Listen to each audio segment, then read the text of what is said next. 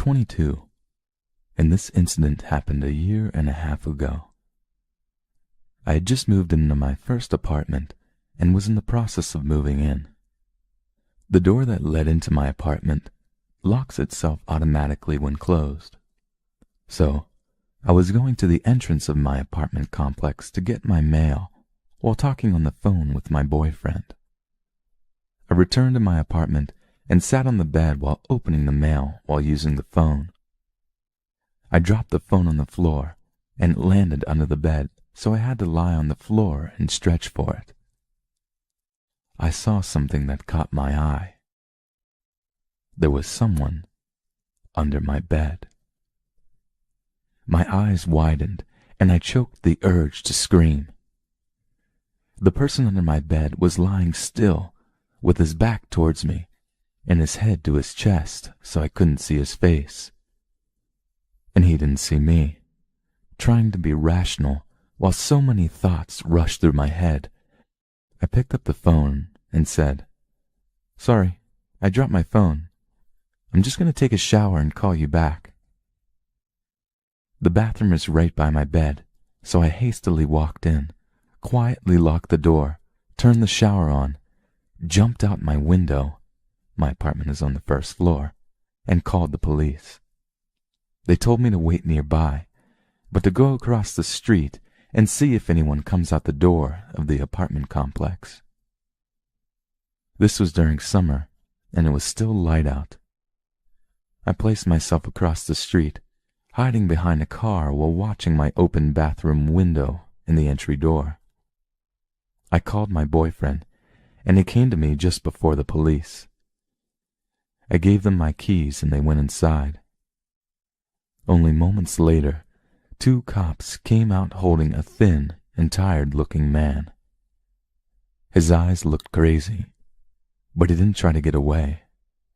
The policeman that had stood beside me and comforted me while the police searched through my house — I was a mess, shivering and crying — told me that the man stood outside my bathroom door with one of my kitchen knives waiting for me to come out. This man had somehow crept in my entry door while I was getting my mail and hid under the bed. The man that was trying to hurt me turned out to be a homeless person and was placed in a mental hospital. My boyfriend moved in with me the very next day. Jane. When I was about 11, I had a steady babysitter named Jane. My brother and sister were 17 and 18, so they were either too cool to babysit me or busy with school around this time. Jane was their age, but I don't think her family had a lot of money, so she would babysit me almost every weekend instead of doing normal teenager stuff. My family lived in a pretty well-to-do cul-de-sac in the back of a large neighborhood. It was one of those neighborhoods where the houses got nicer the further you went back. The houses at the front, by the main road, were not as nice, but still not terrible or anything, and this is where Jane lived. Since I was 11 and prepubescent, I was a huge pain in the ass. But not to Jane. I looked at her as a best friend.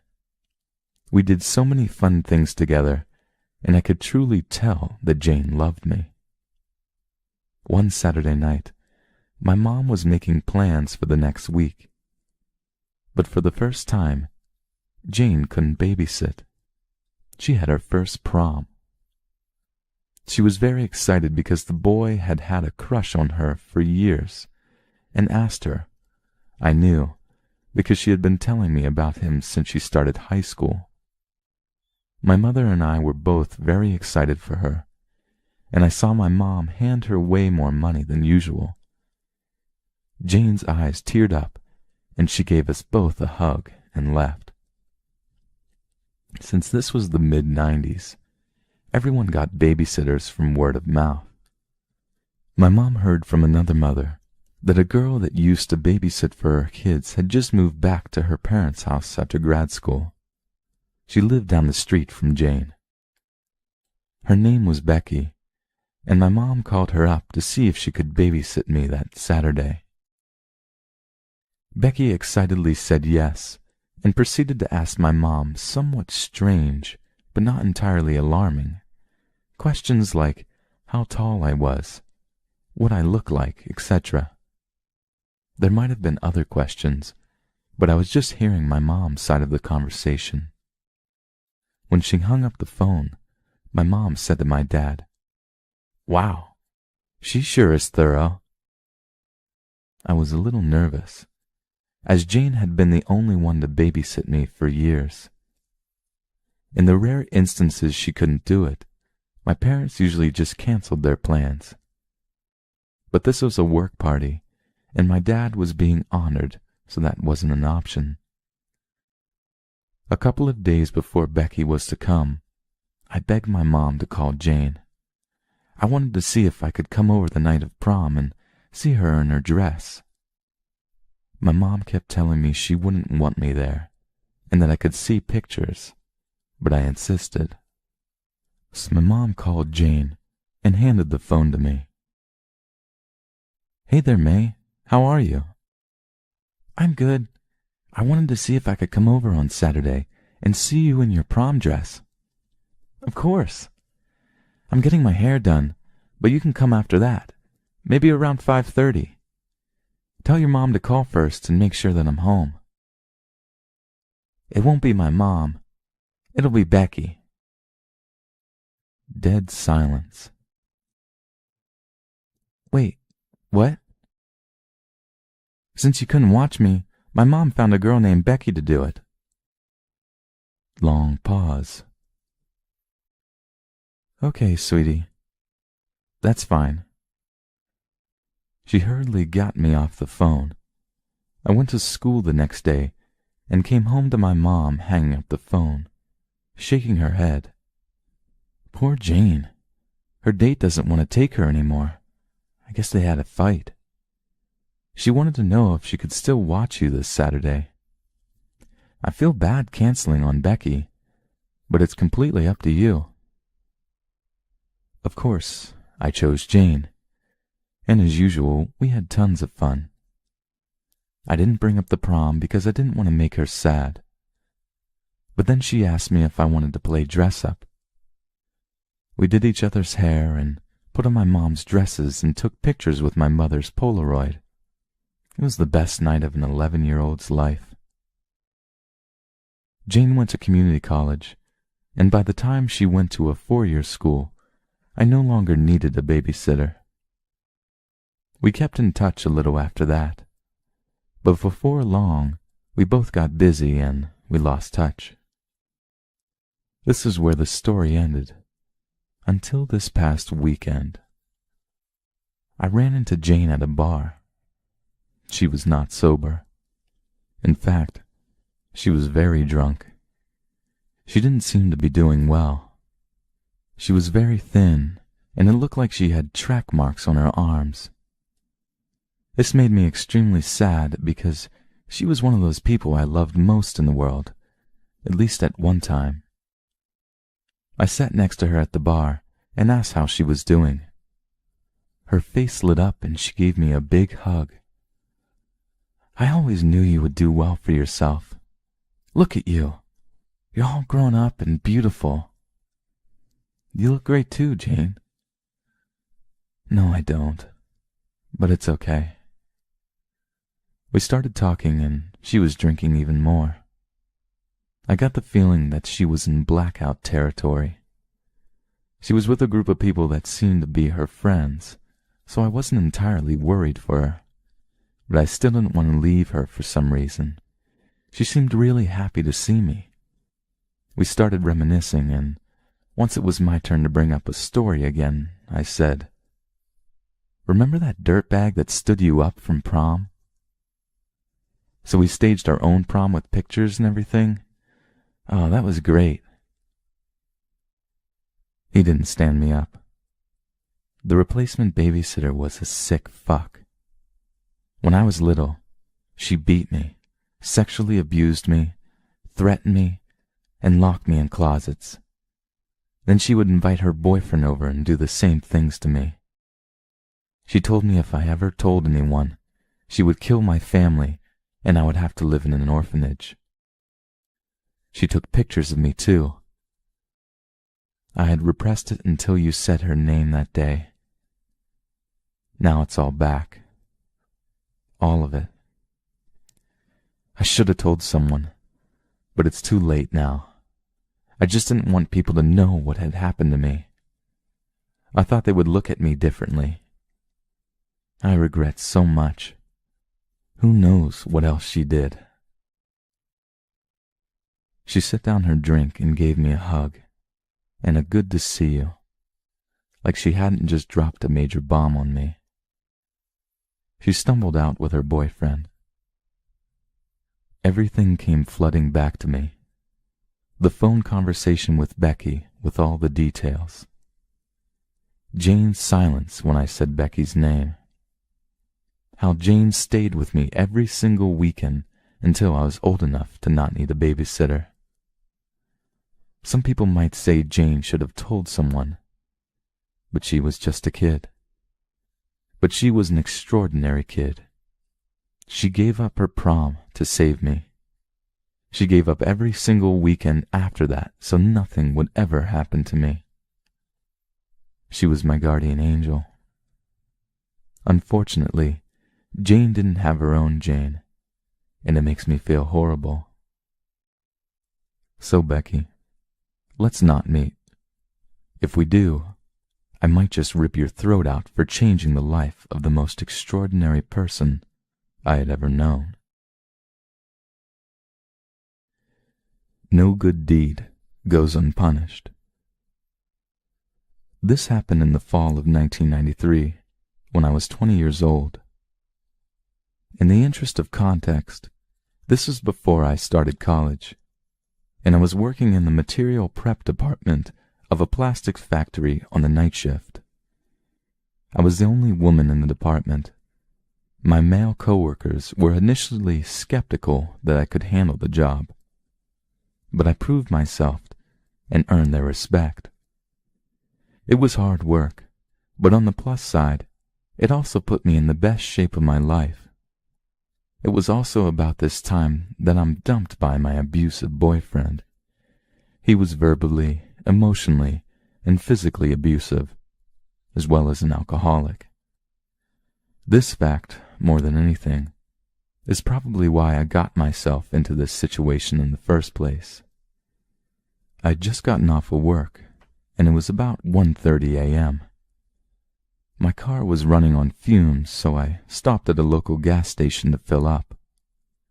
While I was pumping gas, a woman about my age approached me looking nervous and scared. She said that she had been at her boyfriend's house and they had had a fight. She'd walked to the gas station to use the payphone and call a friend to pick her up.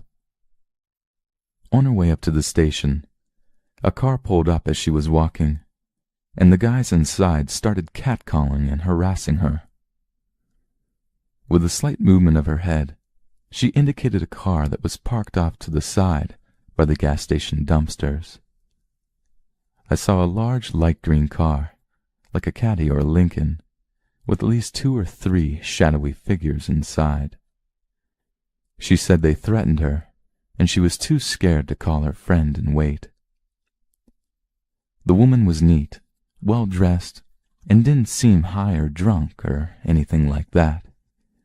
She just seemed really nervous and freaked out, so I didn't even hesitate. I finished pumping my gas and told her to hop in the car, that I'd take her home. At that time on a weeknight, there was little traffic, so I booked it right out of the gas station and asked her where she had lived. She kept twisting around in the seat to see if the car was behind us, and when I asked her to put her seatbelt on, she ignored me and kept looking for the car. I assumed she was just scared.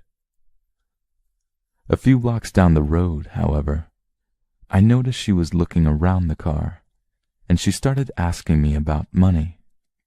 "Where's your purse? Where's your bag? I need money." You need to give me some money." My stomach sank. I have this woman in my car, and now she's gonna rob me. Fuck. But when I thought about it, robbery just didn't make much sense. I was driving a 1985 Chevette, affectionately named Shitbox, and was wearing my work clothes, a ratty t-shirt and jeans with combat boots. I did not look like a person with a lot of cash, primarily because I wasn't a person with a lot of cash. She twisted around in the seat again and started yelling, "There they are! There they are!" She didn't sound scared anymore. I checked the rear view, and sure enough, the light green car is right behind me. She started cackling and bouncing up and down in the seat. "My boys are gonna fuck you up, bitch. They're gonna fuck you up." She's laughing like crazy, opening the glove box, looking in the back for a bag or a purse, telling me all the messed up shit these guys are planning to do to me. Now, if I had been smart, I would have just driven to the police station.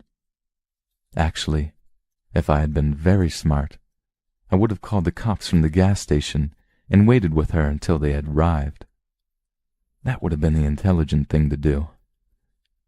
Unfortunately, none of this crossed my mind until later. In the moment, I just got really, really fucking angry.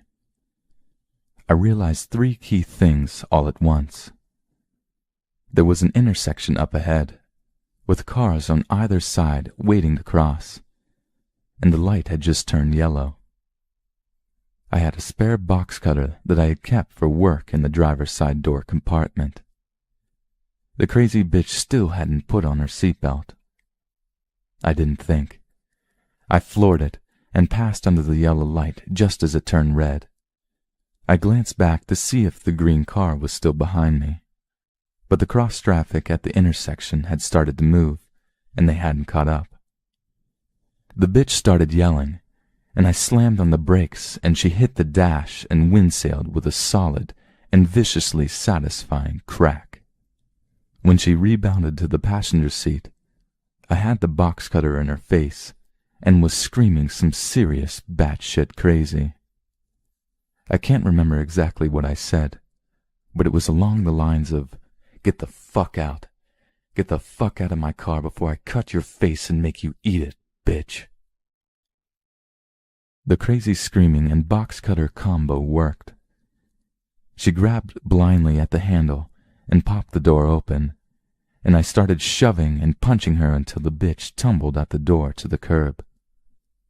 I stomped on the gas, got to the next turn, and squealed around it with the passenger door still open.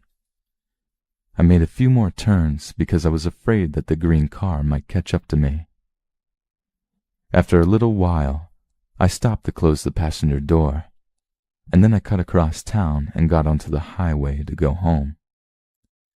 I was on the highway for about 5 minutes before the shake started. I pulled off to the shoulder to calm down and get my shit together, and then I drove home. I told my older sister. I was living with her temporarily after the breakup with my ex, everything that had happened. She wrapped me in a tight bear hug while simultaneously yelling about how stupid I was for not going to the police. I had never been so glad to be yelled at in my life. I thought this was only an urban legend. I was driving home from work at 2 a.m. I'm a nurse, and I live in a small city. The roads were totally deserted, and it was a freezing night. I don't live far from work, maybe a couple of miles. I'm driving down a residential street around the corner from my house, and I see a man laying face down in the street. Now remember, I'm a nurse. My first thought was, great, gotta help this guy up. I was coming off a long shift, and falls happen all the time. As I slowed down the car, I suddenly realized what an idiot move that was. I'm a 100-pound woman, and I don't carry any weapons. I thought I should do something to help the guy, so I called 911 as I drove past him and slowed to a stop at the end of the block. While I was stopped at the light, I explained to the dispatcher that there was a man in the road who might need some assistance. All of a sudden, I hear a loud bang, bang from the driver's side window. I screamed and looked over. A man was pounding on my window and jiggling the handle of my locked car. I looked in the rearview mirror and saw that there was no man laying in the street. Still on the phone with 911, I screamed, "I'm so scared!" to the dispatcher and floored it through the red light. I quickly told him what had happened, and even though I was right by my house, he told me to keep driving. After a few minutes I had calmed down, and he told me to loop back around. I pulled over down the road from my house and stayed in the car. I didn't see the man anywhere, so I got off the phone with the dispatcher, who told me he was sending a police car to cruise the area. As I gathered up my things, I do a final scan of the area, and I see the man. He is walking with 2 other men. I hunched way down in my car until they were far down the road, then bolted into my house. I don't know if he had ill intent, but freaks me the hell out that he wasn't alone. Always lock your doors and carry mace. The Weirdo at McDonald's, aka the day I lost some of my innocence. When I was growing up, my dad and I lived with my grandparents.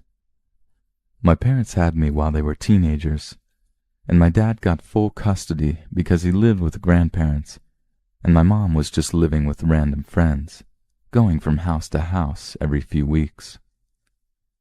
I was the daughter my grandparents never had, and they doted on me. When I was 6, my grandpa passed away from cancer. This story takes place about 5 months after he passed away. This was, I believe, a Saturday, and my dad was at work. My gram decided to take me to McDonald's for lunch, and, like any 6-year-old, I was really excited. So we go to the McDonald's that was about 1.5 miles from our house, order our lunch, and sit down at the table to eat. At the time, we were the only ones eating inside. About 10 minutes after we sit down, a scraggly-looking man walks in, orders a meal, and sits down at the table diagonally in front of us to the left. The area we live in was middle and upper middle class, so this guy looked pretty out of place. Graham had her back to him, but I could see him perfectly. This man was at least in his mid-50s, with a really wiry, scraggly and dirty white hair and beard. He had on blue shirts and a white t-shirt, also kind of dirty, and sandals. It's amazing. This happened 21 years ago, and I can remember it like it was yesterday. So, I noticed that, under the table, the man had something dark, pink, and wrinkly in his lap, and he kept glancing at me and rubbing it every few seconds. In kindergarten, we learned about stranger danger and good touch, bad touch, and learned which parts of the body weren't supposed to be touched. It clicked, in my 6-year-old head, that this man was not supposed to have that out like that, nor doing what he was doing. I got really queasy and nervous. I didn't want to tell my gram right then and there, because I thought the man would hurt us. If my dad had been there, I would have said something because my dad was my hero and could take on anybody. Instead, I put my Happy Meal box in front of my face so my view of this guy would be blocked. I had about half my food left, but had lost my appetite. Graham asked me if I was full, and I just nodded yes. I was, and still am, very petite, so not finishing a full meal was nothing new for me. She asked me if I wanted to go play in the play area before we left, but I just shook my head and quietly said, "I want to go home." Graham cleared our table and we left. When we got home, I was still really nervous and felt like I was going to throw up. Graham asked me, "What's the matter, Munchkin?" And I started crying and told her about the man at the McDonald's and what I saw. My Graham didn't panic or freak or get hysterical. She just hugged me and said, "It's all right. Go on to your room and play, and I'll take care of it." She wiped away my tears, gave me a blueberry Kool-Aid burst, and told our dog Patches to go to my room with me, which she did. After I was out of earshot, Graham called the McDonald's and told them about the guy. He was still there. The manager told Graham he'd take care of it and call her back. An hour later, the manager calls back and tells Graham they called the police, who showed up in record time and arrested the guy. When the police told the man to stand up, his franken beans were still hanging out of his shorts. The manager also told Graham that she could bring me back for a month's worth of coupons for free Happy Meals.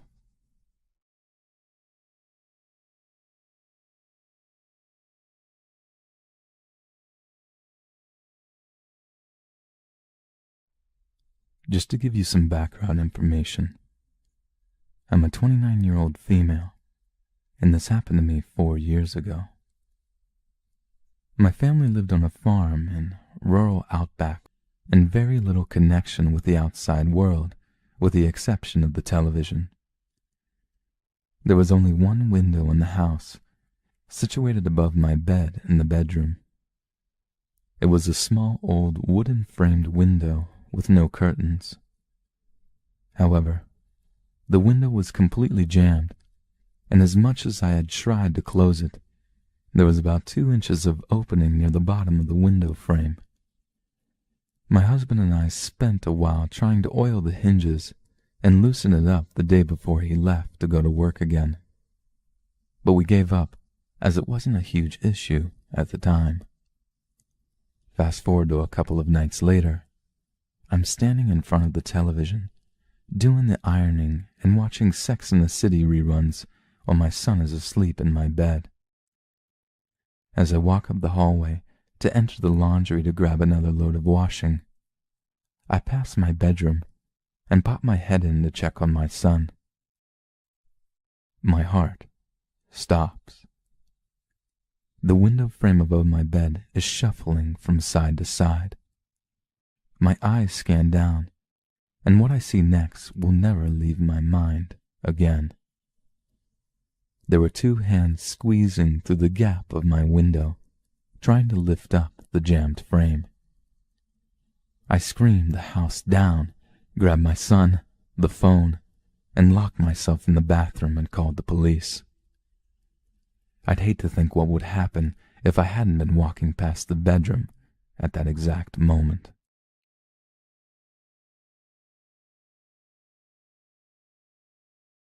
This happened when I was 13 years old. I'm a female, and much older now. I lived in a quiet, safe neighborhood with one sketchy block before mine. It was a corner that had 4 bars, one on each corner. My parents were strict. They were the kind that had to not only meet my friends, but their parents as well. The year I turned 13, I was old enough to go to our community teen hangout. I don't want to give the name, as it may give away my location. You paid $3 to get in. It was open only on Friday nights, and the hours were from 7 p.m. to 10 p.m. I lived about a quarter mile from the center, and it was located in town. My path was well lit until I got the last 4 blocks that included the bars. I was allowed to walk and meet my best friend halfway. She lived closer than I did to the center because of the area. One night, after the center closed, I was walking my usual route when I noticed a guy pacing me on the other side of the street. I had already left my friend, and I had 6 more blocks to go. I wasn't sure he was following me, so I decided to try and play a game. I would randomly stop and look at something in a store window using the glass to see if he stopped too. And he did. I tried this a few more times, and every time he stopped with me. I was approaching the 4 bars, and there were a lot of motorcycles and people out next to their bikes drinking and being loud. I wasn't apprehensive because these guys never bothered me, and I had been walking this way for 3 weeks without any problem from them. The guy kept up with me until we reached the bars. Then I noticed him turn around.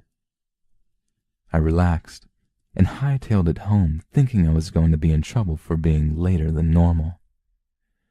I didn't tell my mom and dad what happened because I reasoned nothing had happened, and it was just my overactive imagination. Cue the next Friday with a repeat of the previous Friday. I did tell my friend, who said she could get her mom to drive me home, and I told her no because I didn't want to lose privileges, and he didn't really do anything yet. I should also mention that around this time, I was stopped one evening by the bikers at the bar. A woman asked me why I was always coming home so late by myself. She was nice, and I explained what I was doing. After that, they would always wave but never stop me. The next Friday, the guy crossed the street. I froze for the first time. I could see him. He didn't seem too scary. He was an older man, and he was about 6 feet tall, not really heavy, and had dark hair and blue eyes. I started to back away because it felt weird that he had crossed the street. I was just about to the bar where the bikers were. I started to run, and he chased after me, saying, "I just want you to be my daughter." I was starting to cry. I was so scared, and he was gaining on me fast. What happened next is kind of a blur. I remember yelling, "Stay away from me," at this point, and I was right next to the bar. I was just screaming. I felt someone grab me and heard men yelling. I was trying to get up out of the grasp of whoever had me when I heard a familiar voice say, "Stop! I have you." I froze, looked up, and collapsed into a ball of tears. The other bikers had the guy, and someone called the police. My parents picked me up, and I thought I was in so much trouble with them, but they had just hugged me and said it would be okay. I don't know what happened to the guy, and my parents stopped me from going to the center for a while. I did get a chance to thank the people that helped me, and I hope that guy gets help, so we won't try to kidnap someone else for a daughter.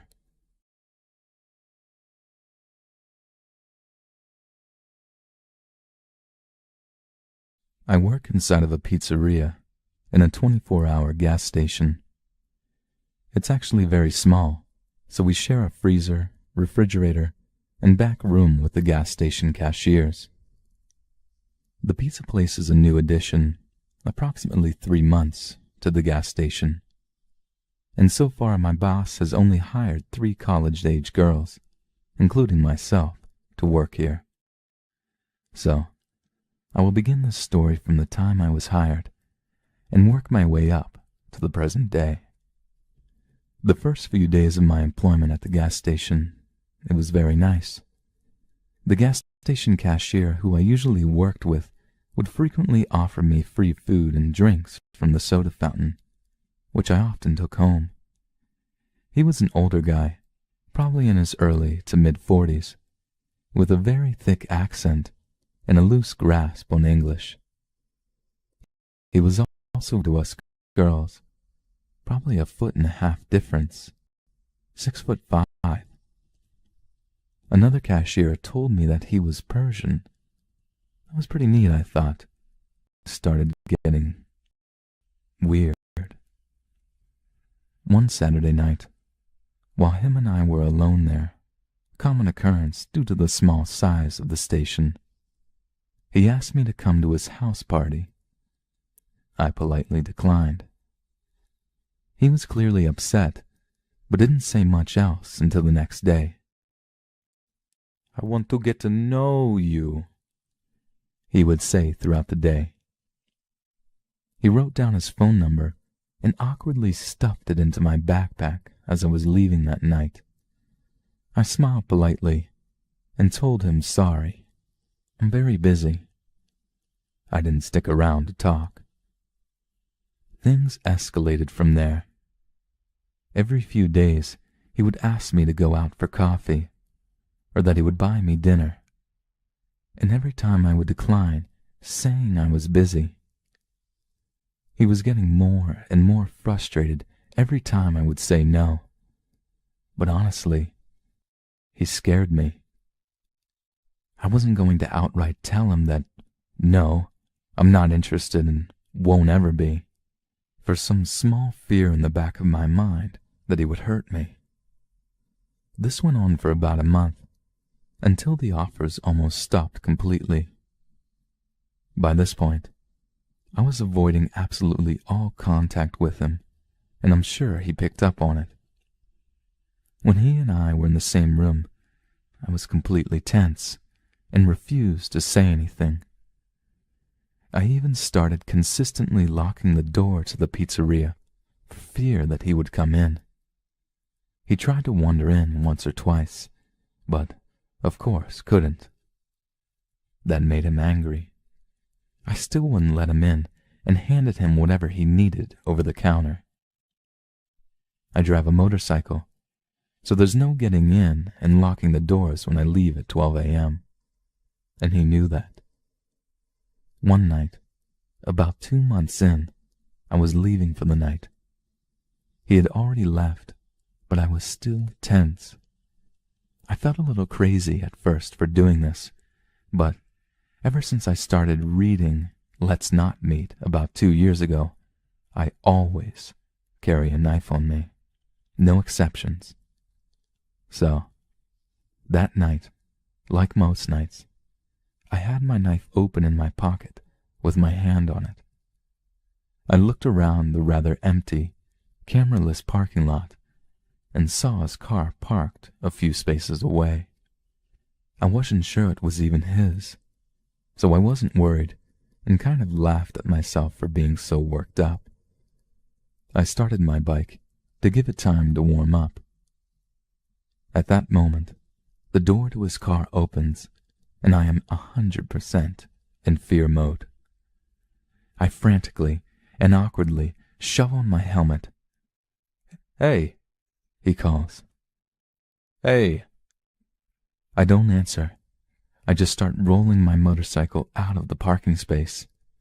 He strolls out from the shadows and stands a foot or so in front of me. "Give me a kiss," he says in a really unsettling tone. He also puts his hand on my handlebar. Big no-no. And I reach for my pocket. He takes a slightly startled step back, probably thinking that I have pepper spray or something. In that second that he steps back, my fight or flight kicks in, and I tear out of that parking lot. "Where are you going?" he shouted, really angry. I didn't say anything. I rationalized that he didn't actually touch me, so who would care? My bosses were all foreign as well. Wouldn't they stick up for him? After that, he stopped talking to me completely. There were no more awkward advances, and I finally felt like I could relax. Until, of course, when my coworker was alone with him a few days ago. He had always called her the fat girl and the ugly one, but I didn't say anything about that either. When she went into the refrigerator to get some milk from the shelf, he was in there. While her back was turned, he grabbed her from behind, forcibly groped her and kissed her, and she was too scared to fight back. I don't know much else about the event. She doesn't want to talk about it either. But I know that if I had said something, that probably wouldn't have happened to her. He was immediately fired and is on his way back to Iran in the next week. I don't know what to do about it, or how to help her, but I'd like your advice. And if all you want to say is that I'm an idiot, well, I deserve it. Sorry for the long post. And, creepy gas station cashier, let's not meet. I am not afraid anymore.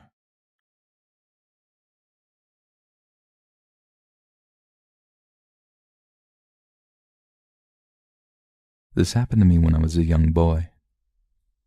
I am now in my late 50s, and haven't thought about being 10 years old in a long time. My youngest kid told me about this website a while back, so I thought you might all like to hear the story of someone I would never want to meet again. I remember it being around my 10th birthday when everything changed in my life for my family. I remember it being the best birthday yet, because my mom had secretly saved up enough money to buy me my own bicycle, and I was more than thrilled. No more borrowing my older brother's when he let me, or standing on the back or sitting on the handlebars of a friend's bike. We were by no means well off when I was young. We didn't have much, so getting that bike had meant a lot to me. My father was a man who worked a lot and drank even more than he worked. I was pretty sure he was drunk more than he was ever sober, and because of that, he was hardly around. That was okay with me, my siblings, and my mother for the most part. Things were actually nice and peaceful when he was not home, and the nights he did actually come home, we knew right away to steer clear of him, be quiet, and leave him alone. We lived outside of a small town, down a long dirt road, with not very many neighbors nearby. The closest one was a good mile down from us, a really big farmhouse with a lot of fields around them. I remember being friends with their kids, as they were around the same age as us and we went to school together. Their mom was very sweet, and always offered us something to eat or drink when we would stop down there. And their dad, well, he was the complete opposite of our father. I never seen him drink, or yell, or slap them or their mother around. We knew that not every family was like ours, and that some fathers out there actually seemed to care for them. Like I said, I remember it being around my 10th birthday, because my mom had baked a big cake for myself and my 2 younger sisters to share, and of course she had some too. Then she took me out back, where she had hidden the bike from me in one of the sheds, and I remember screaming with excitement, hugging and kissing her, telling her I loved her, and that she was the greatest mother ever. I hopped on it right away, and took off up and down the road to test it out. It was a great feeling in that moment. When something so great happens, you kind of forget the regular hell life you seem to live every other day. It's hard to explain, I guess. I remember riding my bike down the dirt road, on my way home from running into town to pick up something at the grocery store for my mom, when my dad's pickup truck passed me and kept heading on down toward home. It made me want to not even go back home, but really, what else could I do? The sun was just starting to go down, and normally, if he did come home, it was right after work or very late at night after he left who knows where. So it was kind of odd he was on his way home at this time of day. By the time I pulled up into the yard, I could already hear the yelling. I could hear my mom's voice, trying to reason with him for something or other, and then I would hear my dad's voice just overpower hers. I heard something smash. I didn't want to go inside. I could hear my little sisters bawling, and then I heard my mom crying too. My older brother just happened to be down at the neighbor's place that had the farmhouse. I really didn't want to go inside at this point. I heard another smash. I decided to go in because I couldn't leave my mom and sisters in there alone with him. I peeked in the window of the door before I actually walked in and saw the house getting destroyed right in front of my family by my crazy, drunk father. I tried to open the door slightly and getting my sister's attention to come out, but my dad had seen and went from focusing on them to me. I blocked a lot of this out, but from what I can remember, he turned and went straight for me and picked me up by my shoulders and started screaming in my face. My mom was behind him, begging him to put me down, but he just turned around and gave her another slap in the face, and she backed down. From what I could tell that was coming out of him, he was livid when he saw me riding down the road on a bike he knew wasn't my brother's. When he got home, he confronted my mom on where it came from and how I was on it. He got out of her that she had secretly been stashing away money to save up to get me the bike, and my dad lost it when she told him that. I'm sure he was probably on a 5 or 6 day heavy drinking binge at this point, because I remember the smell of his breath was like sour whiskey pouring into my nostrils as he screamed at me. He was sure that my brother was hiding other things from him, and he was going to find out what. That is why he started tearing up the house. In the 5 minutes it took from him passing me on the road until I got there, he had done quite a bit. All the furniture was thrown around, lamps and pictures had been smashed. He threw me against one of the walls, and as I looked up from the floor, he had stormed into the kitchen and smashed what was left of my birthday cake against the back door. Both my sisters were huddled in the corner, holding each other while my mom cried and had blood running down her face. That was it for me. This was the worst I had ever seen my father, and I was scared. I ran out of the house, hopped on my bike, and started heading towards the neighbors. We didn't have a telephone at the time, but I knew they did, and I was going to call the police in town and stop him. I hardly got out of the driveway when I heard the front door open and heard my father yelling to me to get my ass back there. I just kept on pedaling, thinking I needed to get to the neighbors and everything would be better. That's when I heard his truck start up, and I looked behind me as he was backing out of the driveway and started heading towards me. I could see the neighbor's house in the distance, and I just kept pedaling until I started to see the headlights getting closer and closer. I looked behind me, and he was so close that I knew he was going to hit me. I remember just jumping off the bike towards the side of the road and tumbling down into the side of the field. I shot up and just started running across the field towards the neighbors, hearing my dad yelling, but not really caring. When I looked behind me, I seen that my father had already turned around and was heading back towards our house. I got to the neighbors a few minutes later and pounded on the door.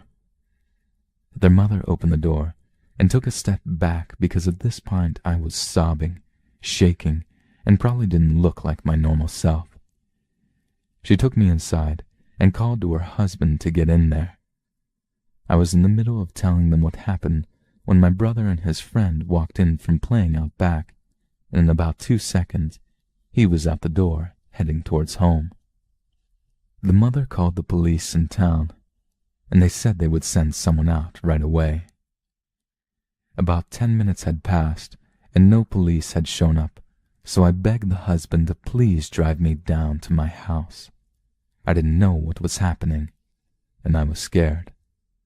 He agreed since he knew my little sister and my mom were there. About halfway down the road, we passed my bike. It was completely mangled up. My father had ran it over with his truck. I started crying again, partly because I loved that bike, and mostly because I could have still been on it when he did that. We get to the house, and my father's truck is gone. Apparently my brother ran all the way home, picked up a baseball bat that was on the side of the house, and with no hesitation, walked into the living room and smashed my dad's kneecap in. As he laid there screaming, my brother grabbed my sister and mother and ran into one of the bedrooms. He managed to crawl out to his truck and drive away, though. The cops showed up just a few minutes after the neighbor, and I arrived and took a look at everything that had happened. They found my father about an hour later, one town over, at the local tavern. Said it wasn't very hard to find someone since he was a well-known drunk in the area, and the bars were the first places they were going to look for him. They arrested him pretty much on the spot. That night, after the police found my father, the neighbors invited us to stay with them for however long we needed to.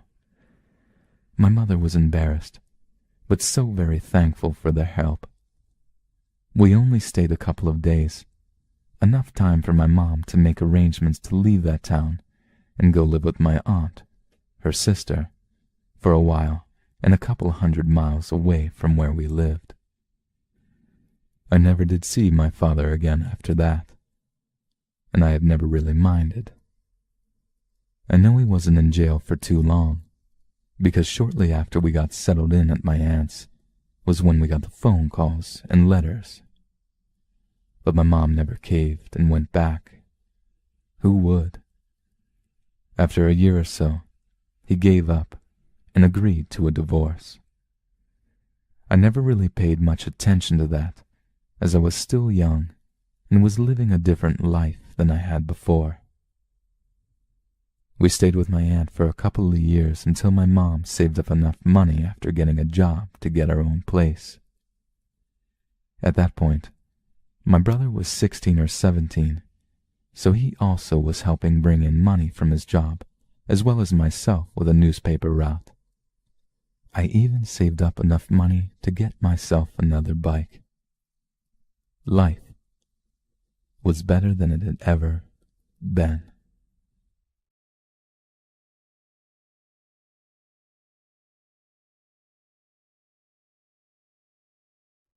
Mad Jack, a sweet old man with a dark side. This happened when I was around 4 years old, so around 1992 or 93. I've been trying to dig up some information on when it happened, and possibly a newspaper article because it was actually a big deal in my town. I guess I'll start off by giving some background. My Nana was friends with an old man named Jack when I was a very little girl. Jack was always a super nice guy, but he also had a reputation for getting rowdy when he would drink. A pretty typical angry drunk from what I heard, although he was always kind and respectful to my family and I. Now, Jack had some kind of feud going on with a neighbor down the road for a bit. It was a common thing to see Jack at the bar or at a party drinking and talking about this neighbor who he hated so much. And he was always ranting about how one day he was just going to walk down there and blow this guy away with his shotgun. Of course, his friends always calmed him down, and this was a typical routine for years, so nobody thought he would actually do it. Everyone called him Mad Jack as a nickname because he could change his mood so fast when he was drinking and could be a little crazy. Of course, as a kid I didn't know any of this. I just knew him as a nice old man who gave my family my first dog. Fast forward to one morning when I was about 4, maybe 5, and I was up early, sitting with my Nana at the breakfast table. There was a knock at the door, which was pretty surprising as we didn't know a lot of early risers that wouldn't be off to work by that time. I sat at the kitchen table while my Nana answered the door, and I heard Jack's voice. I remember being curious because he sounded upset. Not just upset, he sounded scared. I remember thinking that something really scary must have happened to upset a big guy like Jack. My Nana sat Jack down in the living room on the couch and got him a fresh cup of coffee. I was still perched on the kitchen chair, listening to them talk, but pretending not to. My Nana just kept asking him what was wrong. "What's the matter, Jack? You seem really upset and you're scaring me. Just tell me what's wrong and we'll figure it out." I was across the living room and kitchen, but I still heard, with my sharp child ears, when Jack said, "I think I killed someone last night, Bet." My Nana was immediately in disbelief. She talked to him about details that he remembered. There weren't many because he was incredibly drunk at the time. He said that he couldn't remember a lot, but that he had gotten drunk, and he remembered walking down the road to shoot the neighbor he was always talking about, and that he thought he may have done it. At this point, my Nana was very worried. Jack, scared, crying, sitting there, while me sitting there listening to it all, hoping nobody was going to yell at me to leave the room or anything. A few minutes pass and my Nana says, "Jack, if you really think you hurt someone, you should talk to the police. Just tell them what you told me, and they will find out what happened." Jack said that he did want to find out, and that he was terrified he had hurt someone. He said that he deserved to be put away if he had hurt somebody, and that he didn't want to run away from it. Later that day, Jack was arrested. It turned out that he had gotten drunk and decided to shoot that neighbor that he had a feud with. He had gotten his gun and prepared to murder the guy. He had walked down his long driveway, turning in the direction he thought the guy lived. He had gone the wrong way. The man who answered the door was just a local guy that didn't even know Jack. Jack, in his drunken stupor, fired when the door was open. The man was shot in the chest with a shotgun and died on his doorstep. For reference, I am a female, and I am 18 years old. This encounter happened to me when I was about 6 or 7 years old, and it still freaks me out to think about it. The neighborhood I lived in was quite a tight community. Everyone knew everyone, and all the kids played together in the street, no matter how old they were. One day, all of the neighbor kids and myself were playing in the street like we usually did. That was until the oldest of us, Marina, being 13 at the time, looked down the road to see a man watching us play. Looking back at it now, it was clear that the man was homeless, but at the time, I just thought he smelled really weird. Marina started to get creeped out, as the rest of us didn't understand the strange character of the man. Marina, who was riding a bike at the time, rode up to the guy and asked him what he was doing. The guy said nothing. Marina wanted to go inside and tell her mom, but the guy was standing outside her house and she didn't want to go near him. So she went to the scariest person who lived on her street to sort the guy out, my mom. My mom is short, pretty, and quite innocent when you look at her, but in reality, she was kind of a Jack Russell. Highly territorial and would happily rip the shit out of you to protect her area. One thing I forgot to mention, the street we lived on was part of a cross junction, and on the opposite side to our street was Woolwich Estates. For those who don't know what that is, it's the most dangerous estate in London. So my mom being the scariest person out of the lot was a big deal. So my mom came out of the house effing and blinding as she was stomping up to this man. By this noise all of the neighborhood was watching and all of the parents came out fuming, but this guy just stood there and didn't speak. My mom then shouted to my older sister to call the police, which my sister did. This guy had never looked at any of us directly, so it all gave us a bit of a jump when he stared into my mother's eyes. My mother was determined to stand her ground, and added to this as my mom screamed, "Fuck off," right in this guy's face. The guy then turned around and walked off without saying a word. The police came, my mom told them everything as well as What if it's not a someone, but a something? This happened to me last night, and it was the scariest moment of my life. I went to my friend's house with some other friends. The only relevant friends in this story are Alex, Maddie, and Michael. So we're at our friend's house, and then he says we have to leave by 10:30 p.m. So 10:30 rolls around, and we decide to go to my house. Alex is driving us back, and my neighborhood is considered to be super safe, but we didn't feel safe. We go into the backyard because we have a fire pit back there. Adjacent to the fire pit is a gate on the side of the house where we keep our trash cans in the side yard. It wasn't trash day, nor the day before trash day, so we usually keep the gate closed, but it was open. I didn't think much of it until about 20 minutes after turning on the fire. One of my dogs, Bo, who was a Bichon Frise, entered into the side yard. I didn't care because on the other end is another gate which was closed, so she couldn't escape. Now on the opposite side where we are, there is another side yard, but there is no gate. We keep our old bikes and old toys there. I heard something digging or scratching. I don't really know how to describe it, but I thought it was my other dog, Pepper, who was a cockapoo.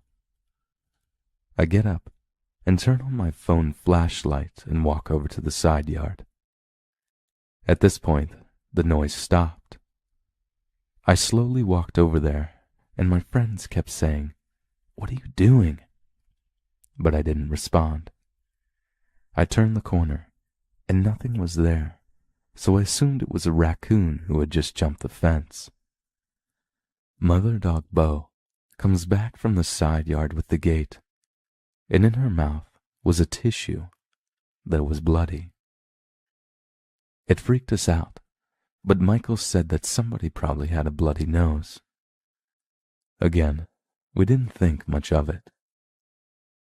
Now we're all talking, and then I see the light in my brother's room go on. My brother left for college a few weeks ago, and last I remembered he didn't have a car and was currently being hazed, so there was no way he was home. I looked up, and I get this weird feeling that someone is watching us from the window. I look in, but I see nothing, and then the lights turn off. And here's where it gets freaky. Alex starts freaking out, saying he saw something peeping over the fence from my neighbor's house. My neighbor that lives there is Esteban and his mom. Esteban is one of our close friends, but he was at his dad's house in LA, and his mom is usually gone. So we turn off the fire and go inside. I shut all the windows and turn off the lights in the background. We decide to watch some Netflix. We were watching, and then Maddie went to use the restroom. She came running out because she said she saw something run past the window. Everyone, feeling very freaked out, decides to leave. I went to bed, and around 2:30 a.m. I woke up to Pepper barking. Now Pepper barks at anything, but the way she was barking sounded oddly strange. It sounded like a human barking. I peep around the corner of my bedroom because my bedroom is parallel to the stairs. and I see Pepper halfway down the stairs barking at something.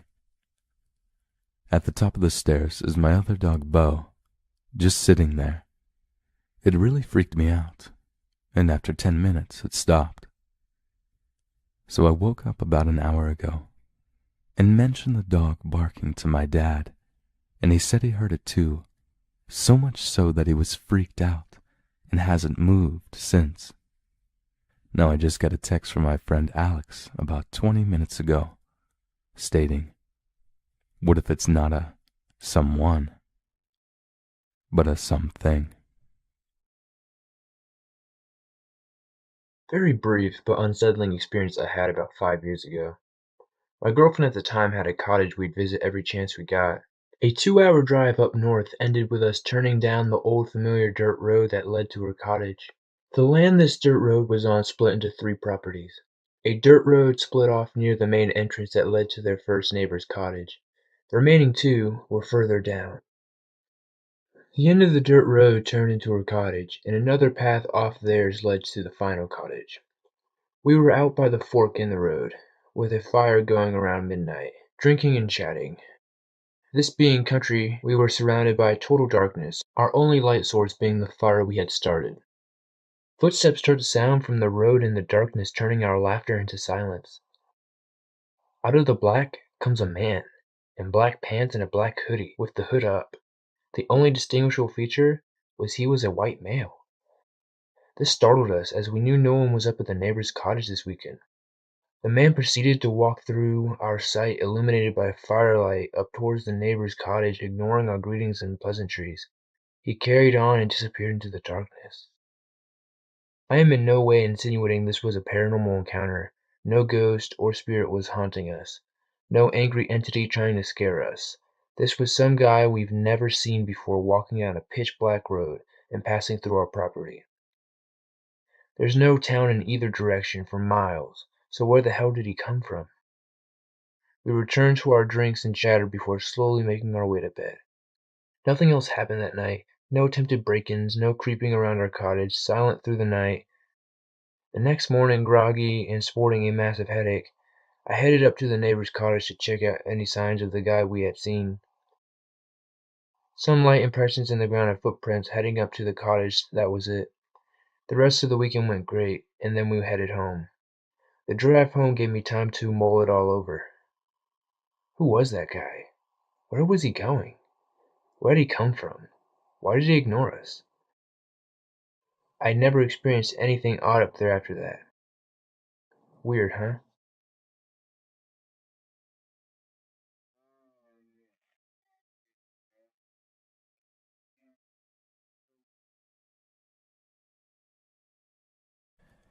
Number 1.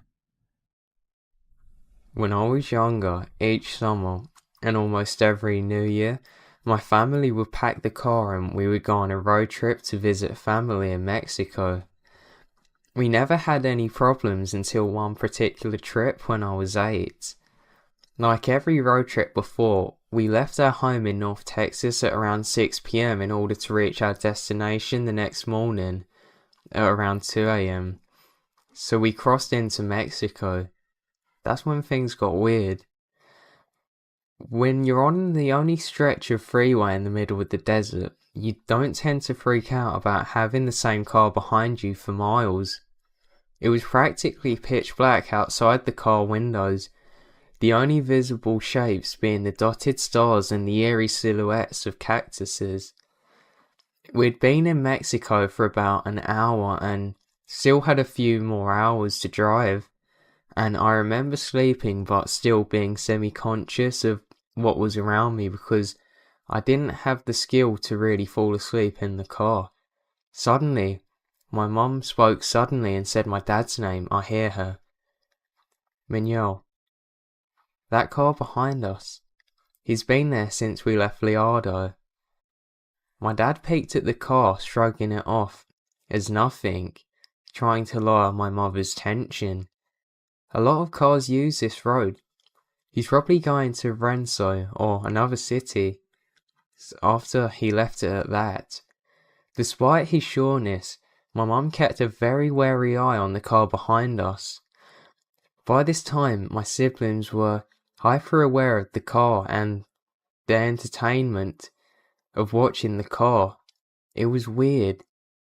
We saw the car through the gaps of the luggage that blocked the rear window. It was always trailing us, and sometimes it was getting closer, then creeping back again. We got tired quickly. But then my mum said, "He's getting closer." And we turned to watch as the car inched closer towards our one. "He's close, Miguel." And she was right. By this time, the car was practically pressed against the rear of our car, on such a lonely stretch of highway in the middle of nowhere, with only a few hours until daylight. It was downright scary. We couldn't do much. My dad didn't slow down, didn't stop. He didn't speed either. He just drove. But the car, it kept following us. The next 30 minutes were the most tense I've ever experienced in my life. The car would ease off sometimes, only to press its blinding headlights against our ones once more. Like he knew he was freaking us out and enjoyed this. It was during one of these periods that the car had pulled away that Mum spotted a police car parked ahead on the side of the road, and she didn't miss a beat. "Pull over, right in front of the police car. Pull over right now, Miguel." And he did so. The car kept driving. I wonder how confused the policeman must have been as he watched my dad park right in front of his car.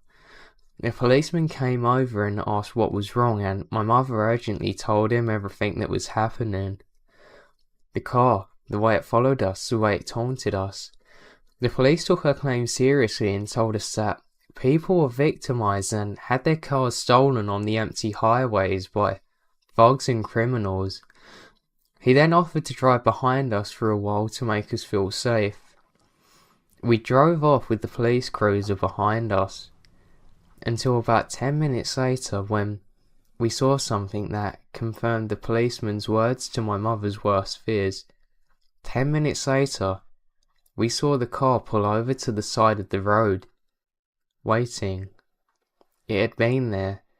If it wasn't that for police car there, God knows what would have happened. Number 2. At the end of May 1999, I was headed into my freshman year of high school.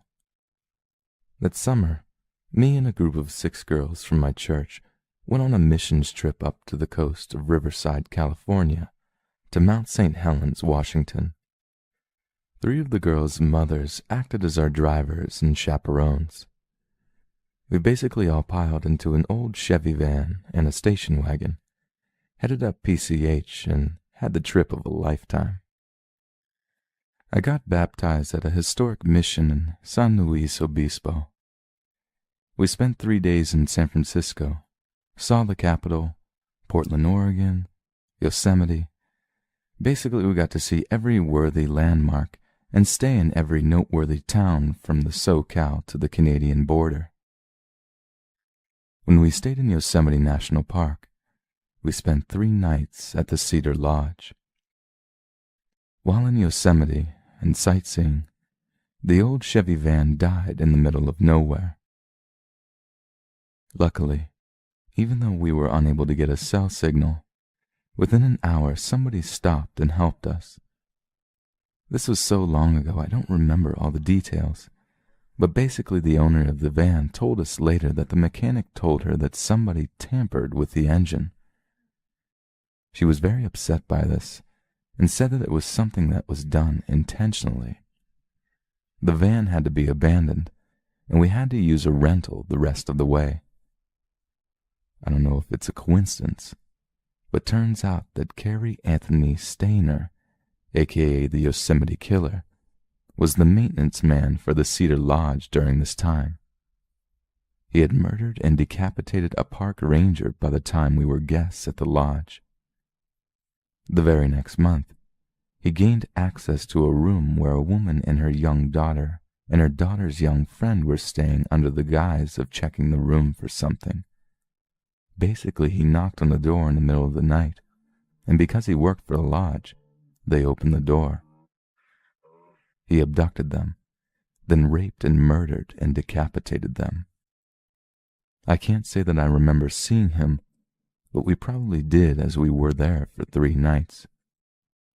It's just one of those things that I look back on and think he could have easily knocked on one of our doors, as it was just a few weeks before, and decided he wanted to abduct and kill us. I feel incredibly lucky, like I dodged a bullet. If the time frame wasn't so close, it wouldn't creep me out as much. But it continues to haunt me 16 years later. Number 3. Ever since I was younger, I've had the most terrible fear of being around windows after dark. It starts out as an uneasy feeling, queasiness which I cannot suppress. Then comes a hyper-awareness. I can consciously feel it, but I suddenly hear every little sound. The fear moves into my lungs, burning, but my fingers are numb with cold. I'm frozen in place. The fear is surging through my veins, oozing out of my pores. The small hairs on the back of my neck begin to stand up, and I feel the need to bolt. Suddenly, I'm standing in the kitchen drinking a glass of water, reassuring myself that there's nothing to fear but fear itself. This isn't a one-time thing though. I'm 25 years old and I still lose my shit every time I'm near a window without blinds after dark. I've tried to conquer my fear, but at this point, I've just chalked it up to being a quirk. As a child, I was never afraid of the dark, monsters under my bed. In fact, in order to avoid the windows, I would often sleep under my bed with the determination to show my parents that something was wrong. Sometimes they would check in on me, and as soon as I saw their silhouette, I would have a full-blown panic. They even thought I got kidnapped once. As a strongly independent child, I never told them about my fear until recently. My mother and I had been talking about spooky things. I love it when she tells me her ghost stories, especially because how few and far between they are. But every now and then I get lucky. I do enjoy so much hearing about the creepy and paranormal. In the heat of the moment, I told my mother that I haven't really experienced any ghosts, but I had some weird dreams and this really strange fear which was paralysing of windows at night. Boy, I wish she just continued with her ghost stories. My mother looked me dead in the face. She paused for a moment before responding. When you were little, we had to put blinds on your windows. At first we didn't. The trees in front were thick enough that a passing car couldn't see through it. One night we got a call from Anthony and Mike from the church. They were driving home from Bible study when they passed your window. They told us that their headlights illuminated a man standing there in the street watching you through your window. Just a plain stare, one that couldn't be broken. They called us when they arrived home and we immediately called the police, but the man was gone. By the time the police arrived, they hadn't found anything either, other than one part of a camera cartridge on the floor. We never told you because we didn't want to scare you. So that man stood on the street corner probably every night when I was a kid, just staring at me, watching. Number 4. This happened to myself and a close friend, both 23-year-old males, just last month.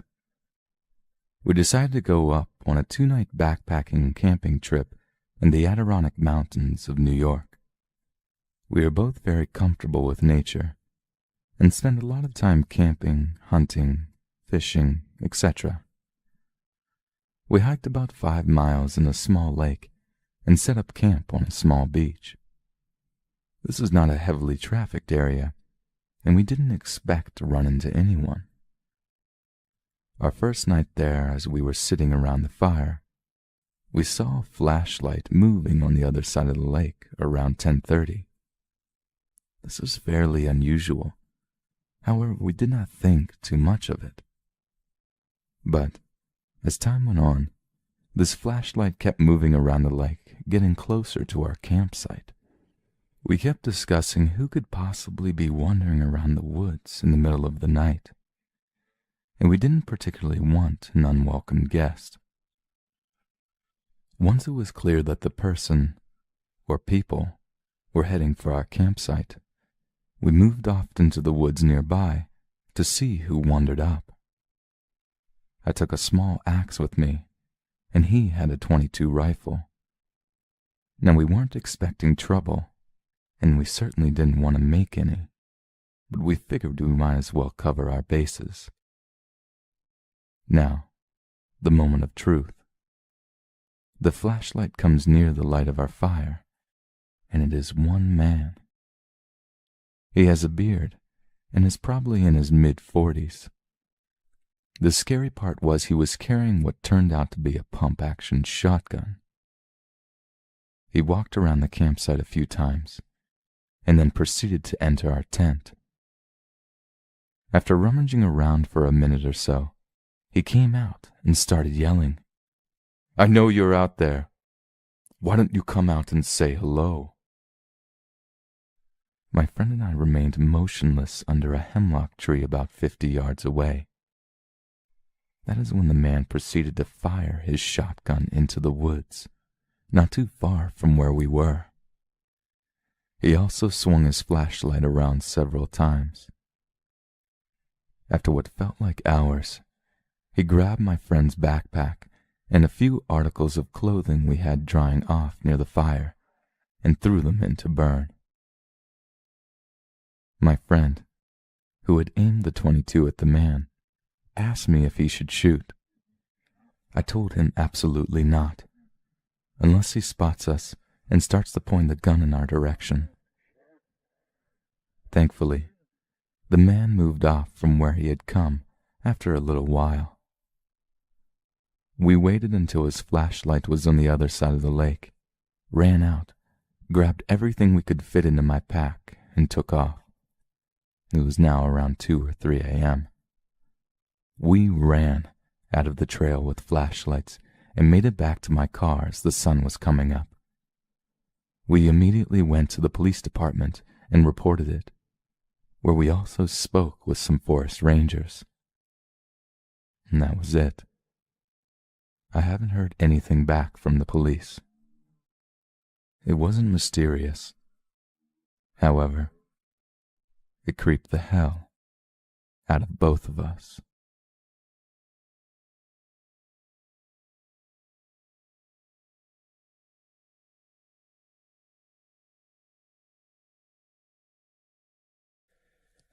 Number 1.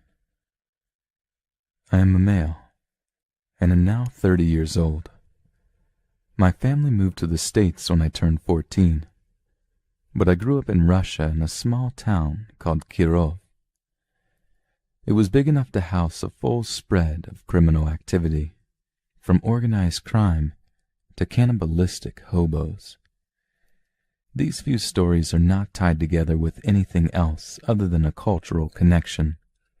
Brief, absolutely true, and hopefully will give you a small glimpse of the state the country was in the 1990s, right after the collapse. When I was very little, we lived in a typical Russian 5-story apartment building in a, what would be considered, middle-class neighborhood. It was fairly quiet, with nothing much happening, so us kids could play outside for as long as we wanted without adult supervision. I remember a man living on the first floor of our building, his kitchen window overlooking the staircase which ran out onto the sidewalk. He was probably in his mid to late 30s, always wearing a dirty wife-beater, never a clean shave. Every time it seemed, as I would walk or ride my bike by his window, he would be sitting there, sometimes a glass of milk in hand. He then would jump up from his chair and begin to yell and shout as loud as he could at me, swearing, calling me names, threatening.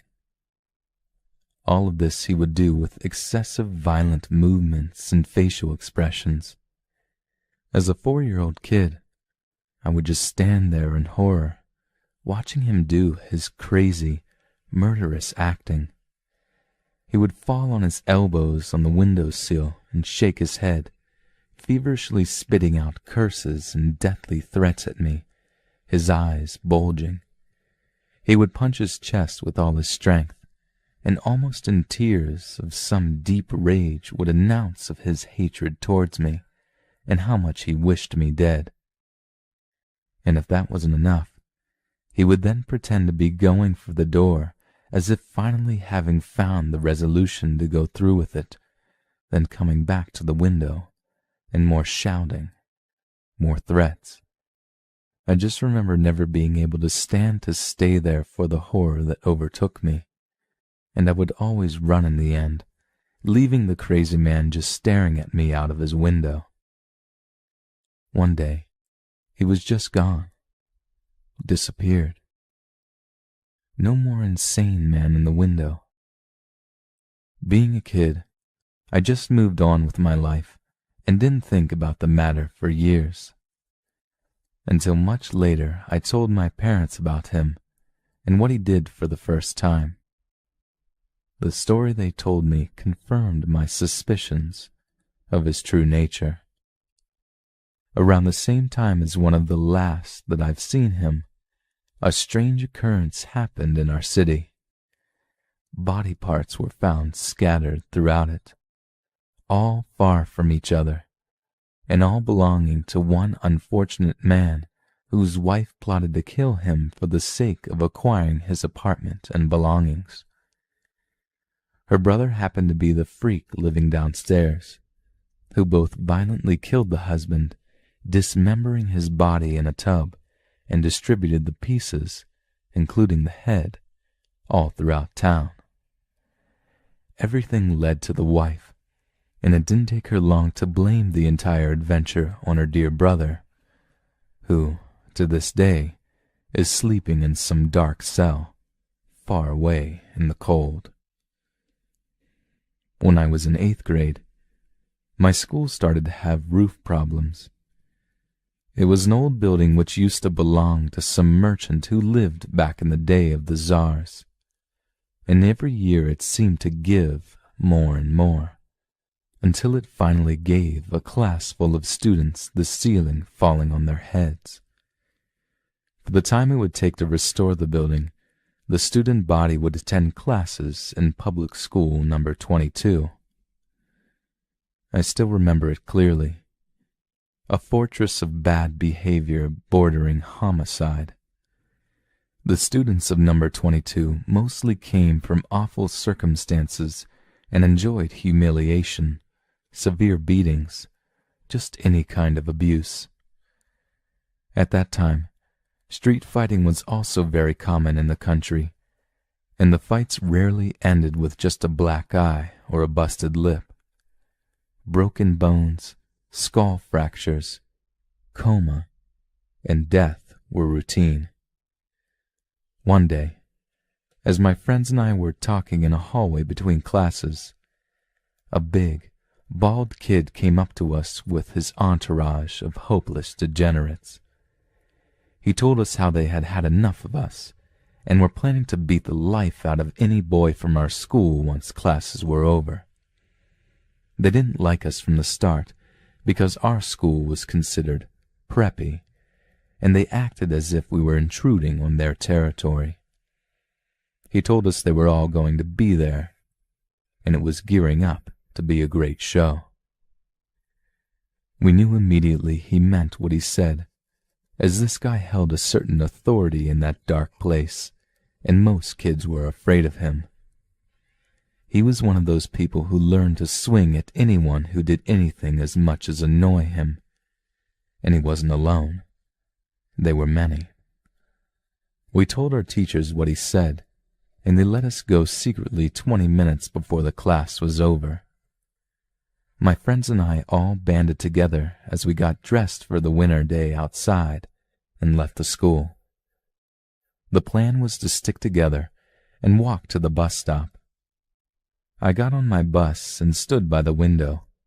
The route led right by the school, and I would be able to see the courtyard in front of the main entrance and what could be happening there. As we were driving by, what I saw became etched in my mind for the rest of my life. On the white snow, in the clearing before the large doors of number 22, was an assembly of 200 to 250 mostly male figures dressed in black colors and forming a giant circle. In the middle of the circle, I could see a fight underway. Just two of them, one with his arms thrown open as if taunting his opponent, and the other, someone who did not look like they wanted to be there. This turned out to be a big operation on their part, as it looked like more were invited to what was being planned. I later learned that once they found out we left early, as the final bell rang, all of my classmates and I were already gone. They decided to beat on their own, and some poor kid was picked and beat so hard he ended up in an ICU. Since my school was very small in numbers, and some parents altogether decided to homeschool their kids for the time of the repairs, we would have had easily been outnumbered 10-1. I hate to think what would have happened if our teachers did not let us out early that day. On the next day, armed security was on the school premises, and they stayed there until we were able to attend our old, but now dearly loved home of a dead merchant. Going back to a time when I was a kid, this last story is my personal claim to victory in the game of life or death, which happens to fall in our hands from time to time for no apparent reason at all. I was maybe 9 at the time.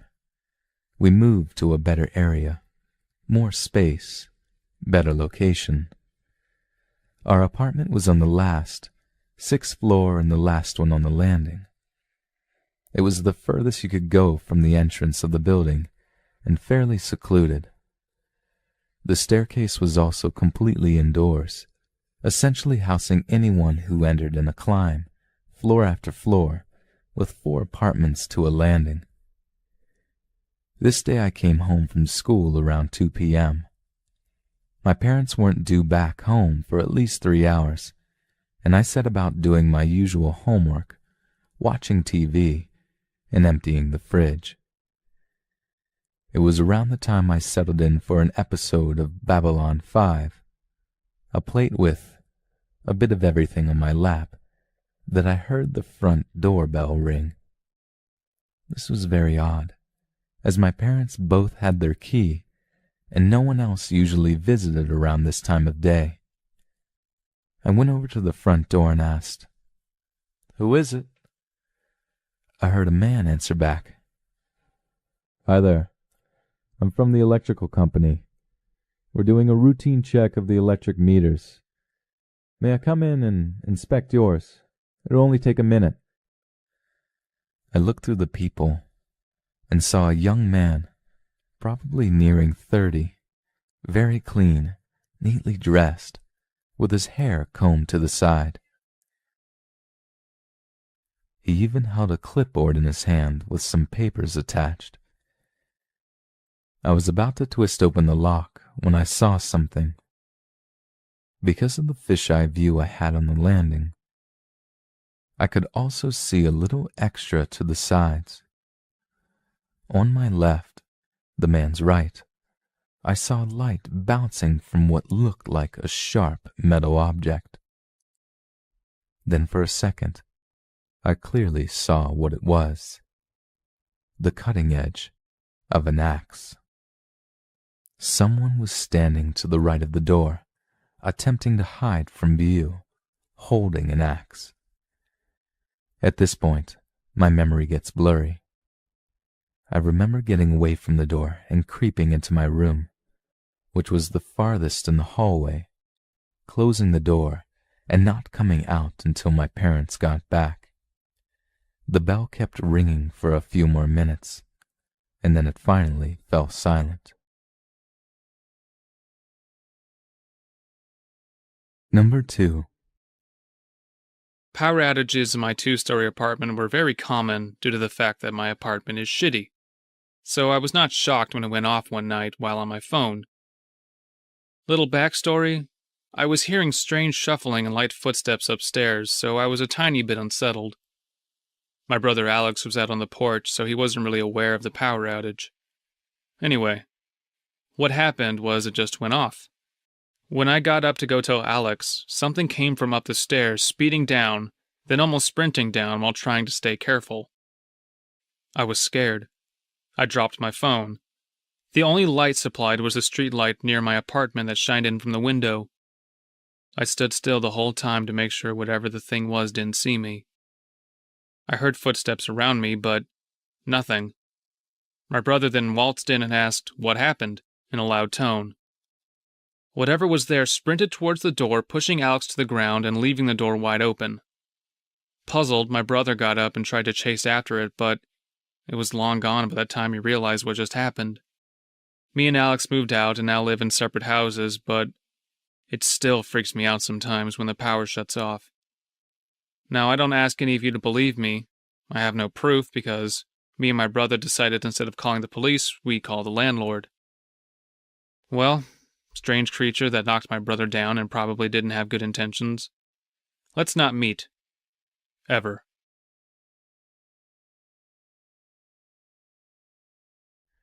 Number 3.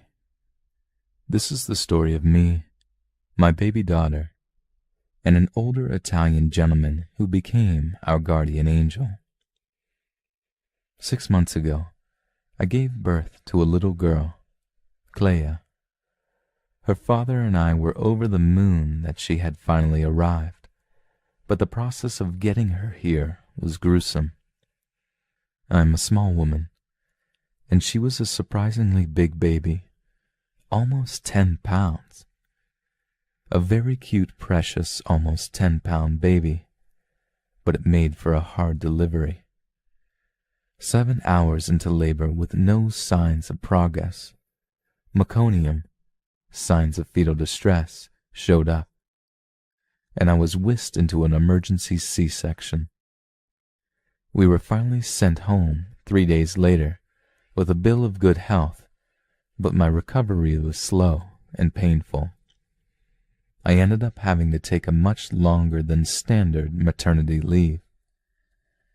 Clea and I, mainly me, slowly made our way to feeling good, and about 2 months ago, I felt up to snuggling her into the baby sling and walking the 4 blocks to our yoga studio for a very simple mommy and me classes every Tuesday.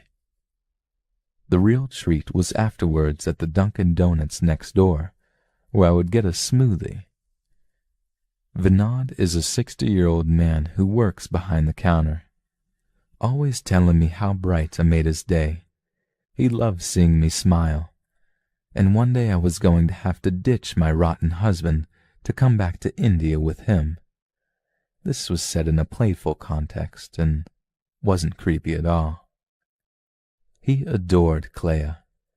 She's one of those babies that has rolls all over, and was always saying how big and healthy she looked.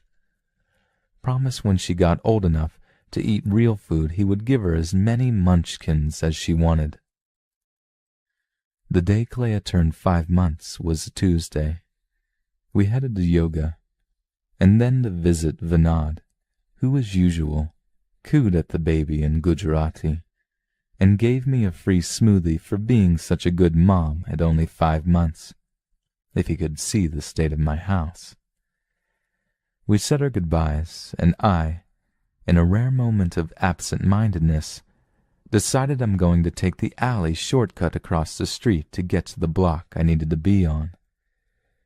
It was such a bright day, the alley only a little shadowy, and it was less than 14 feet long. I didn't even have a concern in my mind, and I know that's incredibly, incredibly stupid. I made it past the garage cans when I felt something cold against my shoulder blade. Turning around, I saw a man with what looked like a stun gun pointed in my direction. "Your wallet. Give me that. Give me your rings, your earrings, your phone.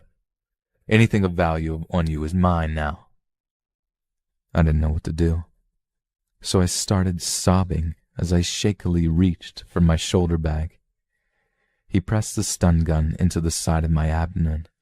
"Quiet. I'll use this. I don't care about the baby. I don't care about—" I never found out what he didn't care about, because the corner of my eye suddenly filled with a flash of brown, pink, and orange. It was Vinod, armed with one of those handled trays the employees use to slide bagels into the oven. He got in one good hit, and the man was off like a shot. I'm shaking and crying. Clea is wailing, and Vinod, well, I was afraid he would keel over. Red, panting, and looking around all wild-eyed. Walk me back to the shop to call the police and my husband. Nothing ever turned up, but Vinod has my undying gratitude and appreciation for saving me in a moment of stupidity that went terribly wrong. Whatever major holiday it is, I don't care if he doesn't celebrate it. He gets a present from Clea. He deserves more than that, but I just don't know how to thank him to the degree he deserves. So, Ally Mugger, let's not meet again. And also, watch out for Vinod.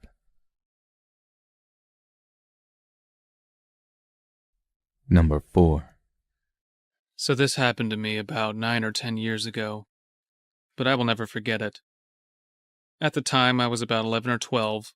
I was a competitive softball player, and my team was nationally ranked, so we traveled all over the United States to play. This resulted in long car rides, sometimes through the night. One night in particular, it was about midnight, and we were on our way to a tournament in who knows where. I had been sleeping in the car when we stopped at a gas station for a bathroom break. My teammate, who was also around 9 or 10, and I decided to stay in the car while our moms went inside because we really didn't have to go. A few moments after the moms had left, locking us in the car, I noticed another car in the parking lot. It was a few spaces over and was the only other car at the station at the time. I noticed a middle-aged man and a little girl who was about 6 to 8 years old, who I assumed was his daughter because she looked strikingly similar to him, in this car. I met eyes with the daughter and she smiled at me. I smiled back and waved because she was adorable. The little girl then said something to the man and he looked at me and smiled too. I went back to minding my own business as the man went into the store and left his daughter in the car. When I looked back at the little girl, she was looking at me with a scared look on her face. She started hitting the windows and motioning for me to come over to the car. Instantly, my adrenaline went into overdrive. This girl was really acting like she needed my help. My mind was racing. What if this man had kidnapped her and she needed my help? My initial thought was that he was her father, but you never know. I just had no idea what to do. I turned to my friend, who had gone back to sleep, and tried to wake her, but she just shot me a dirty look and went back to sleep. Turning back to the girl, I was about to get out of the car to go talk to her when I saw that she had made eye contact with the man in the store, who was just standing there watching through the window. He smiled at her and nodded, seemingly approvingly. She smiled back and then turned to me and instantly went back to trying to get me to come over to the car. After seeing that exchange, I thought something was off. It seemed this girl was acting at the direction of the man. I then decided I was not getting out of the car. I would just tell my mom about it when she got back because, hey, I was aware that I was a little girl myself, and what the heck could I do? Next thing I know, the man was returning to the car. He hadn't bought anything. and had basically been standing in the window watching the whole time.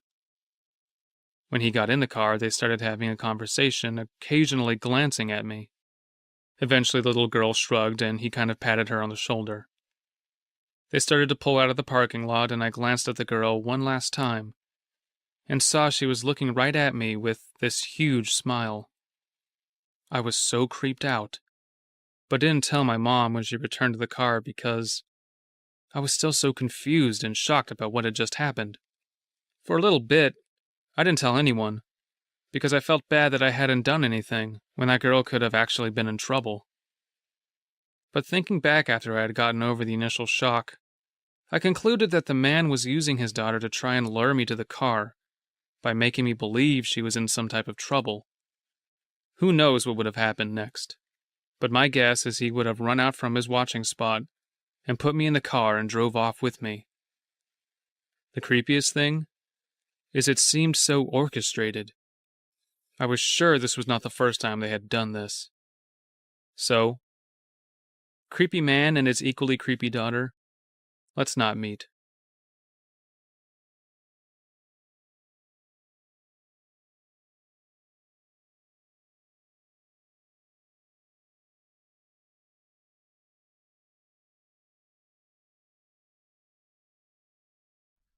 Number 1. I am a 25-year-old female from Ireland. This story happened when I was 20. It still creeps me out to think about it. So I decided to take my parents' caravan to a seaside destination for 3 days. Roughly 3 miles away from my caravan site was a famous tourist attraction, and I got up early one morning and decided to make the trip there. I borrowed my mom's bicycle for this wee getaway, and so set to cycling the 3 miles. The journey consists of a mile through the village I was staying in, and then 2 miles down a lovely country pathway. The pathway leads straight to the tourist attraction. I had cycled through the village and was on the pathway. There was no one else that I passed along the way. The pathway seemed empty, but beautiful. While cycling, I saw a class-old abandoned railway track up on a bank. I think the railway track must have been an old children's ride because it was rather small. It had trees all around it, and their leaves were drooping over it, and there was moss growing on the tracks, all very picturesque. I was into taking photographs at the time, and I wanted to take photographs of this. I stopped and got off my bike. If you can imagine, I was on the path, and up a level was the bank that the tracks were on. I put my bike on the stand and went up the bank and began taking some wee photographs. I was happy snapping away, and I didn't notice a man walking the path towards me. At this point, I was taking pictures of the birds in the trees. I didn't think anything of the man until he stopped at my bike, down on the path. I looked at him but continued taking pictures as his presence made me feel uncomfortable immediately. He was a middle-aged man, roughly 5'6". He was a bit overweight, had a beard, and he had those glasses that make your eyes look big. He was wearing black trousers and a blue waterproof coat. For a few seconds he didn't say hello, didn't smile, just stared.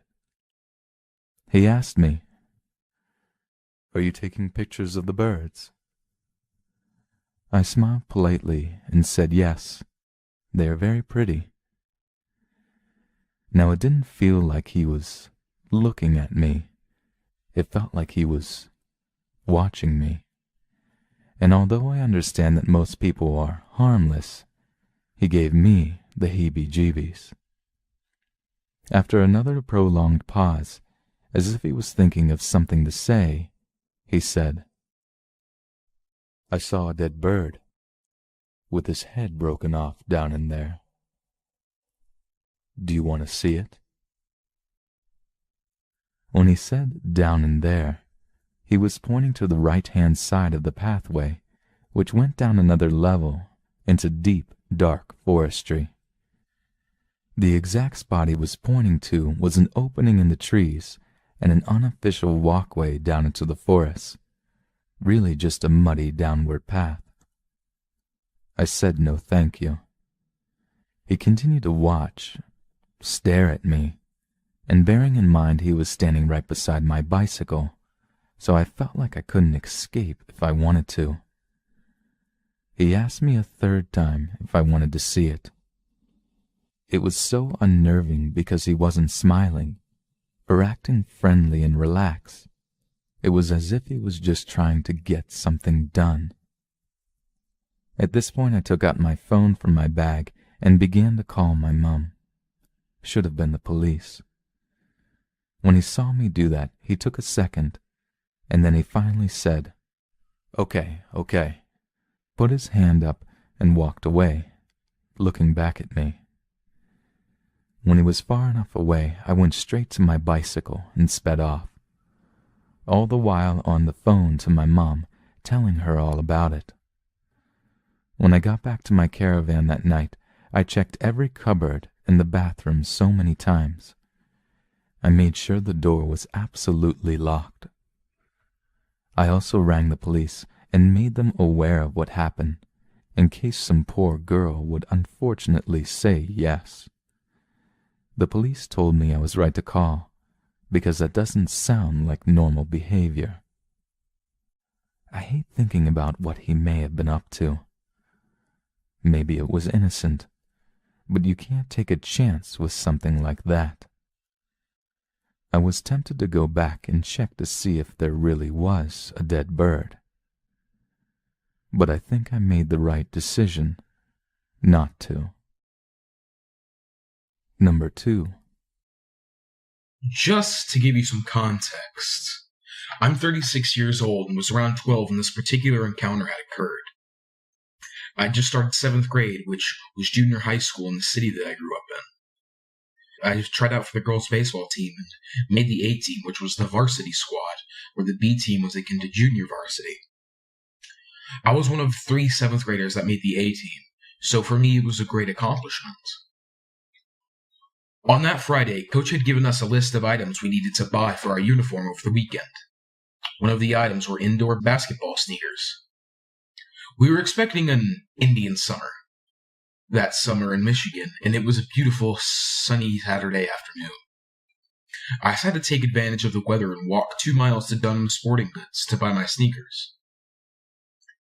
I was wearing a pair of cut-off jean shorts that I had made out of an old pair of jeans that started to rip due to wear and tear. I had a Steelers jersey on, but one that was made for women, so it was shorter than the other jerseys that were designed for men. It came down to about my belt on my shorts. I threw on my pair of Converse and headed out the house. When I arrived at the store, I found myself a sweet pair of Air Jordans. I made my purchase and began the walk back home. I had developed earlier than most females, so catcalls from men driving past was something that, though I never enjoyed, I'd grown accustomed to the previous year. About halfway home, a Jeep passed me, and the teenage male on the passenger side was leaning over the door. He shouted, "Hey, baby, I'll give you a ride." And then he stuck his tongue out. As usual, I ignored him and kept walking. I hadn't quite mastered the middle finger maneuver yet. I turned down the main street that my street intersected with. However, I still had about 12 blocks to go. Though this was a busy road, the speed limit was still 25 miles per hour, because it was a residential area. Out of the corner of my eye, I noticed the car slowing. I didn't look, thinking that the car was about to park in front of my house. Eventually, as I walked, I realized the car had no intention of parking, but was attempting to keep pace with me. I looked without turning my head and could see that the man, around 40 years old, was leering at me. The car looked like a 90s Lincoln Town Car that was golden color. An eerie feeling started to commence as the man just stared, not saying anything. Thinking back, he looked like a predator stalking his prey. I heard the motor of the power window as he pressed the button down to bring it down and said, "Hey, honey, can I give you a ride somewhere? I noticed you've been walking for quite a while." I thought, this guy's been following me, and I wondered for how long. I turned towards him, smiled politely, and said, "No, thank you. I live no more than a block up." I was hoping that it would chase him off, believing that I was close to my house. He replied, "Oh, no problem. Just get in and I'll drive you the rest of the way. That way you can let your little feet rest for a minute. They must be exhausted." At this point, I remember thinking that he reminded me of a Jack Nicholson movie, The Shining, because his brow was low and he had the same maniacal 100-yard stare. A small toddler playing at the apartment building on the side street, kitty corner, to the busy road caught my eye. I replied, "No, that's really nice of you to offer, but I'm fine. I make this trek often. I'm used to it." At that point, he threw the passenger door open and said, "I'm not asking. Now get in the fucking car." For a moment, I didn't think I heard him right. I was thinking, I must be mistaken. Who would just say something like that? Who would be so bold as to abduct a 12-year-old girl in broad daylight on a busy road? I turned around and said, "What was that?" He unbuckled his seatbelt and put his vehicle in park. He yelled louder, "I said, get the fuck in the car!" A flood of adrenaline rushed through my body, and my eyes immediately focused on the toddler playing across the street. I thought to myself, parents! His parents must be home. I darted into the road. My mind told me that if this man grabbed me, passing cars would probably think he was a father disciplining me for some reason. I heard a car slam on its brakes. I kept running to avoid impact. "You stupid little bitch!" a middle-aged man yelled as he laid on his horn. I didn't care. The only thing I cared about was making my way toward that little boy. When I reached him, I picked him up and ran into his house, where I saw his mother standing at the kitchen sink washing dishes. Her eyes were wide as I clearly startled her. I put him down, walking to her, and she picked him up. I ducked down a little bit to hide from the windows just in case he was chasing me. I said to the woman, "I'm so sorry, but a man just tried to abduct me on a busy road out there. I'm only 12 and I don't know what to do, so I ran towards your son playing outside because I knew an adult had to be home. I'm so sorry for barreling in your door without knocking, but I didn't know what else to do." After I explained myself, she had calmed down. I looked out the window and saw his car slowly creeping up the street. "That's the guy right there," I said. "Oh my God, sweetie, are you okay?" she said. "Yeah, I'm just really scared," I said as tears started to fill my eyes. "I'm so sorry, hon. I'd take you home, but my fiancé took her car to work and he won't be back until late tonight. You can stay as long as you want. Would you like me to phone the police?" My mind was so flustered, as I'm sure hers was, but I said, "No, I just want to get a hold of my mom. May I use your phone?" With that, his car creeped by slowly again, but this time going in the opposite direction. I could see he didn't know where I was because his head was looking left and right over and over, but he never looked directly at the apartment. I dialed my mom's number, but the phone just rang over and over until the answering machine picked up. I left a message explaining what happened, and that if she heard it, I needed her to wait by the phone until I rang back. After hanging up, I remember she had planned to mow the lawn that day. I figured she couldn't hear the telephone over the sound of the lawnmower. I sat in the apartment for another 15 minutes, and he hadn't driven by again. I had repeatedly been trying to call my mom to no avail. "Let me call the police so they can get you home. I don't think it's safe for you to be walking with this creeper out there looking for you," the woman said. That would have been the smart thing to do, but I could only think of one thing, which was to get to my mom. The idea of a bunch of police officers around seemed pretty intimidating and overwhelming to me. I said, "I want to tell you that I really appreciate you letting me stay here, and I'm so sorry for bursting into your home like this, but my mind just told me I'd be safe with the parents." "Oh, no problem. That was so smart of you. I'm glad you were able to reason in a situation like that, because I don't think I could have," she replied. I told her a little white lie and said, "I only live 4 blocks up, and he hasn't driven by in a while now. I'm just going to run through people's backyards until I get to my house. It'll be okay." "Are you sure? I really feel like I should call the cops. I wouldn't be able to forgive myself if something happened to you," she said. "Nothing's going to happen. I'll be okay. Thank you so much again." With that, I immediately rushed out of her back door, not giving her another chance to argue with me about calling the cops. I was so full of adrenaline still, I ran like the wind. Running the entire 10 blocks felt like nothing. I kept my word and backyarded it was the entire way. I hopped fence after fence until I made it to my yard. I could see my mother putting our lawnmower in the garage. I ran to her and collapsed in her arms sobbing. When I was finally able to form the words to tell her what happened, she said, "Oh my God, I heard police sirens and I felt scared. Thank God you're okay." She lectured me on not letting the woman call the police, but she understood that I just wanted her, and she felt bad she wasn't able to hear the phone. My mom called the police, and I sat in her living room with the officer who made the report. I really wish I was able to get his license plate number, but I had one thing on my mind, which was survival. They never caught up with that creeper, and ever since I prayed that no one else would be unfortunate enough to cross his path. To the woman that let me ride it out in her house that day, putting her and her child at risk, I'd love to meet you again so I could thank you for your generosity. Number 3. I submitted a story about my mom yesterday, but decided to write another, this time about me. Please forgive me for my mistakes. It's not one encounter, but a few, and it's been happening for a while now. Whenever my male friends offered to lead me home, I always declined. After that, I no longer do. One night I was coming back from my evening class. It was late and there were few people in the metro. I try not to stare at people and usually watch my shoes, but this time I felt someone watching me and saw a man with a red hoodie. I thought nothing about it because people usually stare at each other on the train, but then he moved closer to me. I had to transfer on another line. When I noticed he followed me, I got to that station and tried to go as far as possible. This guy saw me and walked towards me, and he stood behind me. Now it was getting on my nerves. I saw 3 or 4 Iranian boys my age and headed to them. They noticed this man too and stayed with me for some time. I got on the train, and when he ended up in my wagon, I managed to get out of the train on the last second and left him there. I waited for another train and started to walk to my house. I don't need more than 10 minutes from a metro station, and I've never felt unsafe. Also, I know almost every stray dog in that area. I often give them food and play with them, so I felt like I had bodyguards. As soon as I started walking, I noticed a car started to follow me very slowly beside the sidewalk.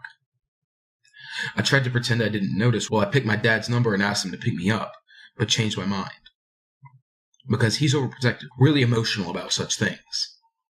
Meanwhile, this car won't go away. I silently grab my hair stick from my bag. It has 3 sticks and it's really, really sharp and thick. I'm sure I can kill a person with it. I remember every kidnap story I've heard and started to think about what I would do if somebody touched me. I'm ready to slit their throat with it or crave their eyes out. But nobody got out of the car. I went home safely. I've seen this car parked nearby, facing my windows, but we have thick curtains, and I turn off the lights to peek outside. What alarmed me is that I saw this car parked at my friend's house when we visited her. I didn't mention it with anyone, and don't want to seek help from the police because they haven't done anything. But I gave a book to my friend and left him a note, jokingly mentioning that if something happened to me, start searching from here. After that, twice in the metro, 2 different men approached me and politely asked, "Are you?" And I shook my head. He said, "Oh, I'm sorry," and left. Next time, someone else asked me if I knew. And again, I said I didn't because I really did not. A few days ago, someone's calls woke me up, saying something similar. I was really pissed off by now. Ended the call saying, "You made a huge mistake by calling me. Huge." I saved numbers, and it didn't take me and my laptop more than an hour to find their names, their family members' names, bank accounts, addresses, passport numbers. Fine. If you're going to stalk me, I'll stalk you back. I wrote down everything about them and saved it on a place where no one checks it. But if something happens to me, they'll start searching my belongings there. No one has called me again, but if they do, I'll call them by name, and tell them that they chose the wrong person to fuck with. Number 4. It was Friday night at around 4 in the morning. I had just departed from a former roommate's house where there was a party being hosted. We hadn't seen each other in a long time since his moving out, and the uncomfortable distance between both of our houses. But that night I decided to meet up with him based on the sheer nostalgia. We both live in relatively small towns, and the distance between these towns is made up of 40 miles of isolated road. Wanting to feel the comfort of my own bed, I decided to leave his house to embark on the desolate journey to mine. The drive was calming. I always loved driving at night, and uneventful until around the halfway mark. At around 25 miles down this long stretch, I stumbled upon a small vehicle on the side of the road. The door to the driver's seat was wide open, and the lights were still on, illuminating the interior. What made me pull over to investigate was probably a combination of curiosity and concern, but I can't say for sure. I peeked my head through the door and saw an empty, nevertheless disorganized interior of a car. The keys were still in the ignition. At this point, I decided that amateur exploration was not a great idea and decided to contact the authorities, letting them know that this probably wasn't an extreme emergency. But I was dead wrong. Seconds after hanging up, I heard a low, humanoid groan, something that still resonates in my mind today. I followed the noise for around 20 feet and find a woman. She was bloodied and beaten and in desperate need for medical assistance. I phoned the police again, this time with a different dispatcher. I frantically informed him on the current situation, and less than 10 minutes later, a squad of cop cars came along the stretch of road. I led them to the woman, who was now groaning even louder, not making out discernible words. She was rushed to the hospital, where she explained that she was held at gunpoint in her apartment complex's parking lot and forced to drive out to this specific road. That's where the male assailant beat her senseless and left, informing her that he'd return to finish the job. Despite the man's fleeing on foot, there was no one found. The woman kept her identity hidden amongst the media, I presume, as I was unable to track down any information on her other than what I was informed. I was never able to find a different route to my ex-roommate's house, so subsequently, I still travel on that road to this very day.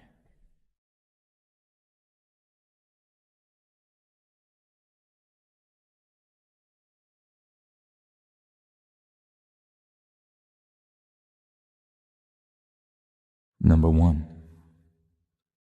When I was 16 years old, my dad started telling me about the middle of the night phone calls. The caller would get my dad on the line, ask for me, and when he didn't get me, he would start telling my dad the rudest, most vile things about me. I didn't know who was calling or why, and I never woke up when the phone rang. I wish I could sleep like that now. So I never spoke with this guy. Fast forward, and I'm 22, fresh out of the military, and landed at home for a year while I start college, get a job, and save money. This time I hear the phone ring in the middle of the night. Dad mentions the phone calls tapered off while I was away, which was 4 years, but have started again.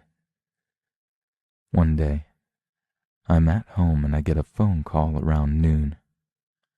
Some guy, I don't recognize his voice, asks for me, and I say, "Speaking?" He proceeds to ask if I remember doing all sorts of sexual acts and describes some stuff before I hang up.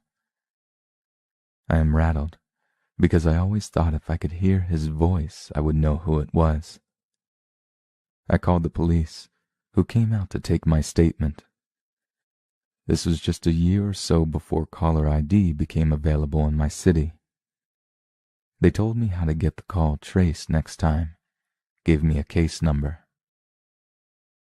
I moved into my own apartment about a year later, got my name listed in the phone book. Before the internet, this was a big deal. One day, a few months after I moved in, I have a message on my answering machine. Hello. I think you know who this is. Still. Click. I promptly asked for an unlisted number, and I was one of the first people to get residential caller ID in the city of Seattle. But as far as I know, he never called again.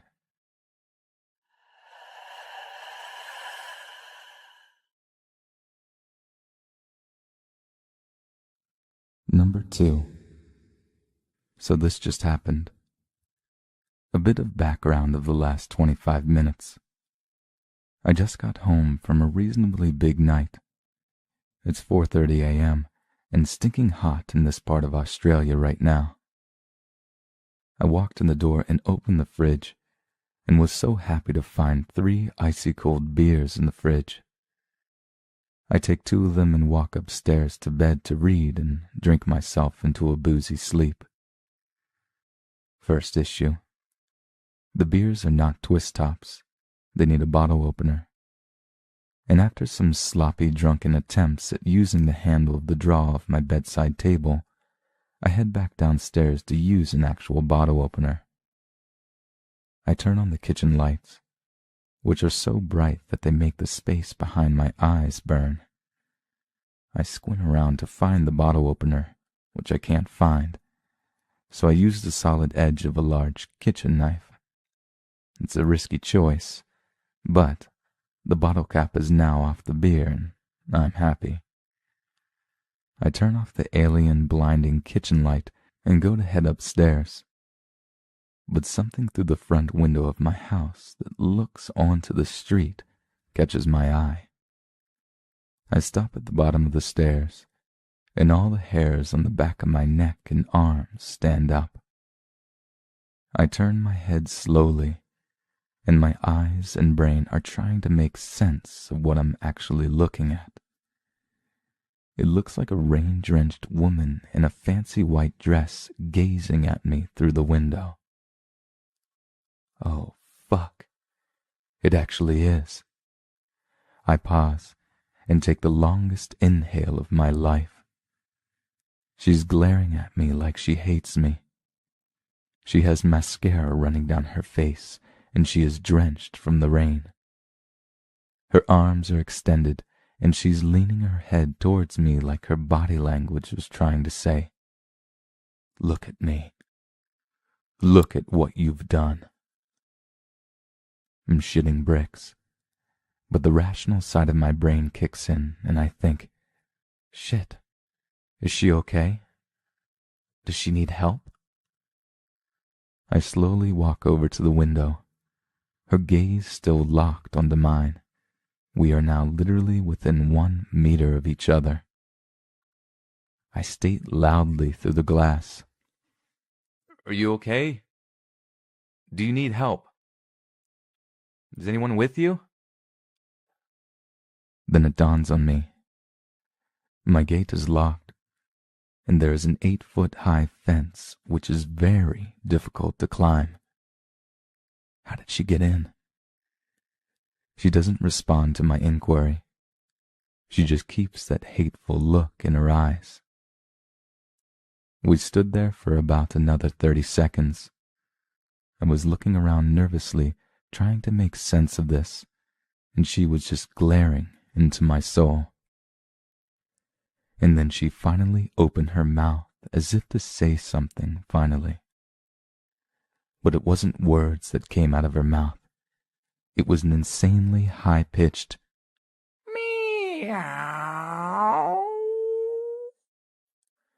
And then she starts clawing at the window with her novelty-sized fingernails. What the fuck I'm frozen. I don't know what to do. She's clearly not very well. Not very well at all. Then in the background behind the fence, I see another woman, 20-something, dressed in a short black club dress with a glow of her phone lighting up her face. She sees the woman in white at my window and yells, "Michelle, you pissed bitch, that's the wrong fucking house." The rain-soaked nightmare Catwoman's eyes go from, "I hate you and want you to die," to, "Oh my God, I'm so embarrassed." And she runs over to the fence, and impressively Army Commando flings herself over it. I can then hear a group of ladies pissing themselves laughing, saying how, "Jason's house is number 25, not 23, you fucking idiot. That poor guy is probably going to call the cops now." All I know is that I am so happy that I was on the receiving end of a misdirected prank, and I didn't have to be killed by a well-dressed hybrid cat demon woman. And now I have to go back down to the kitchen to open my other beer. But I'm still too afraid.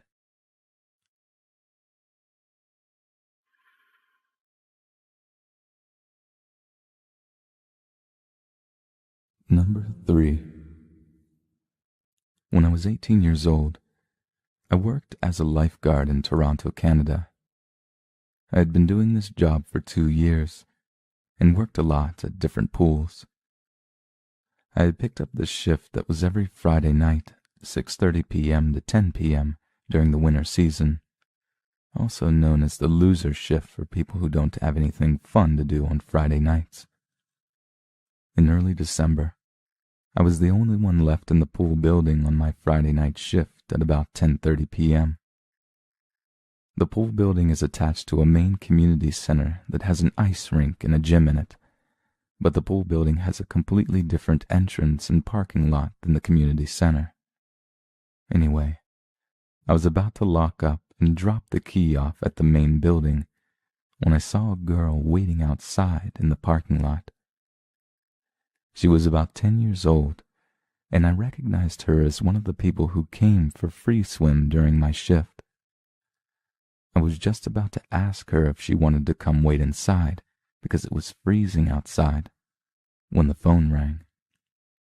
I went back into the staff office to answer the call, and after I was done, the girl was gone. I assumed her parents had come to pick her up or something logical. I then grabbed my stuff, turned the lights off, and locked the door to drop the key off and then walk home. I was walking across the parking lot for about 15 meters when I heard a faint, muffled scream. I turned around quickly and saw a truck idling at the far end of the parking lot. It was kind of far away, and I had to squint my eyes to see what was going on. To my horror, I realized a man was bent over and struggling to get something into his truck.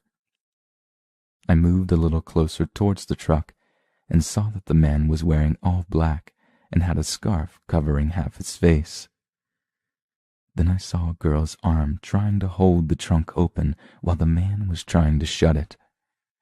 She had her legs sticking out of the trunk too, kicking and also holding the trunk door open. I recognized her as the girl that was waiting outside before.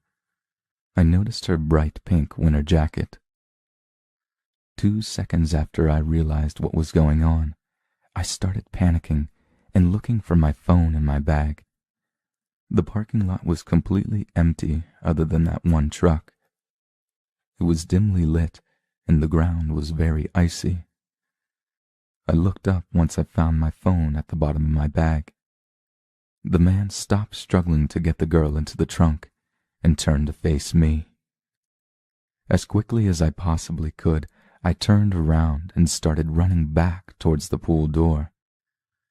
I looked over my shoulder while I was cautiously running, trying not to slip on the ice. He was charging towards me.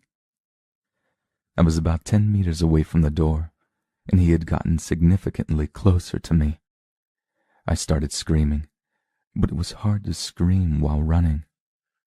I got to the door and struggled to get the keys out of my coat pocket. He was about 5 meters away when I unlocked the door and shut it behind me, then locked it. I called the cops on my phone and told the operator what was happening, and she said the police were on their way. It was terrifying to watch the man come right up at the door and try to open it, looking at me through the glass window at the top of the door. He banged on it and was yelling at me. I couldn't really hear what he was saying, though. I then gave him the finger, and then I think he realized that I was on the phone, and then he took off. It was horrifying to be behind the building door and not being able to see what was going on with the truck and the girl. I heard sirens pull into the parking lot about 5 long minutes after he left.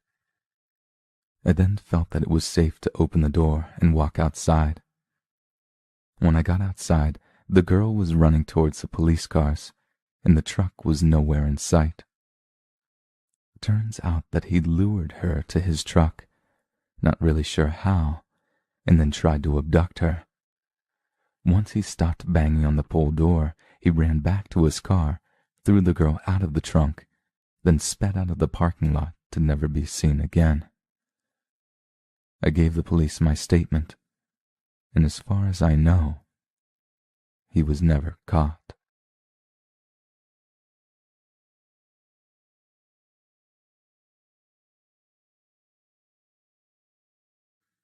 Number 4. This took place after I graduated high school and moved away from my family. I moved up to Alaska again, and I say again because I lived there before and attended college there. Very conveniently, my mother had been renting out her old house instead of selling it. I say conveniently because the long-standing residents had moved away, and therefore I was awarded the old house. I had to work quite a bit to keep up the payments, but my mother pitched in, thankfully. At the beginning of this story, I should make you aware that I had recently broken up with a girl who had been staying with me in the old house I was renting through my mother. And this breakup was unclean and cliché, I know, and I decided to pick up. It was, of course, my ex. She began telling me about how great her new boyfriend is and how horrible I was and am, the sort of talk that you can almost smell the booze off the caller's breath from miles away. I actually listened until she decided to hand the phone to her boyfriend, where he was instead sounding oddly threatening, and I decided to hang up in the most polite manner possible with a "fuck you" and a "have a nice day." Days later, again with my mind beginning to forget, only this time about the most certainly drunk phone call, I'm laying on the living room couch watching some TV. While laying there, I noticed something quite unsettling. A person standing in the window behind me. How did I notice this, you ask? The reflection from the TV screen is how. I didn't move, not an inch. I had no gun, I had no knife. I had nothing but my wit and my fists. I just lay there, watching the reflection. Eventually, it moved away from the window. That normally wouldn't spook me, but I was taking into account that, 1, the house was nowhere near another, so that's a red flag, and 2, if someone was just wanting to talk, they'd knock, and 3, I was most certain it was that boyfriend of hers.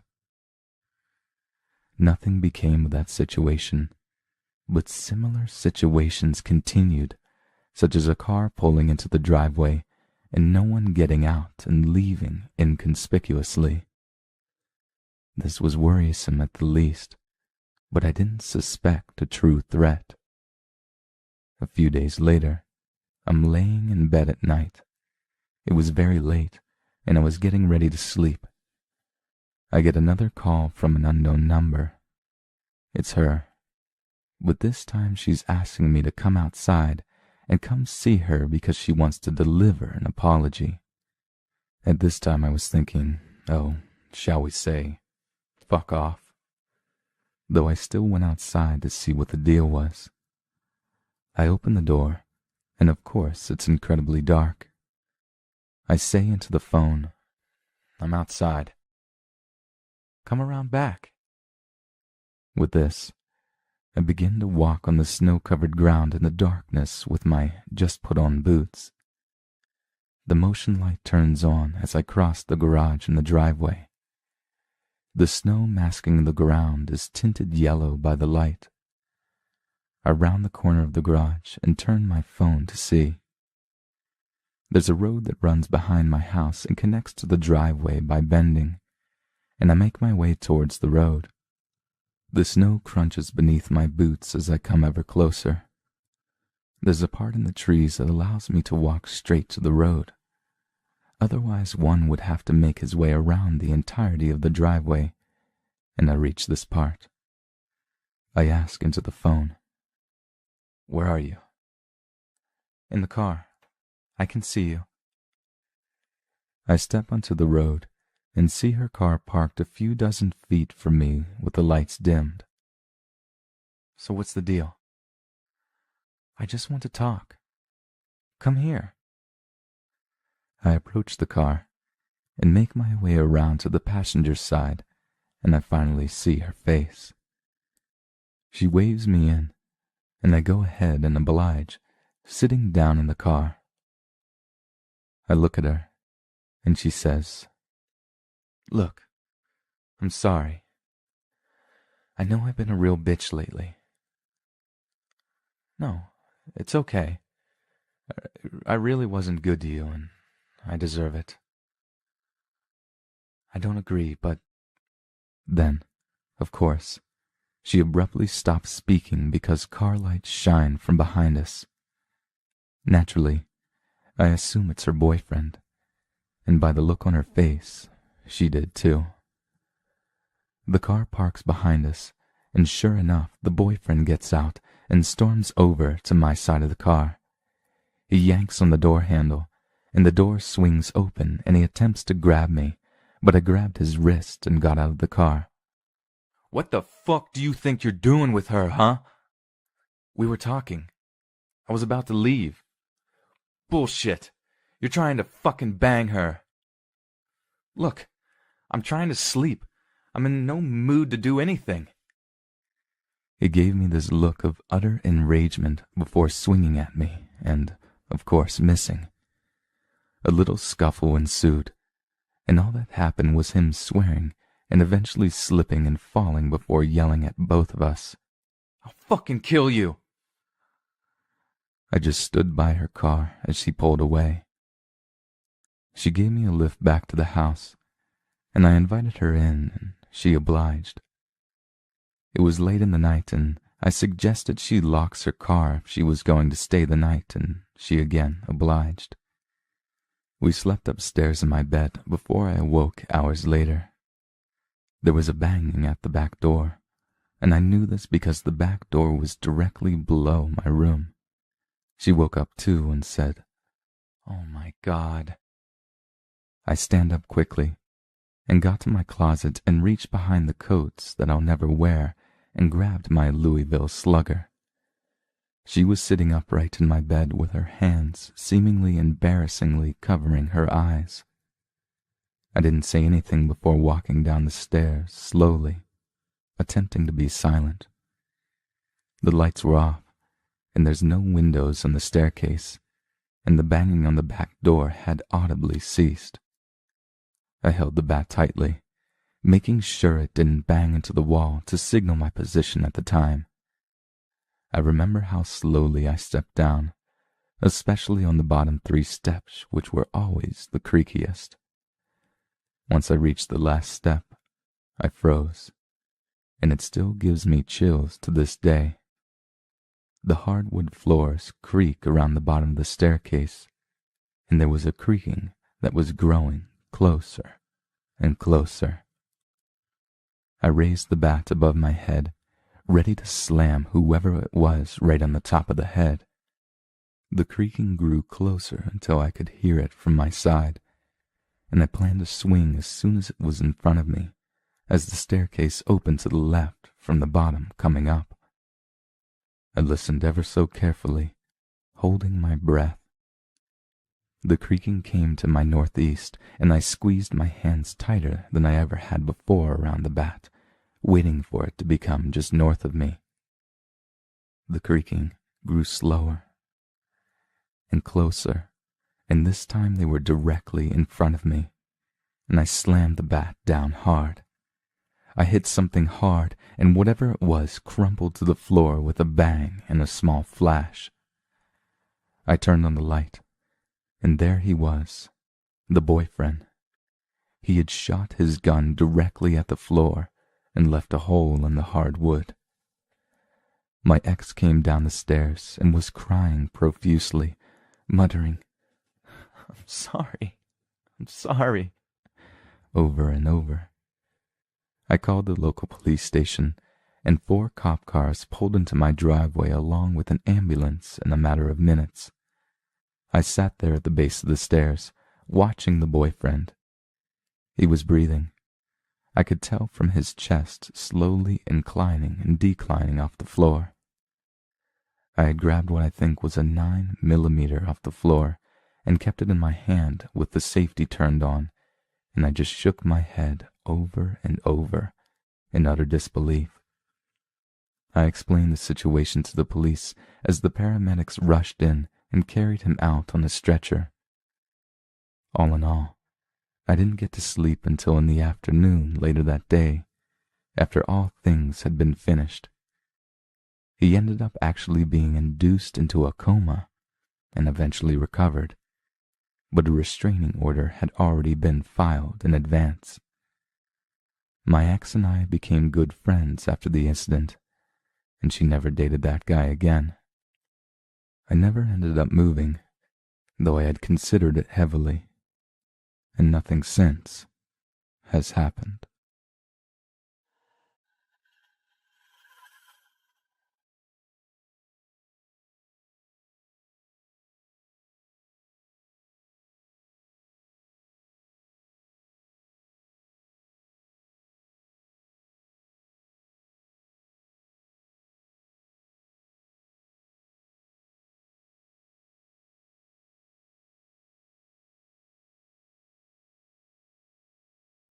Number 1. So I'm headed out to my local mall a few days ago, determined to do some serious Christmas shopping. As a bit of reference, I'm only about 5'5" and quite thin. I have a shaggy pixie cut and prefer the comfort of big t-shirts and skinny jeans most of the time, so I get mistaken for a 12-year-old boy a lot more than I would like to admit. So, there I was, Christmas list in hand, and ready to take this thing on like a champ. I had more money than I had for Christmas in a long time, and I was really excited to get some excellent gifts for my best friend and my parents. I was walking along on the ground floor, headed for the stairs, when I passed this lady who was giving out hand lotions. She had a few small packets in her hand, and a larger bottle on a little table beside where she stood. Okay, cool, I think to myself. Grab a sweet-ass lotion packet and keep going. I didn't want to be rude and just keep walking, so I took the lotion and smiled in a sort of thanks for the lotion, lady kind of way. Big mistake. Before I had the opportunity to keep going, this chick grabs my wrists and let out a squeal that would hurt a banshee's ears. You keep your nails natural? Hell freaking yeah, I do. I clean for a living, so there's not much point in getting them done unless I'm going somewhere special. Sure. I said, and try to wrench myself free. To my dismay, this lady has a hold of me like a hungry anaconda, and I knew I'd be stuck listening to her sales pitch. I was a bit confused as to why she had picked me out of the entire crowd of people walking, especially because the boots and studded jacket usually scare off potential creeps, and probably friends too, but hey. Unfortunately, all the leather and studs in the world did nothing for my baby face, so I probably still seemed easy prey for this asshole. She's all, "Look how great this makes your hands and nails," while all I could think was why she thought I cared. My hands are all scarred and calloused from various do-it-yourself mishaps and years of guitar practice, so there really isn't much that can be done for them. I attempted to get away by letting her know that I wasn't interested and that I had to get back to shopping before it got too late.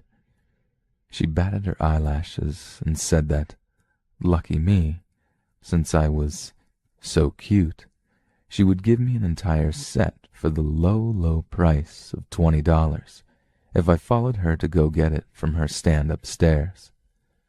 I had just come from the top floor of the mall, since there were exits and entrances on both floors, and I knew for a fact that the only kiosk up there was an eyebrow-threading place. Like hell I was going anywhere besides GameStop to get my little brother a new game for Christmas, so I declined. She tightened her hold and just repeated the sales pitch, this time asking me weird questions in between, trying to convince me to buy this lotion. "How old are you?" 19. "Where do you go to school?" "I graduated." "Do you have a sister?" "No." "Where's your boyfriend?" "I don't have one." I tried to tell her again, nicely, because I hate hurting people's feelings. To fuck right off and let me get back to Christmas shopping, when she stared dead into my eyes and said, "Are you alone?" A million little alarms went off in my head, and I lied and told her I was there with my dad. She looked around and asked which one he was. I pointed out the most intimidating-looking guy I could find, and she launched back into trying to sell me this product at warp speed, like she was in some kind of huge hurry. I told her again, more firmly this time, that I was not spending any money on her hand lotion. She started walking off in a random direction, still holding my wrist, and insisted that I come with her to see more of the products she was selling, because surely I would want something, despite the fact that every freaking word out of my mouth said the complete opposite. I yanked my arm free and stood my ground, prepared to defend myself if she tried pulling me with her again. "I am not buying anything from you. I need to get back to shopping." Before I could even turn away, she asked me what I used to wash my face. A bit caught off guard, I told her, and she began launching a barrage of insults at me, like, "You're too pale," and "Your skin is so dry," and featuring my personal favorite, "It looks like a shedding lizard." Ouch. That hurt. I didn't put any stock in her petty attempts to insult me. People had complimented me on my skin before, and I liked the way I looked anyway. I walked away instead of throwing anything back at her, and headed upstairs to finish shopping. But before I left the mall that night, I marched my dry lizard skin right over to the nearest mall cop and informed him that he had some rude-ass people working in the mall. I wasn't sure who else to tell, so I wasn't too surprised to see him scrunch up his face in confusion. I expected him to direct me to a sort of complaints desk or something similar, but nothing could have prepared me for what he said next. We don't sell that here." Well, shit. I described the woman and told him what brand of lotion she had tried to get me to purchase, but he only shook his head and told me the vendor for that particular brand had not been coming around that mall for years.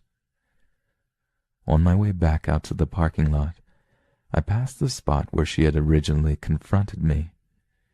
There was no woman, no lotion samples, no vendor's cart. I later asked my cousin, who worked in the mall, if there was anyone selling that lotion there. She said no, and a quick peek at the mall's online directory confirmed it. I'd hate to think where we would have ended up had I followed her.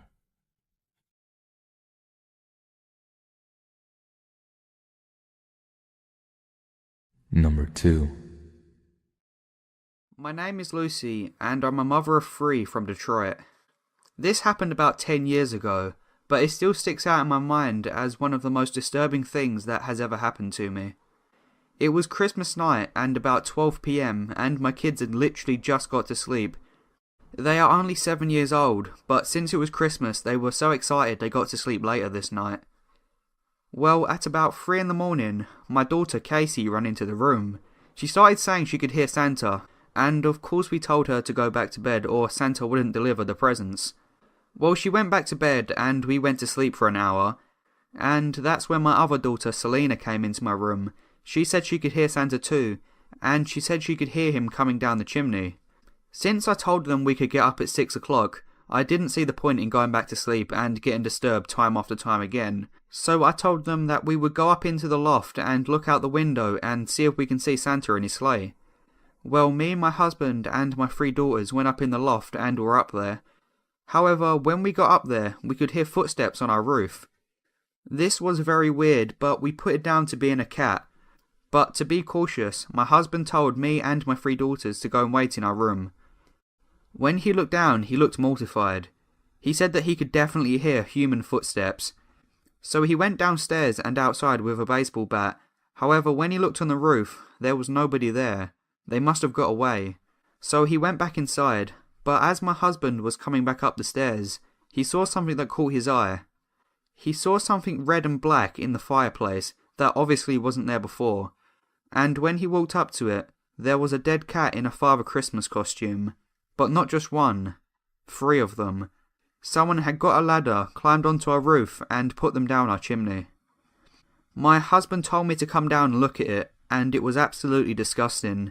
The cats' heads had been almost ripped off. We put them out in the backyard and disposed of them a few days after, but I'm so glad my children didn't run downstairs to see that sitting on the fireplace. It really upsets me that some people can just be this cruel.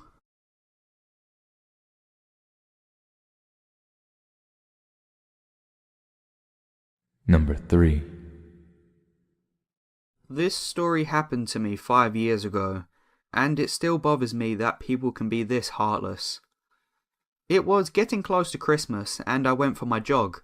I'm a 35-year-old woman, and I've got a family of 5. As I was running round the corner, I bumped into someone from the neighbourhood.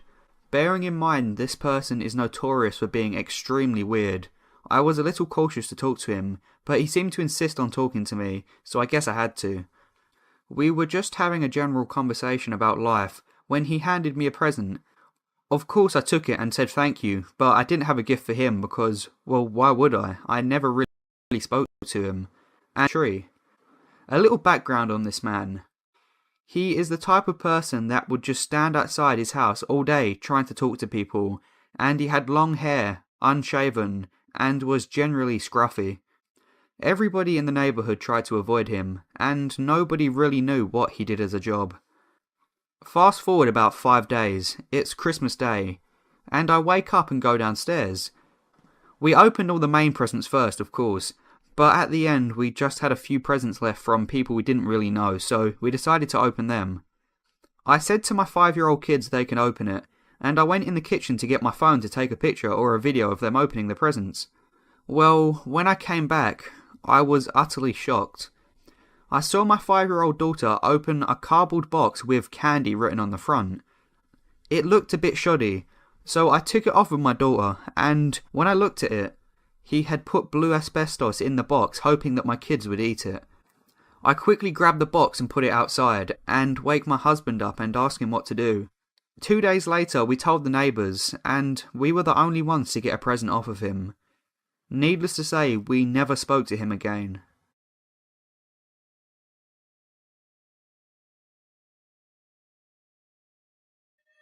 Number 4. I'm a member of the slam poetry scene. Basically, it's an excuse to get people to listen to performance poetry by adding a competitive element to things.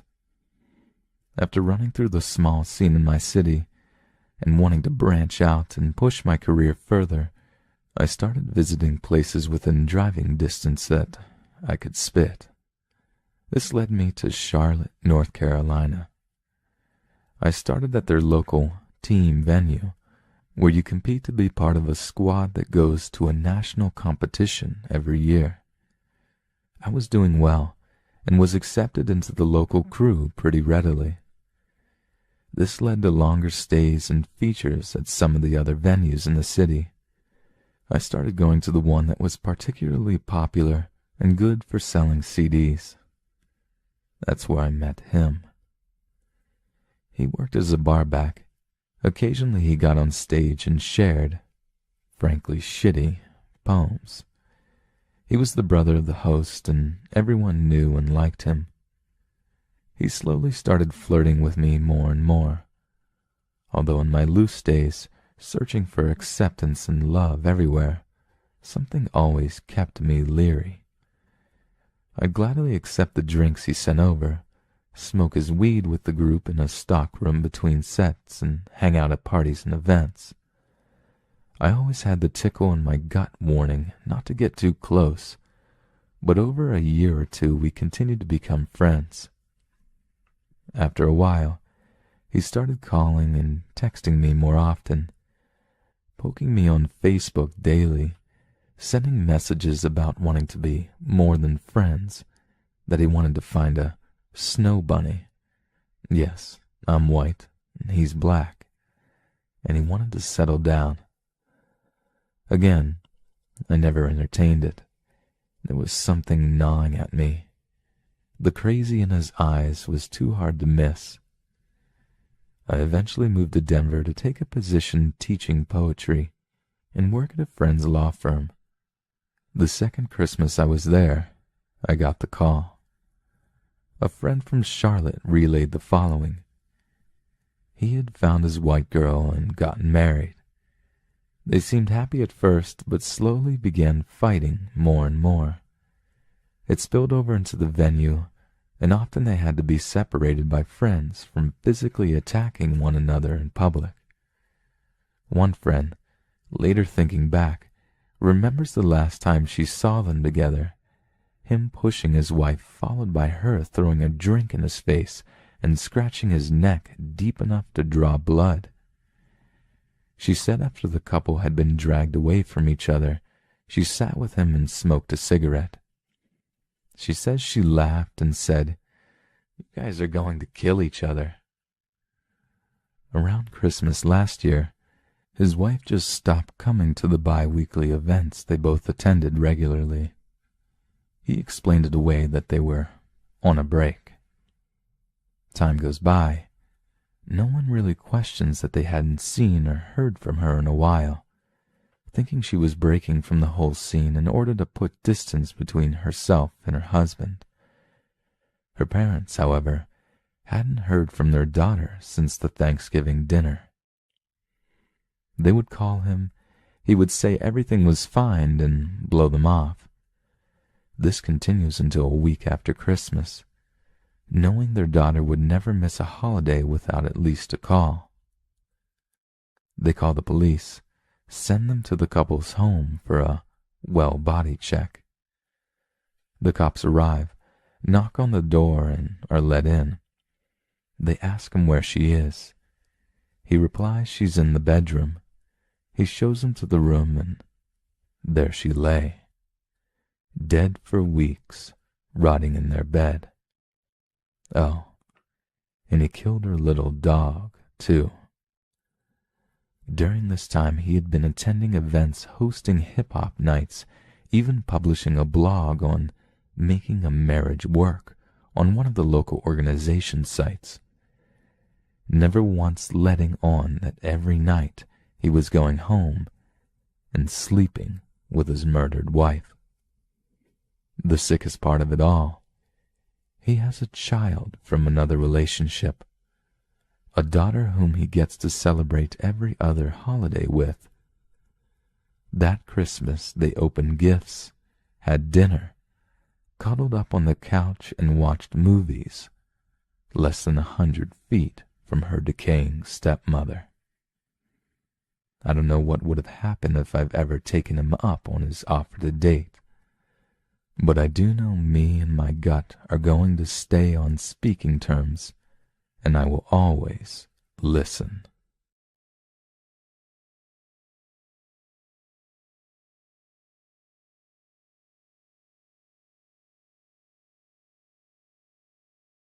This happened about 2 years ago when I was 18. I was really into photography, and I would love getting into community groups and do cool stuff for our group page. About 7 months into being a part of this group, which mainly consisted of 30 to 40-year-olds and their children, a new person joined the group, and of course we all welcome him.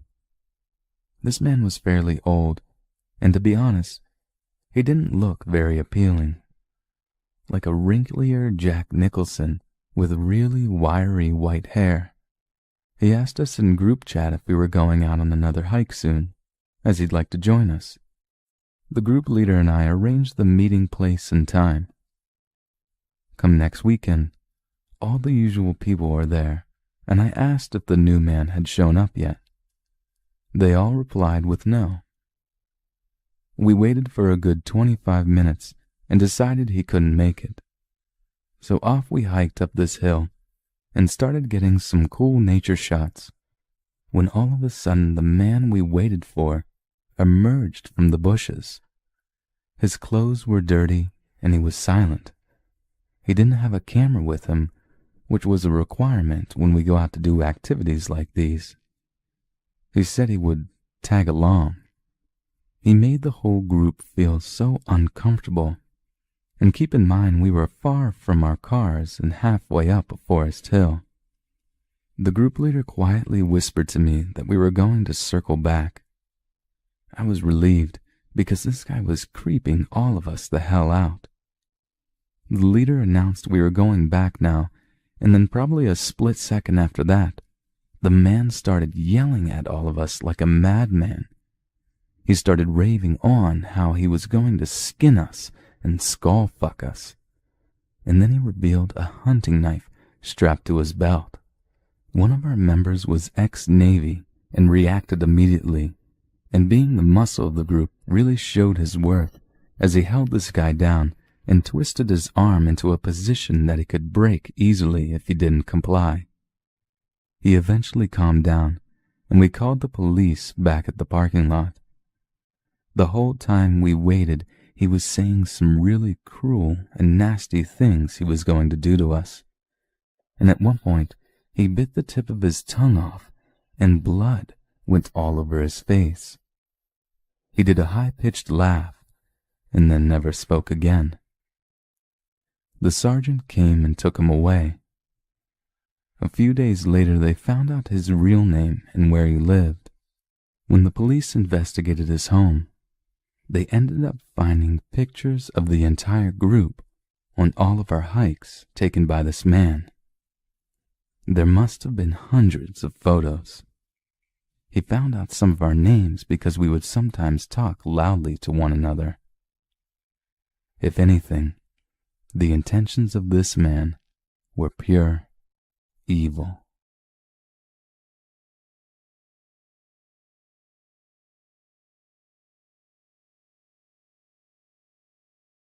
Number 2. When my husband and I first moved out on our own, we had this neighbor that we would sometimes see outside and would talk to. We even went to the local pool hall and played some pool with him. One day we were all hanging out at his house and were sitting outside. The cutest little black kitten walks up in the yard. My husband and I are animal lovers, so I'm all about this kitten. My husband and the neighbor walk around the side of the house, and we're gone for maybe a minute or two. And my husband returns. The look on his face was horror and fury. He looks at me and says, "He killed that cat." I get up and walk around there, and my husband is holding this kitten. The neighbor had hit him in the head with a rock, but at this point, the kitten was breathing. It had knocked him out. Long story short, we took the kitten to the vet, and he had to have an eye removed. We've had the kitten, which we named Midnight, for about 10 years. He's good now, and one hell of a mouse killer. We found out a few years later that this neighbor had been out of town for work and was rooming with a coworker. He later went on to stab his roommate to death and returned back to his home here. It's scary to believe that someone like that lived right beside us and had been in our home and we had been in his. Obviously, after the kitten thing happened, we stopped talking to him after letting him know what we thought about it and what a piece of shit he was. So, creepy ex-neighbor, let's not meet again.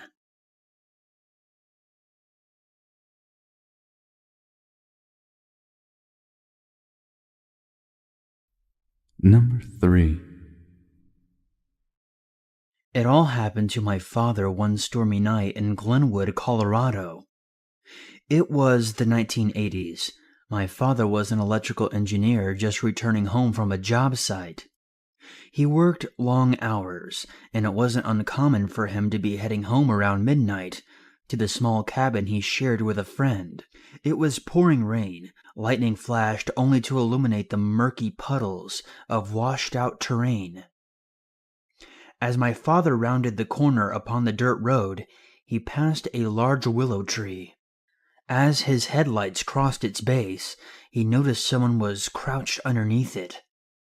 It was a woman who seemed to be in her late 20s, with long tangled blonde hair.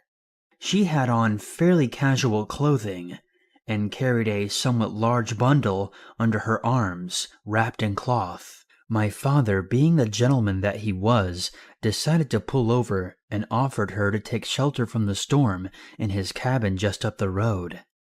She smiled and thanked him as she got into his vehicle. She explained that she had been on a hike through the canyon that day when the storm hit, and she had been caught off guard by the rain.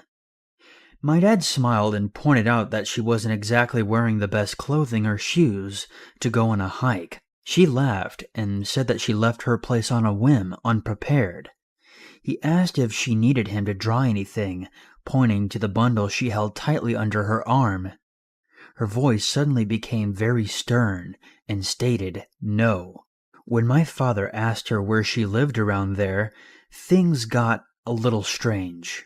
She started telling my dad that she had no family or friends in the area and was quite vague when asked about details of where she lived.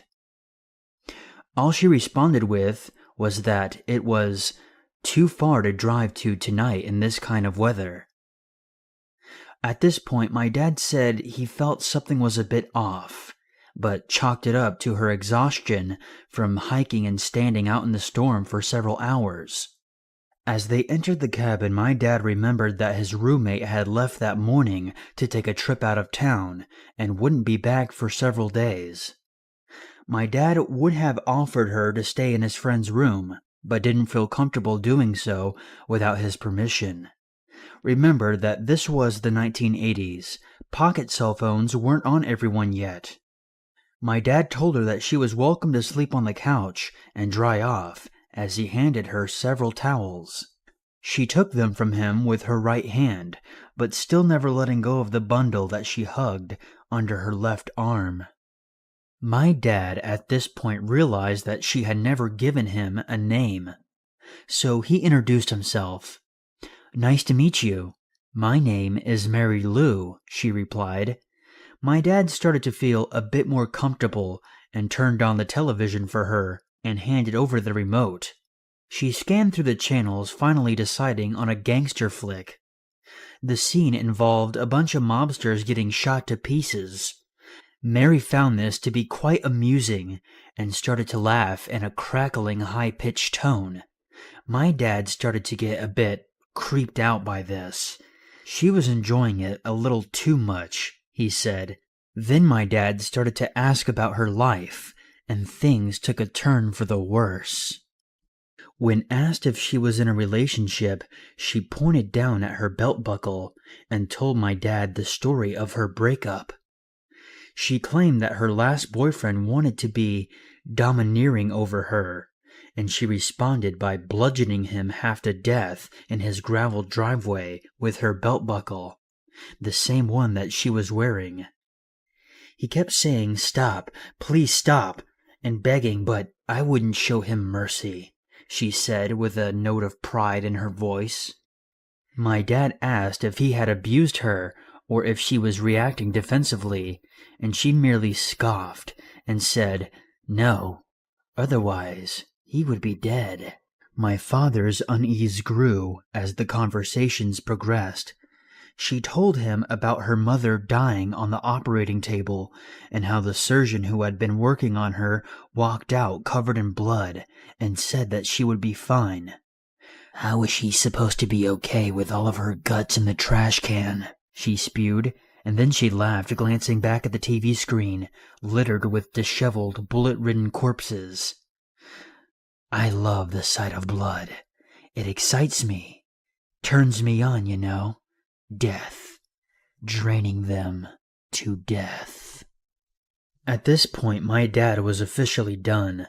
He was bigger and stronger than she was, and he was quite streetwise and had seen plenty of horrors himself. But the way she spoke with a violent confidence, combined with her sure grip upon the bundle which lay under her arm, sent chills down his spine. He needed a plan. Finally, an idea popped into my father's head. "I have a friend who's a priest in town. He has access to several shelters funded by the church. You would be a lot more comfortable there instead of on our couch. They can feed you too and arrange a ride for you to get home in the morning. I can call him right now. He's only a few miles from here," he stated reassuringly. Mary Lou's tone brightened to match his. "That sounds wonderful. Thank you so much." My father smiled, hiding his relief. "Of course. It's the least I could do for you." As my dad walked over to the phone and began to dial the number, Mary Lou interrupted in a low, guttural growl. "I hate priests. I hate priests." She didn't yell it. She didn't scream it. She said it with a tired hatred, a clear, distinct, audible whisper, disdain from the bottom of her heart, with a unflinching resolve. My dad had enough. This wasn't a game to play anymore. This was beyond a stranger with odd tendencies. A darkness with coiled cruelty had crossed the threshold of his door. "You need to leave. You need to leave now," my dad said, pointing at the front of the cabin. "There's the door. I can't have you here and feel comfortable. I'm sorry, but the storm has stopped, and I hate to have you walk in the dark, but that's the way this has to go. Please leave." Mary Lou gazed upon him, expressionless, and finally just shrugged. My father walked her out, standing close to her in the event that the bundle concealed some type of weapon. He wasn't taking any further chances. She smiled at him as she slowly walked out onto the front porch. "Goodbye for now. I'll see you when I see you," she said calmly. With that, she walked down the long dirt road with a single streetlight upon its path. She looked back one last time before crossing the light and disappearing, enveloped by the darkness, with no trace of her to be seen. My dad called the police the next day, concerned that she may be hiding on the premises somewhere, after speaking to his girlfriend, who's now my mom, about it, and being convinced by her that she was going to cut the window screen when he was gone, hide in the house, and kill him. They found nothing and said that the area attracted a lot of transients and nomads. My father then made the mistake of telling his engineer buddies at work, which resulted in them bidding him farewell at the end of each shift in the form of asking him that he say hi to Mary Lou for them. My dad never saw her again. He still questions what could have been in that bundle that she adamantly protected. He'll never know.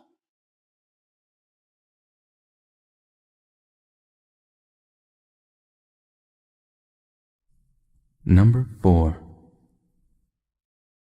My great-grandmother was born in 1913 in Ukraine.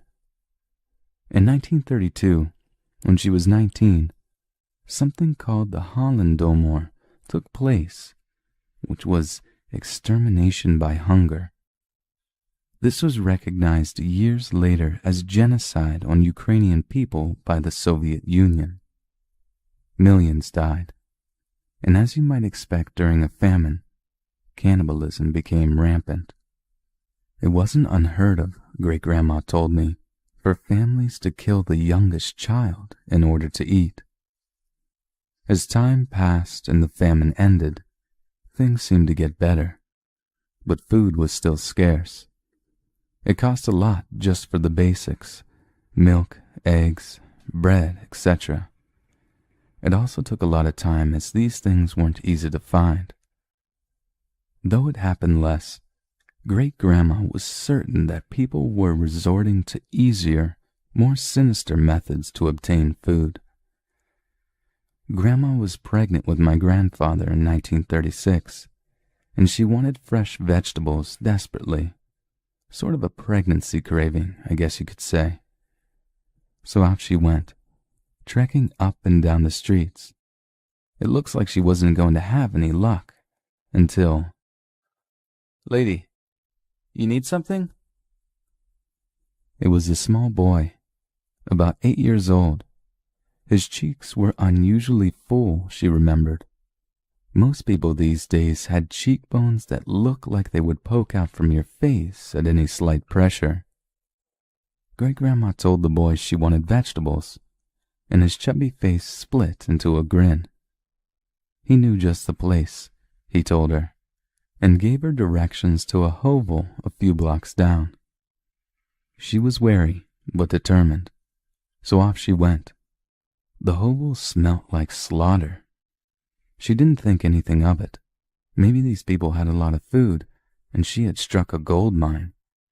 Perhaps they would take sympathy on a pregnant woman and not charge her an astronomical price for a droopy carrot. When she pushed the curtain, acting as a door, aside and said hello, 3 things happened simultaneously. There was a man with a plank of wood raised above his head coming towards her. She caught sight of a human head laying on the table, causing her to scream, and a woman in the corner shouted, "Stop!" The woman examined my grandmother, frowning at her stomach. "The boy knows we have standards. We don't kill pregnant women. Go, leave. Do not repeat what you saw.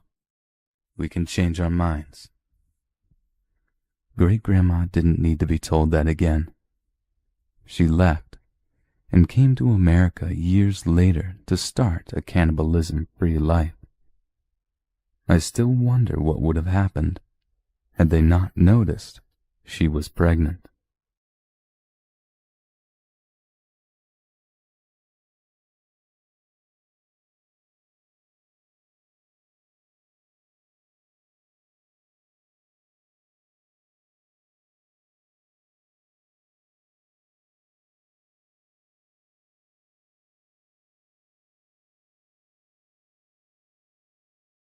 Number 1. So when I was around 9 to 10 years old, I used to play football on a local team who had their outdoor practices not far from where I lived. I'm a girl, by the way. Because it wasn't that far away, me and a friend who was on the same team used to take our bikes there together. The easiest way to get there is to go on the long walking track. that for a long time ago used to be where the trains went, but they later took away the train tracks and put cement on the ground. So today it's a long walking track that many dog owners love to use when walking their dogs. There are some parts along the track that has like small woods, but there are mostly houses, so you feel quite safe when you walk there at night. It is always lit up with a strong light, so you can see at least 50 meters ahead of you with no trouble. So one night, at almost 8 p.m., me and my friend were riding our bikes from practice. I have no memory of what we talked about, but just that we laughed and joked around. We were about to turn down from a sidewalk onto the long walking track, and we saw a man who came walking from the direction we were heading. I remember how slowly he walked, and how he kind of looked off, like something wasn't quite right with him. He stopped just in front of us, and just stood there, looking at us. And because it was a small uphill, we had to jump off our bikes so we could get up safely on the walking track without falling off our bikes. But he was blocking the way. I remember how quiet it got between us, and how big his eyes looked when he followed us with his gaze. When we passed him, it felt like he wanted to grab one of us, so we quickly jumped back on and continued. In the corner of my eye, I saw how he turned around, facing our way in the same direction he just came from, and then started walking behind us. It just seemed so weird, but I wasn't scared at that moment, just very uneasy. I should mention it was just us three, no one else. My friend had also noticed how weird the man acted and told me we should go a little bit faster. So that's exactly what we did.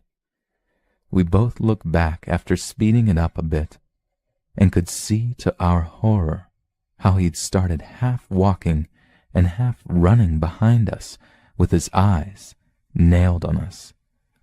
"Faster!" my friend yelled and took off with me behind. I tried to keep up with her, but fell back a little bit. I was ready to pee my pants when I looked back to see the man, with his long legs, running like a maniac, aiming directly at me. I remember how she kept yelling, "Faster! Faster! Faster!" How she kept looking back when I no longer dared to because I was so scared.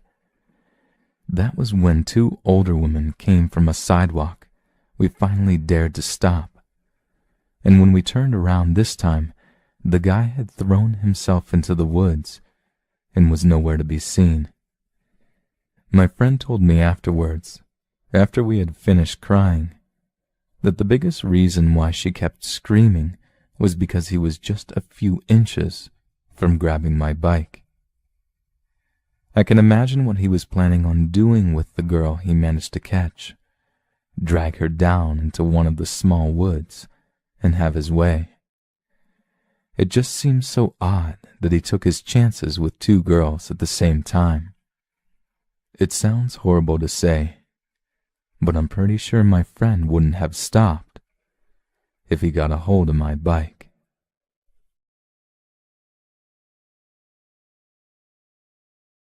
Number 2.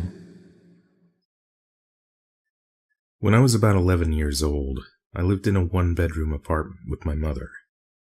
We were very poor. The bedroom had double sliding glass doors that led out to the balcony. We lived on the 3rd floor for safety and the cheaper rent that it offered. My mother often stayed in the living room late into the evening because she liked to watch TV before bed, and I preferred quiet. We had a bunk bed with a full-size mattress on the bottom and a twin on top. One night I was up in the top bunk, and my mom came into the room and called my name quietly. I'm a light sleeper, so I woke right up. She said, "There's someone on the back porch. Don't move." She was standing just outside the doorway to the room, and had stopped entering when she saw the shadow of someone behind the blinds covering the glass doors. The type of blinds that are flat when closed, but with the lights around the complex, you could see his shadow through them. I just remember being shocked that someone could get up onto a third-floor balcony. Then, he started to knock. Really slowly. That's when I got scared. My mom went into the kitchen and called 911. I stayed as still as I could, hoping he would just go away. It couldn't have been more than 3 minutes, but the next time I opened my eyes, he was gone. When the police arrived about 3 minutes after that, they looked all over the complex but could find no sign of him. When one of the officers went onto our balcony, there was no indication of how he'd gotten up to the third floor, but there were 2 very evident palm prints where he'd leaned against the glass for who knows how long before my mom walked in. It never happened to us again. I hope it didn't happen to anyone else either.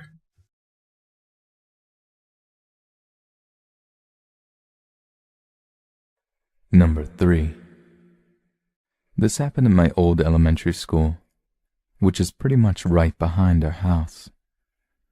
I was walking to go and get my brother, who's 11, to come back home as I approach the park. He's nowhere in sight. I start to get a little frantic because he's a smart kid and knows danger when he sees it, but is so friendly that he'll jump to any offer to go and play video games. So at the time, I'm thinking that he may have had a close friend that he is with, so I call my mom and let her know. She said that since a year ago, nobody we knew lived in our neighborhood, and we started freaking out. As I began to look around and ask people if they saw him, one kid knew who I was and told me that he was walking with a few older teenagers to a house a few blocks down. Naturally, I start sprinting to go and see where he went. He's a gullible kid, and I'm thinking of the worst. I end up finding the house he's at, and it's an absolute shithole. There were some teenagers in the vicinity of the house, and I asked what they were doing, and one told me they were delivering a package to somebody, and that somebody was the owner of this nasty house. I freaked out. I ran and drop-kicked the door so damn hard, I broke the door off the hinges, and I ran inside to save my brother. Luckily, he was playing video games as this fucker was watching him. The man was a fat, sloppy, greasy-looking guy, the type of guy that runs a butcher shop. I immediately start yelling at my brother to get up and leave. Now I'm a big guy at 6'1" and 250 pounds, a former collegiate fullback, and as soon as I finished yelling at my brother, I get this by the neck and lift him against the wall, Michael Myers type of way. I get the guy to spill the beans and found out the situation and what happened. My brother told me that these teenagers came up and said that they knew who I was and invited my brother over to play video games. This man paid these kids to find a little boy to bring to his house so he could fondle them and sexually assault them. Possibly kidnap, or worse.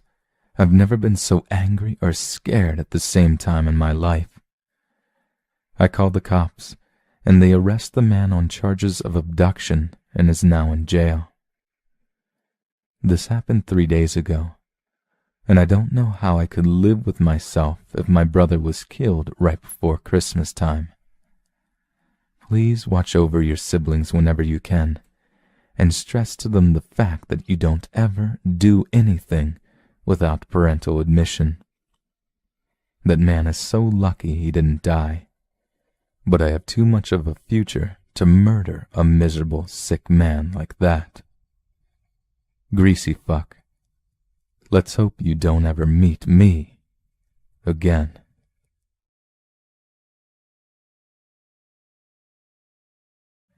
Number 4. In the late 70s, my mom was in her 20s and living in a brand new apartment complex in Houston, Texas. It was so brand new that the phone service wasn't even fully working yet, and her building was one of the last to get access.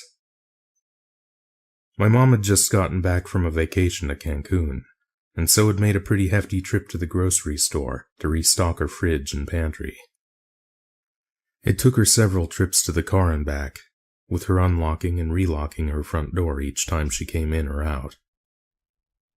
During her trip, she noticed that a friend of her neighbor's was waiting outside their door. My mom had seen this man, Sven, and even hung out with him and her neighbors, a young couple, several times. He was Scandinavian, and quite striking and friendly. On her last trip up the stairs, Sven and my mom made eye contact once again, and he asked her, "Are they home?" with a nod to his friend's apartment. My mom replied that she didn't know. Sven explained that the three of them were meant to go to a movie, but just assumed they were running late.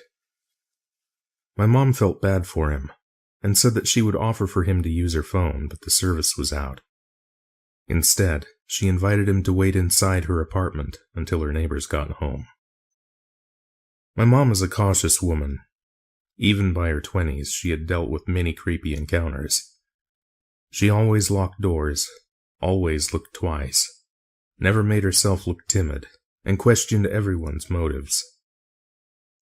She thought that she knew Sven well enough to know that he was well-intentioned and harmless. She and Sven entered the apartment, and he made himself comfortable on her couch. My mom went to putting her groceries away and grabbed a can of soda. She called to Sven. "Do you want some Coke?" He replied, "No thanks, I brought my own."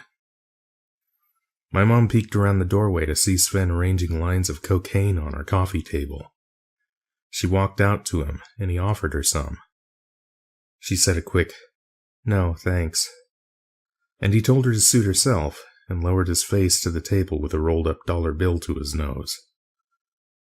My mom stood over him, watching in confused disbelief. She had come to her senses and told him, "I think you should leave." He scoffed and began to reach for her arm. She tried to pull away, but he grabbed her and began to pull her down on top of him. She ripped herself from his grip and told him, "I am a big, strong girl and I can fuck you up. I think you need to leave. Now." He gave her an amused, impressed grin and left her apartment without further trouble. As soon as Sven was gone, my mom locked her door and waited in a state of shock. After several minutes, she looked out of her window to see Sven and his shiny Excalibur parked perpendicular behind her car, effectively blocking her from leaving. Panic set in. Her phone was out. Everyone in her family and group of friends knew this. They wouldn't know to be worried when they didn't hear from her. She had no way of contacting anyone or leaving for help without Sven noticing. She waited for nearly half an hour, staring out of the window to keep an eye on Sven. Suddenly, he pulled away. My mom had her purse and keys ready and bolted out the door, ran down the stairs and jumped in her car, locking the door instantly. She thought she was home free, but as she looked in her rearview mirror to reverse, she saw the Excalibur parked behind her again, blocking her from leaving. Horror filled her as she realized that he had just circled the complex in hopes of this very thing happening. He grinned at her from his window as she struggled with what to do. She put her car in reverse, but he didn't budge. He just grinned even more, laughing to himself. Then, my mom realized that this Excalibur he was driving was worth a whole lot more than her beat-up car. She grinned back at Sven as she slammed the gas pedal, throttling her car backward as fast as it would go. Sven, fearing the damage that would come to his car, pulled out of the way quickly, leaving room for my mom to escape. My mom pulled out of the complex. Sven followed. She got onto Highway 59, a very busy freeway that went through the most populous parts of town. Sven followed. He was close behind her, swerving and changing lanes when she did. Up ahead, my mom saw traffic. She swerved in front of a car that had been braking for it, and Sven got left behind. My mom drove to her friend's house, banging on the door to let her in. They sat in her friend's apartment watching for Sven, but he never came. She had lost him. When my mom told friends and family this tale, they thought she was overreacting and embellishing the story. They knew how cautious she was, and figured it was an overactive imagination on her part. Nobody believed her fully until a few months later, when looking at a magazine rack, my mom saw Sven's face on the cover of Houston City magazine.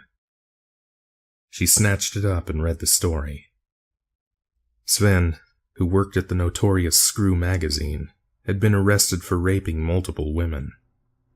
He would overpower them when they were in vulnerable positions, tie them up, rape them, and urinate on them while doing all sorts of other demeaning, humiliating acts to them. He was only convicted of raping 2 of them, but there were other victims whose cases just didn't have enough proof. Very soon after, my mom's neighbors moved out quickly and without a trace left behind.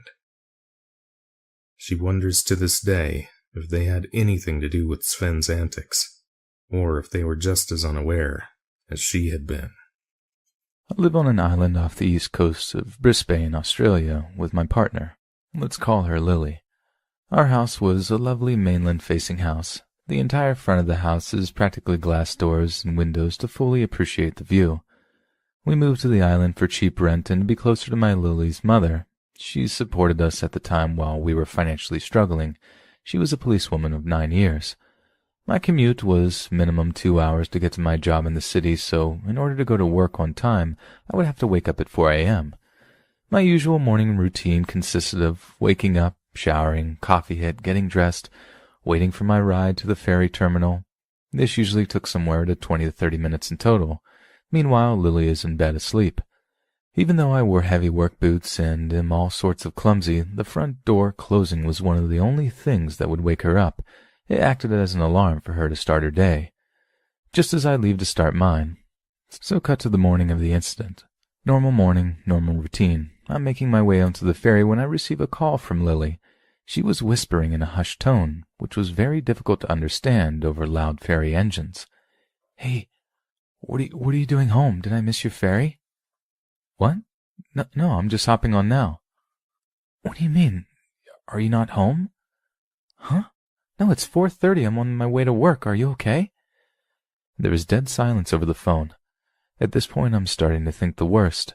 I tell her to call her mom, to tell her to get over to our house ASAP. I get a faint okay, and the phone hangs up. You may be wondering why I'm not calling the police at this point as well.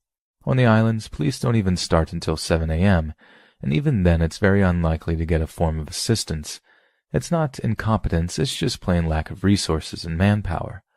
The next part is told through Lily's point of view. Lily woke up to the sound of the front door closing. It's a large glass sliding door, and it makes a distinct metal clicking sound when it latches shut, which it does so automatically or when you unlock it to open it. She assumes it's simply me leaving and snuggles further into the warm blankets, but begins to hear heavy boot steps on the hardwood floor, making their way through the kitchen, then slowly down the hallway to the bedroom. They go past the bedroom into the study. The study is adjacent to the bedroom. Think of a forked door, left is study door, right is bedroom. The walls are paper-thin, so Lily can distinctly hear the door handle grinding its way open, with a very clear clink sound to signify you can't turn the knob any further. She hears the bootsteps slowly walk into the study, and what sounds like my computer chair rolling from underneath the desk, along with the sound of the seat depreciating into the floor as weight is being shifted onto it. This is where Lily assumes it's simply me returning home, as I usually would come home and sit down at my computer desk. She quietly whispers into the phone, "Hey, what are you doing home? Did you miss your ferry?" Awaiting a response, she took her ear away from the phone to listen to who she thought was me respond through the wall. Silence. She places her ear back on the phone and hears me responding with, "What? I'm just hopping on now." She explained to me how her gut dropped and felt heavy. Her breathing sped up and shortened simultaneously. I had never heard her speak of a time where she was more terrified than at that moment. I tell her to hang up, and she promptly moves herself underneath the bed covers to obscure any noise she may make. She calls up her mom and begs her to come over immediately. She explained there's a man in the house. He is currently still in the study, as there hasn't been any footprints leaving the room or even the sound of weight shifting back off the seat.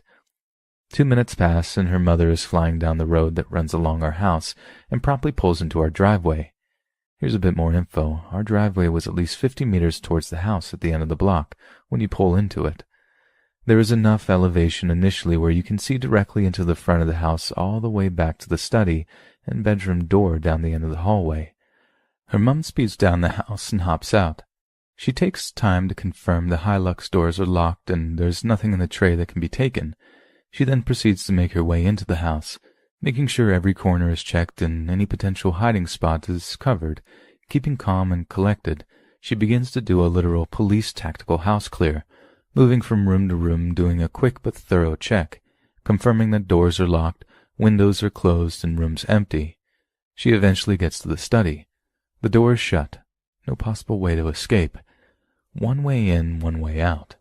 She opens the door to find no one inside, but the desk chair is in a position where someone could have been sitting at it. She cleared the cupboard and checked the windows were correctly shut. She then proceeds to exit the study and turn left to open the bedroom door to inform Lily that no one is home, when in the corner of her eye she caught a glimpse of the glass sliding door opening. She sprints over to it and runs outside to nothing. No sound, no movement, nothing. I can clear as day remember her response when I called her asking what happened. There were no signs of entry, forced or otherwise, when I entered the building. No signs of someone exiting initially as well, although I do think someone somehow snuck past me. I found the glass door open wide after I cleared the house, but I remember the latch clicking shut. There's my story of the time some sort of extremely agile and sneaky intruder spooked and evaded my partner's police mother. A few months later, someone on the island was caught breaking and entering and trying to force his way onto unsuspecting women in the homes. Lily's mother said the case is different as the man only recently arrived to the island a week before being caught, but it still gives me chills when I let my mind wander.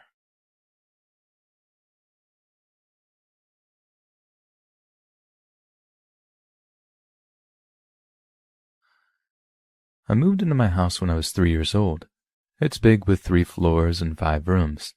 The only thing I didn't like about it was the neighborhood. 'Cause you see, I lived a block away from the city's jail. Nothing too crazy ever happens, except this one time.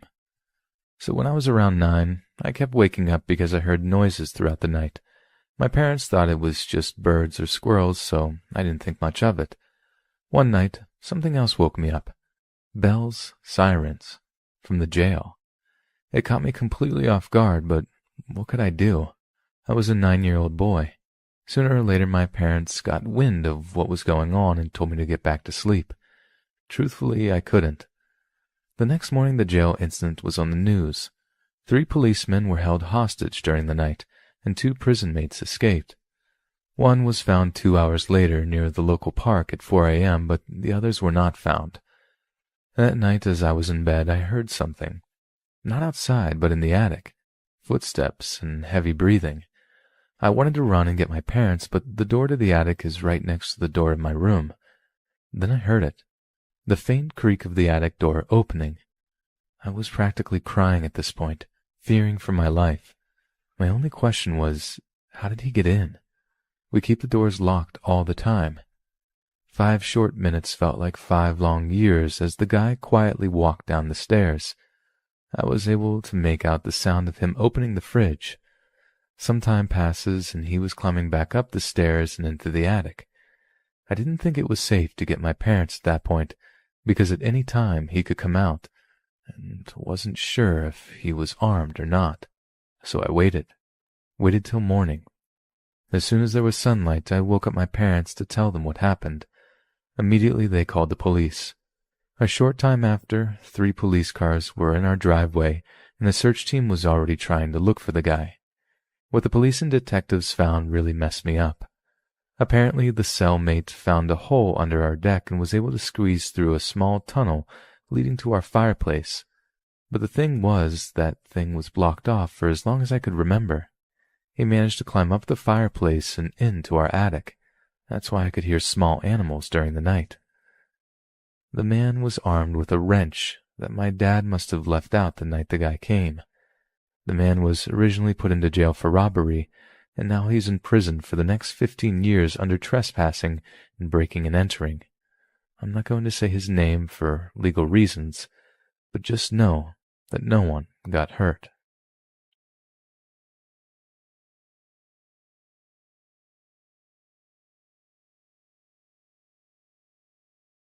I don't think I was really young, maybe 16 or younger.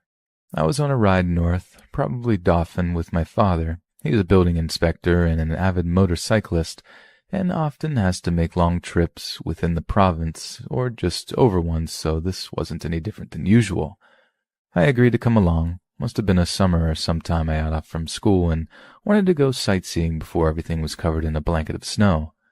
The further north you go, the prettier it looks, and despite the huge amounts of graffiti scrawled on the smooth red stones, I've found the scenery gorgeous. It's not unlike a lot of Canadian roads to have several offshoots and hiking paths, and when nature called, my father tucked into a fishing trail and parked. We wandered a little way up to a camping site, a few logs situated around a fire pit and a stream nearby. I sat on one of the logs, and my father went to go relieve himself. I started to pick at the sand around my feet and noticed something sticking out from under the log I was on. Foolish me didn't really think much of it. Rather, I was excited to find an ornate hunting knife. "Dad," I called out, certain my father was finished by now and was just enjoying the view from where he was. "Come see what I found." My father hurried up the slope shortly after hearing me and saw the blade. He quickly grasped my arm. I complained like any kid would at the sudden roughness I was being dealt with, but relented when my dad said, "Let's get back on the road." "Okay," I responded, quietly following him, while he still had a firm grip on my arm. From the brush on our left, we heard the weirdest squawking sound I'd ever heard, but with that, my father held me harder and began to tug me quickly to the car. "That's not a bird," my father informed me under his breath, and I think that might have been the only time I had ever seen such a stoic man so frightened. My rough-around-the-edges tattooed biker father was running to the truck and towing me behind like a rag doll. Now, we obviously made it, got onto the road and drove to Dauphin and completed our business there and came back after an evening there. Nothing more was said about that until earlier this year. I'm 25 now. I said to my father, "Remember that time we went off the road to a fishing trail and we heard that weird bird noise?" My father chuckled an uncomfortable chuckle and told me this. "The knife you found wasn't the only thing there. I saw a bunch of bundled up clothes and food down by the water, like someone had been there for a while. I knew we were being watched too. People go missing out there. Sometimes people want to go missing. It's called being on the lam. So I knew we weren't safe there. That bird call was a signal for something." His explanation gave me chills. We were just average people going off the road to sightsee. We were so far up north in the middle of nowhere we could have gone missing and could have stayed that way too. Needless to say, my father hasn't gone too far from the highways to relieve himself on his long trips anymore, and honestly, I don't recall having gone with him on any of his trips after that. Whether it be related to this or not, I'm not sure.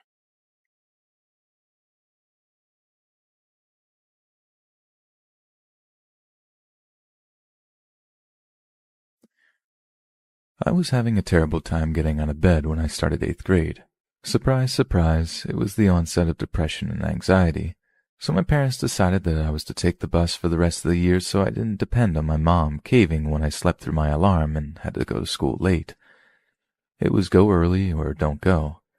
Being the absolute dork and teacher's pet I was, I agreed to this because I was terrified of missing a full day. I should also add I was in a very wealthy neighborhood that was very branched off from anything in our city. The only traffic to the area was either residential or maintenance vehicles and landscapers. Also, I was very small for my age. I was pretty behind my female peers in terms of developing and makeup and things of the like. I looked maybe 10 or 11, and I dressed like a 4-foot-tall IT guy.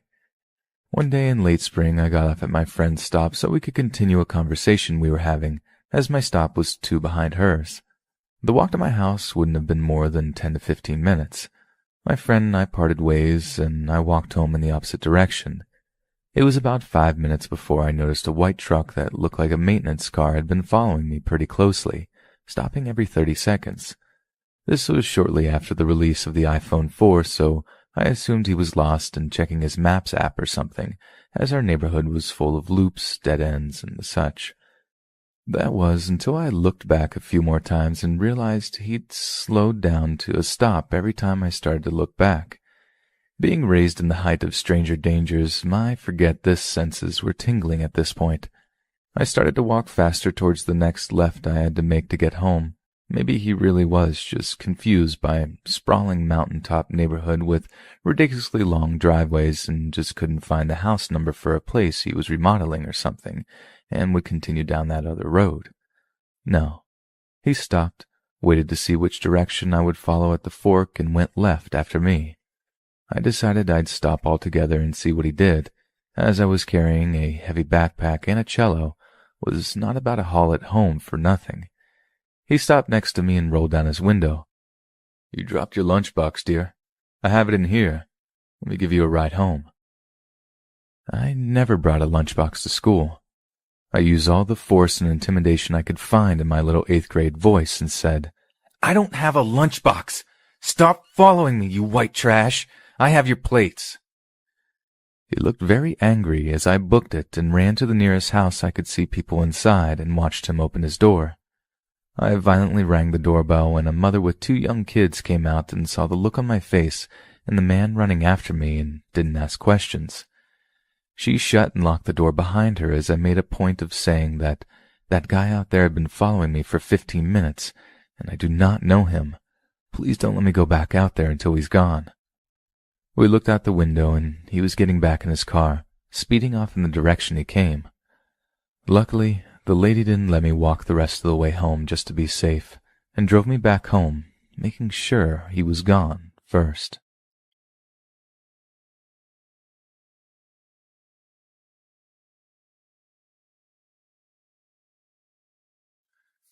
I'm a 16-year-old student in Sydney, Australia. I'm 6'2", and I'm in grade 11. I was walking to the bus stop like I do every morning to get to school. I wasn't wearing a school uniform.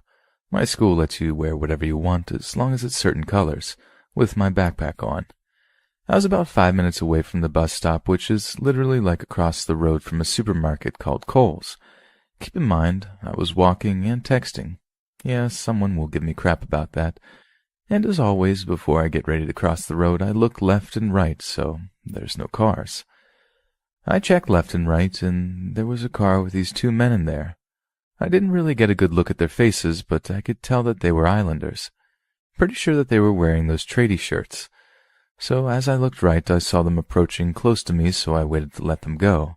They were speeding, and I didn't want to risk it and run across the road. But they stopped at the last second before me and just stared. They weren't doing anything. They were just staring at me. I signaled at them to let them know that they could drive, and I'd walk across the road after they left. They looked at me like they acknowledged that they could drive, so I waited a few seconds for them to go. They didn't drive. So I was like, okay, cool, I'll just walk across the road. But no, they decided to drive their car as I was stepping onto the road and nearly hit me. They stopped when I stepped back onto the sidewalk. So I stopped and stepped back onto the sidewalk and glared at them. I told them to just drive again so I could walk after they left. I walked a bit further up before crossing. Same thing happened. They stared, I walked, they nearly hit me again. This happened a 3rd time and my head was literally screaming, "You've read too many stories to know this isn't a coincidence. Get out of there." Even though it was 7 a.m. and daylight and I live in one of the friendliest neighborhoods. So after the 3rd time, I ran across the road. I just went for it. As expected, they drove as soon as I left the sidewalk, and obviously they didn't hit me. As I went to the other sidewalk across the street, they went around the roundabout twice, while staring at me again, before they burned rubber and sped off.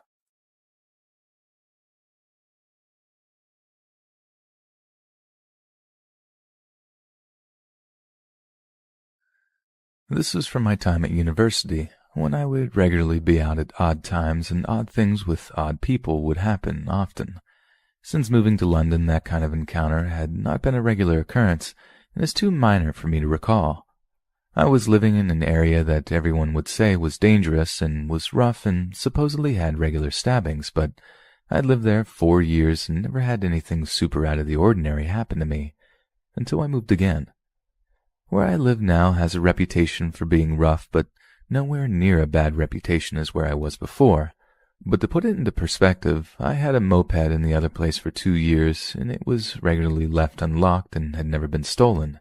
This new place, I had a push bike for less than 2 weeks, double-locked it in a supermarket CCTV parking lot, and was only in there for 20 minutes, and it was gone. So that's the kind of place I live now. There's also a traveler estate and council estate right next to my street, so that may also have contributed to the theft. This story comes from when I still had the push bike. I regularly biked from my house to the gym, which was a 12-minute ride away along a main road that eventually led to a motorway if you kept going after the gym. It was a winter evening, and a month prior had been fireworks night. It was still light out, so it was probably about 3 p.m., not at all late. I was riding the bike home and was almost there when this white, cheap old car with blacked-out windows rolls up next to me.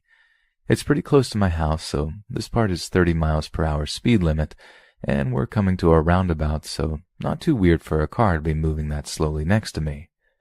I pull tighter to the path inside the bike lane, but the car starts to drift closer and closer. At this point, I'm a little freaked out. I'm terrified of driving because, in general, other road users can't be trusted, and I hear horror stories all the time about bikers being knocked or squished against lampposts, but I keep going because as I approach the roundabout, my plan is to steer off the first exit into a car park in front of a general store. However, before I get to make the turn, the passenger window is being rolled down. For the brief second I have, I can see inside its car, full of early 20-year-old boys who are cackling maniacally. This freaks me out even more, but I don't get the chance to do anything before they're pulling a firework, lit, from in front of them.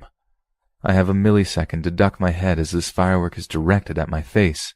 I feel this projectile breeze past my face and explosions from behind me.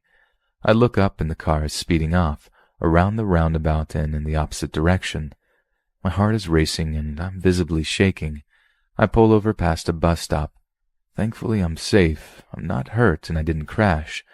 It all happened so fast that I didn't get the reg of the car, but I called the police anyways.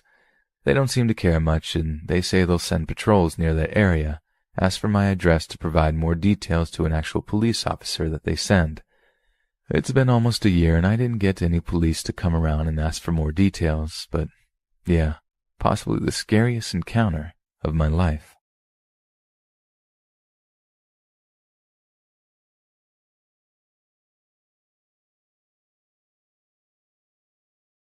This story takes place in a park called Memory Grove Park, an estate in the southish west with a heavy religious majority. I'll just leave it at that. People who were around the area during the Satanic Panic and beyond may or may not know that this place is a bit of a local legend due to stabbing victims being found here who were possibly caught in a ritualistic stabbing. The heavy presence of pentagrams all over the park. Don't know what I'm talking about? Locals? Next time you're there, look at the stone ground by the memorials, and other generally creepy and culty stuff. I believe a Redditor has a picture of a demon they believe they spotted visiting the park after dark one night. If I can find the link, I'll include it. But anyways, my husband and his cousin had gotten drunk one night, and I mean when my husband got home, he was the most intoxicated I've ever seen him, and went to the park and the trails around it. He said they saw a noose hanging from a tree up on the trail, and that once they made note of the pentagrams adorning the ground, they saw a dark figure sprint at them, but they ran. Me, wanting to call bullcrap on what was probably two drunk dudes being babies, said that my husband and I should visit the grove around the same time, 2 to 3 a.m. the next day we had off. So, the next week we linked up with my husband's cousin, waited for 2:30 to roll around and walk to the park, approaching from the opposite side they did last time. No matter which side you enter the park from, you enter from above, and basically traverse down a paved and dimly lit hill with many turns and blind corners. We'd only made about 3 turns, so maybe like 50 yards, when we heard someone downwind from us say, "Hold on," to us as we approached a blind corner. As we rounded the corner, we saw a guy stopped, facing up the trail, putting something in a backpack, and a girl waiting for anyone to come down for some reason. We were polite and stopped to wait for the guy and said a brief hello to the girl, but she blocked our path to go down the hill. You guys know about all the bad stuff that goes on here, right? Like, sacrifice is real. It's not safe when she is out there. We said we know, and we've seen it ourselves while collectively drawing a blank on who she was, though. The guy walked back up to her and looked very nervous. He started humming in a very low tone and began checking his pockets feverishly, as my husband grabbed my hand, dragged me down the hill past them while his second stoned cousin didn't seem to notice and kept up the conversation. It was when I was downhill from the couple that I noticed the large hunting knife the woman sported on her belt, as well as the man's switchblade peeking out from his belt. I know one when I see one, as my husband used to carry one when we lived in a terrible neighborhood. As I looked at them in a better light, I saw the man looked nervous and tweaky, and the woman had a scrape on the side of her face, indicative of her probably being on meth or picking at her skin. "Guys, I'm being serious. There are very, very dark things out here," she said, and then mentioned again, "Sacrifice is real, guys. We found her living here. There's white dresses and nail polish all over the trails." At this point, all she is doing is sounding less and less coherent, and my husband is doing his very best to silently get his cousin to look at him so he can gesture to leave without any trouble, as the tweaky guy continued to look nervous and check his pockets. His cousin finally came down and joined us downhill from them, and we ran. My husband was convinced that they were going to try to mug us, and I was convinced if we had stayed any longer, the guy would have ganged up on my husband and cousin, and the girl would have come after me, and we would all be the next mysterious victims of the grove. We did make it down to the grove eventually, but the entire way down, we felt like we were being watched and something seemed off, so we left the park almost immediately, but not before we saw it, written in chalk on one of the monuments. "Take the baby from his mother and drink her milk."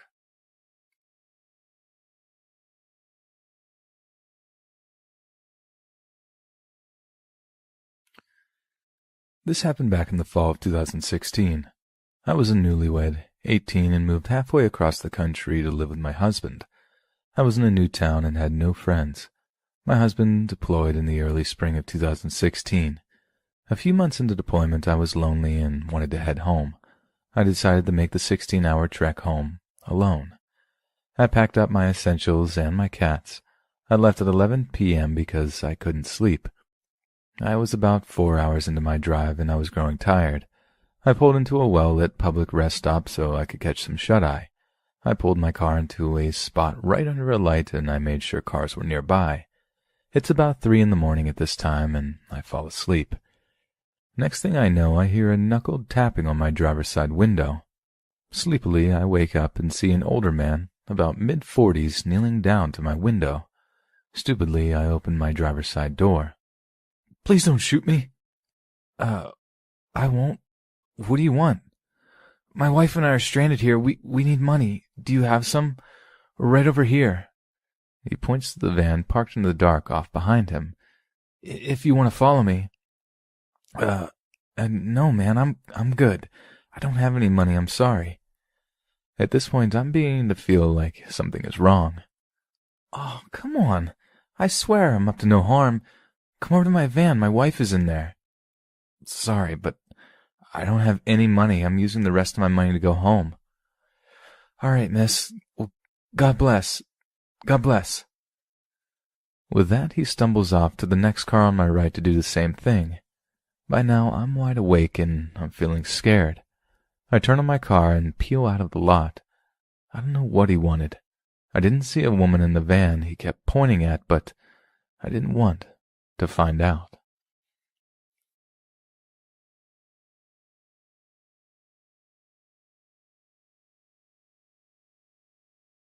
So I just got home a little bit ago.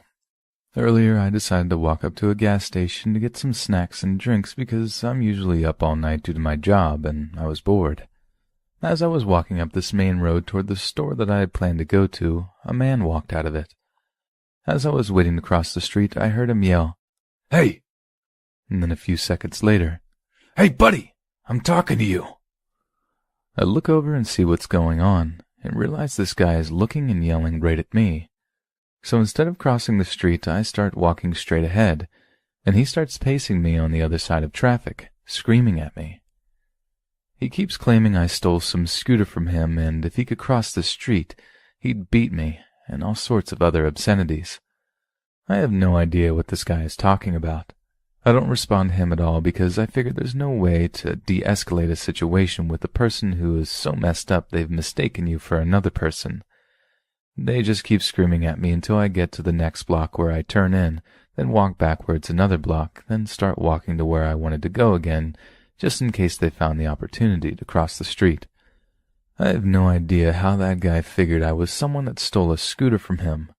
I'm just glad the heavy traffic didn't afford him the opportunity to cross over to my side of the street.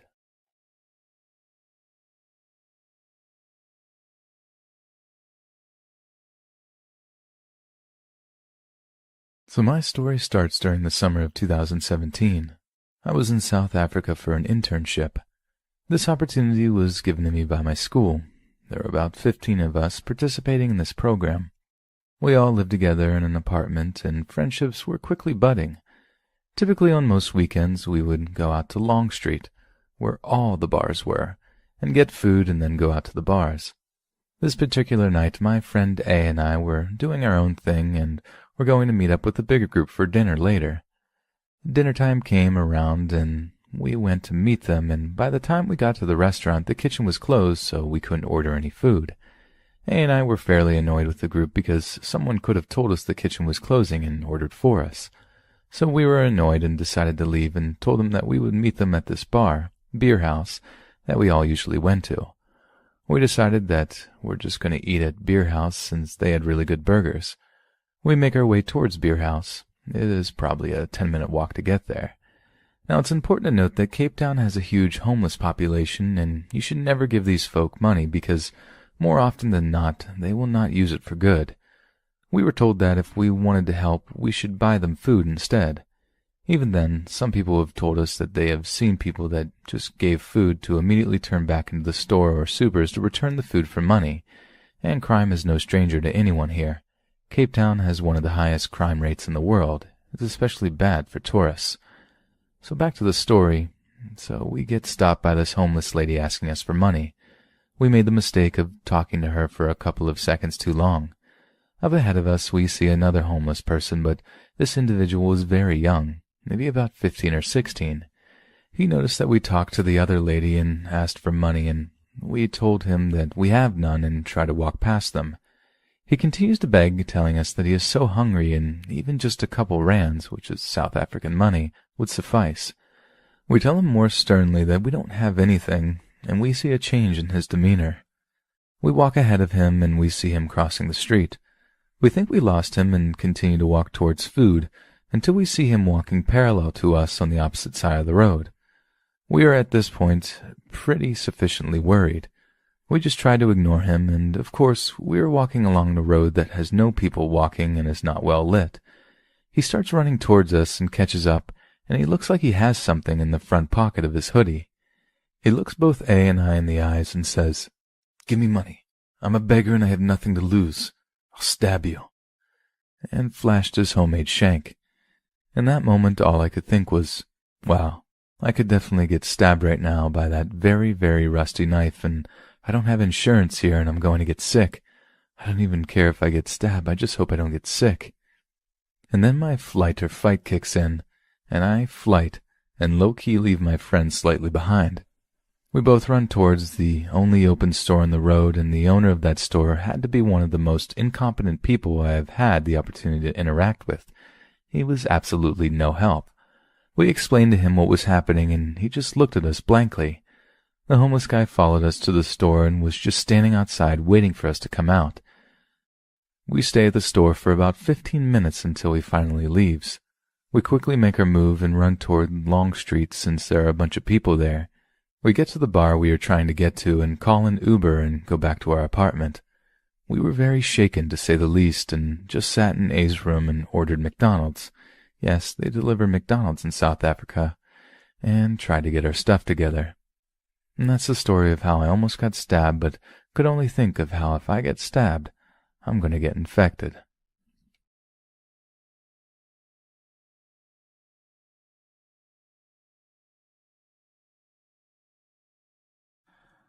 I was driving with my buddies up the mountain road that led to our favorite reservoir to fish. It was about 11 p.m. There was zero activity on the road, and the night was silent.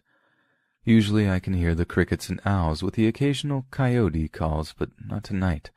I couldn't tell if this was a good or bad sign yet, but I did feel uneasy for some reason. I mentioned this to my buddy, who I'll call Bob for now. He said he was also feeling a little on edge for some reason. Luckily, Bob had his carry permit and his .45, so we ignored this tension that was building up and parked at the turnoff that leads to the hiking trail.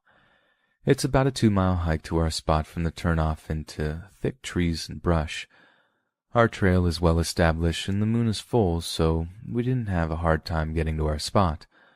The whole time, though, it was radio silent except for the sound of leaves and twigs crushing beneath our feet and being echoed throughout the reservoir. Our fishing spot is on the side of the mountain, with trees to our left, right, and behind us, with the reservoir in front of us and not much space to move. This is relevant to the story. Everything went as usual till about 2:30 a.m. By this point, we had caught 5 bass between the two of us and were itching for another bite. Bob and I were both very silent and focused on feeling the next bite. That's when we heard a slow and low creaking sound from up the mountain behind us. We looked at each other but shrugged it off. The sound grew louder and louder until it climaxed with a loud snap. Just as we turned, a large tree about 400 yards behind us and up the mountain begins to fall and slides down the steep mountainside. Along with it, it brought some big loose rocks tumbling down. We start reeling up fast as we can and run back to the trail to our right and wait for everything to fall right into the water. The tree got caught on another group of trees about 50 yards from us, and a lot of rocks made it down into the water that we were just fishing at. We could have just died, is what we both said. We were pumped full of adrenaline trying to cool down. So we sat on a rock next to the trail and just breathed for a minute. That's when we heard a loud, bellowing howl that sounded like nothing I had ever heard or probably ever will again. If I had to describe it, it sounded like a depressed middle-aged man letting out all his pain in one long howl with the force of a lion's roar. I could feel the vibration in my chest as it let out this chilling cry. It felt like it would never end, and when it did, however, it was followed by the sound of something pushing the trees and brush, walking deeper into the mountains. Needless to say, we got out of there in record time. Once we got to the car, we felt safe in our modern steel machine, so we lit up our dab rig to celebrate being alive and making it back to another night. While we did make light of the situation at the time, it was definitely because if we had to take a hard look at what happened, we probably would have pooped ourselves. Bob and I later came to the conclusion that it may have been a Sasquatch that had broken a tree to mark its territory, and we just happened to be there. We still fish there to this day, and plenty goes on in Azusa Canyon, from ghosts to Bigfoot and everyday horrors. Nowhere is safe sometimes, but we'd rather be in nature enjoying ourselves than in the city. At least we pick our poison.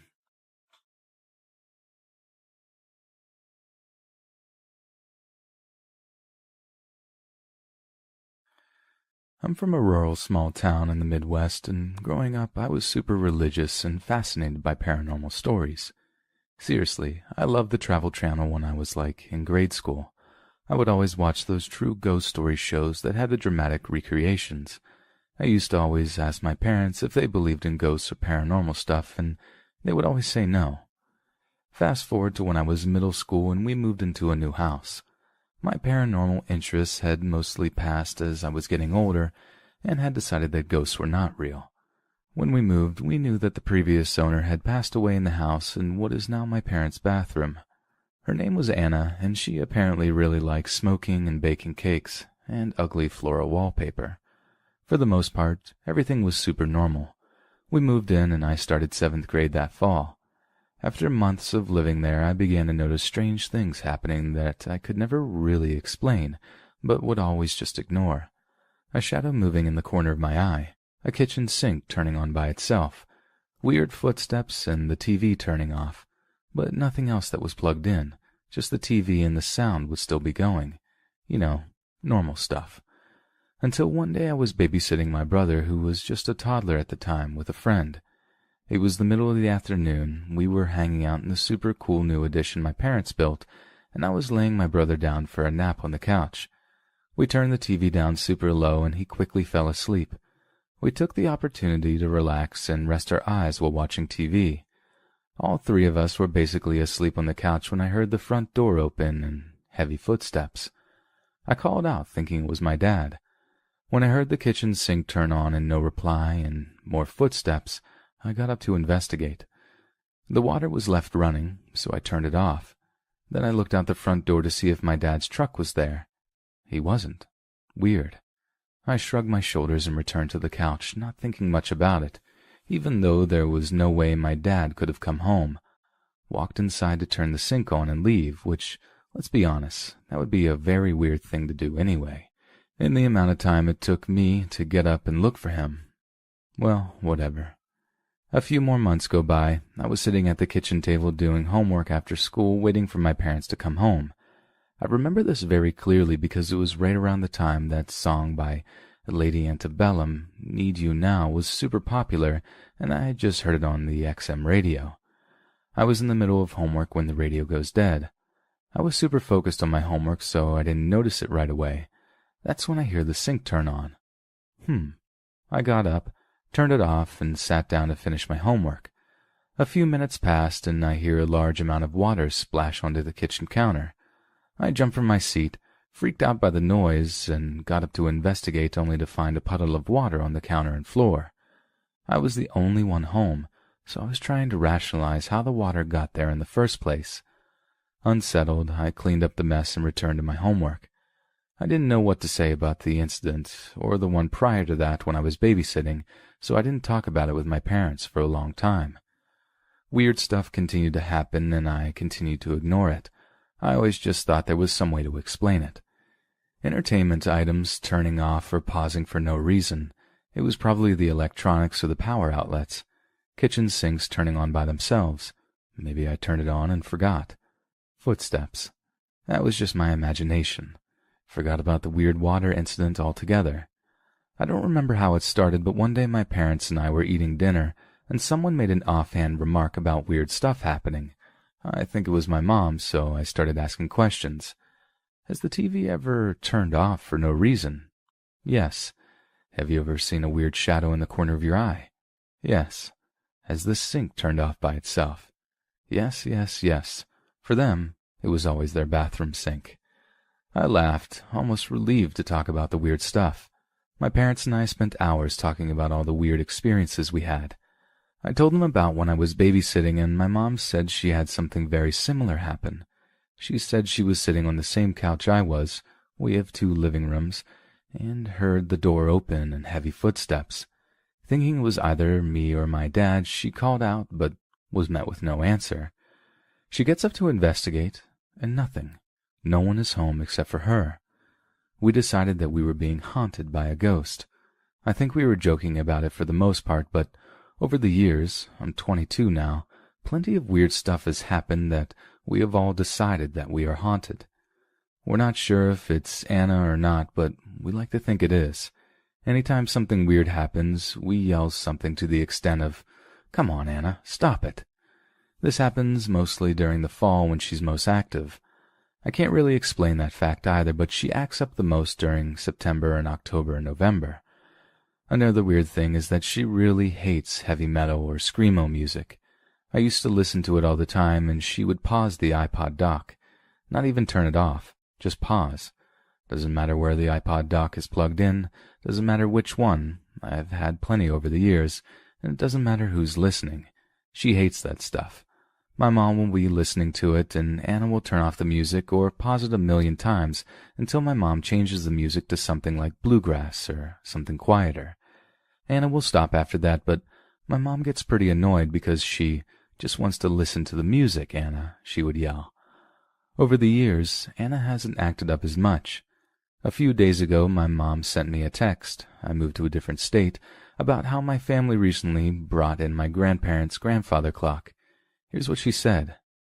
"I kid you not. We have the grandfather clock from Papa and Grandma's house. The pendulum is not swung, nor has the clock turned since we brought it home. As a matter of fact, the key to get it started is missing. All of a sudden at 5:45 according to the clock, about 45 minutes behind current time, the clock chimes. Dad and I turned towards the clock because we weren't sure if it was on Harry Potter or in our house. The pendulum on the clock is moving, and the clock face is moving. It really was the clock chiming in our house that we heard. This can only mean one thing. Anna is back." I died laughing. Anna was probably just curious about why my parents couldn't get the clock to work and decided to take things into her own hands. Some things to note. I did ask if my brother had been messing with it, and she said no. Also, Anna doesn't do big things like that very often, especially when there's more than one person home. But when she does, it's always super surprising and funny, though she has kicked my dog before, which I don't really appreciate.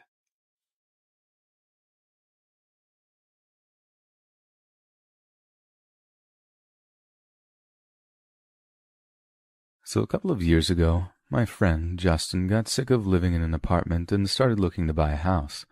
Because we did pretty much everything together at that point, I was looking with him. His price range was pretty low as he wanted to pay cash, around $20 to $25K, so our choices were pretty limited. However, seeing as we live in a large Midwest city, there were plenty of fixer-uppers in that price range. So he finds a house that's less than a mile from my house. It's been vacant for just a few months, and the owners are looking to sell it for about $12,500. It's a huge house, like 6 bedrooms, 4 bathrooms huge, and it really should have been a little suspicious, but it's not in the best neighborhood, so we assumed it was just a good deal. We contacted the realtor by email around 1 a.m. on a Saturday morning, and he got back to us instantly, which was weird, but okay. We met up with him the next day to tour the house. From the outside, the house seemed pretty normal. Built in the 1910s, it was a pretty typical World War I era Midwestern square-frame house.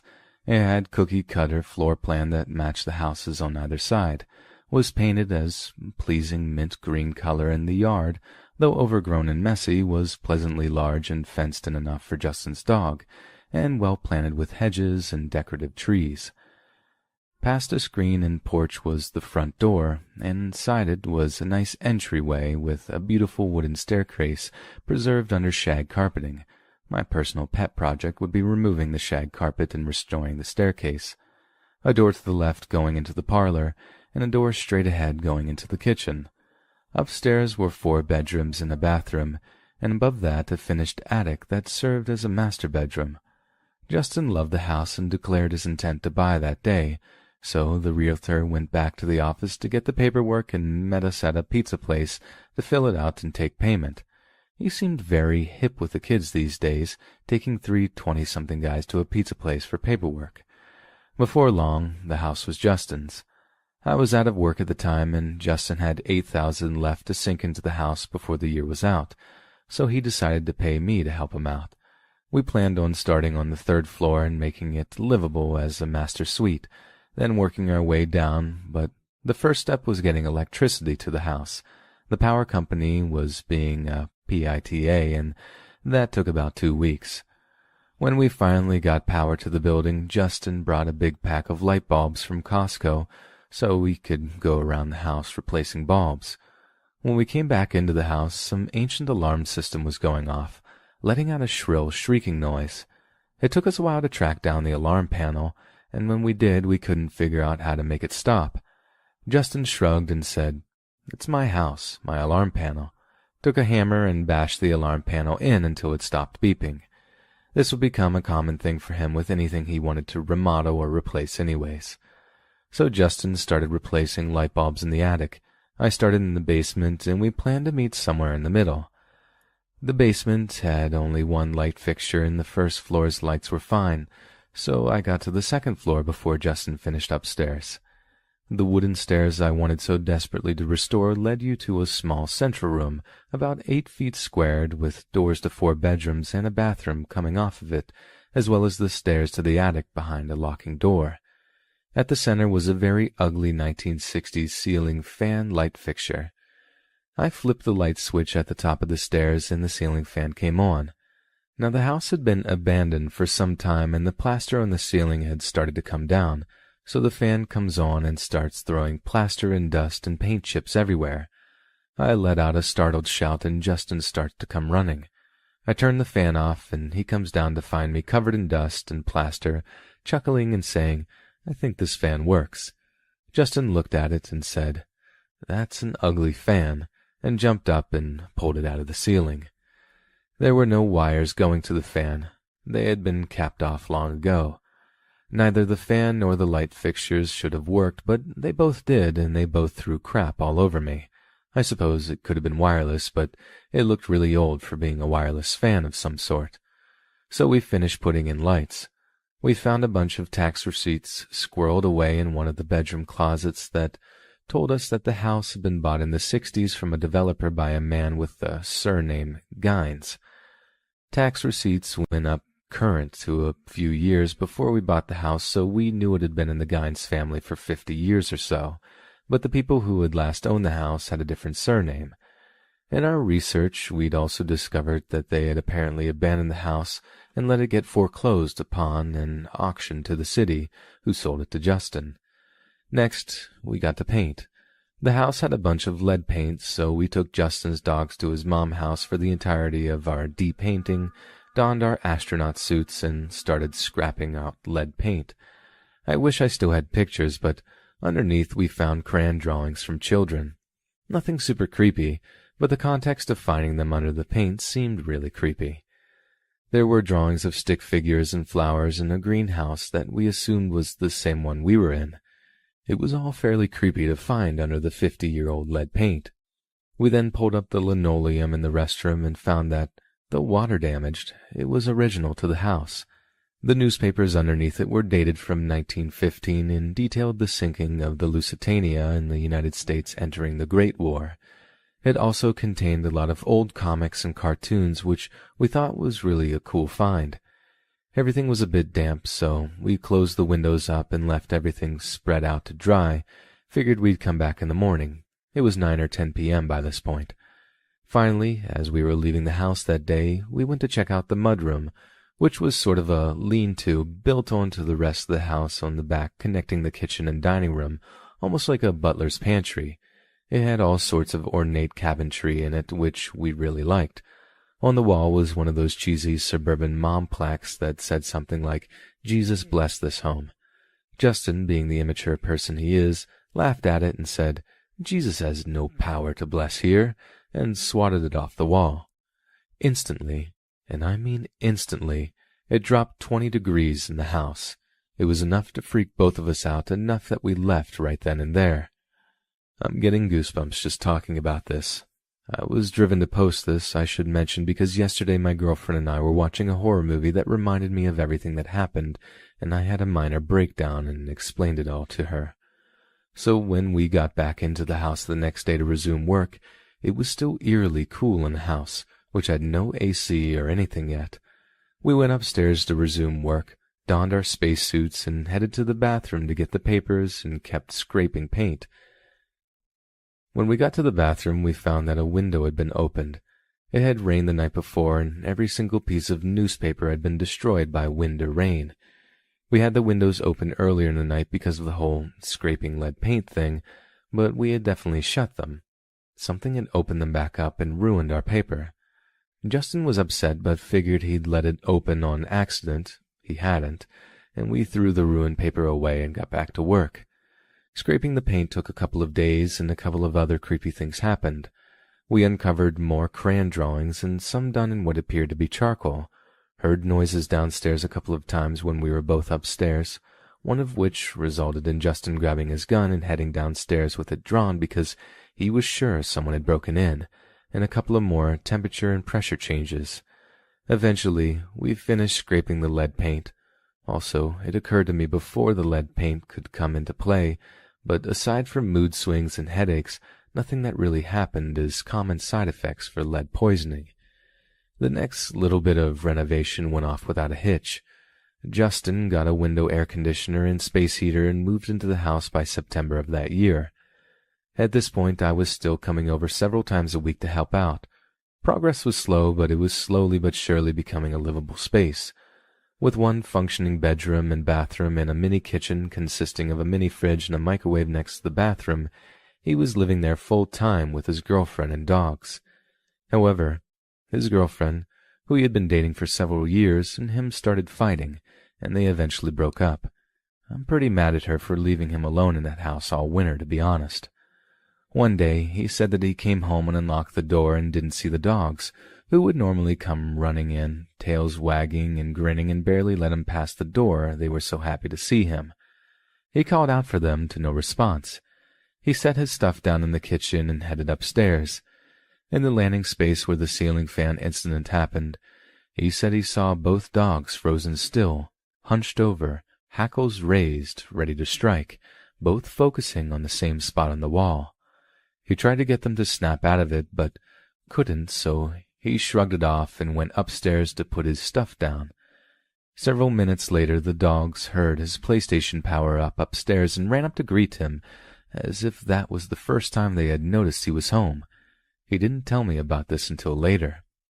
When winter started to break, we got back to working on the house.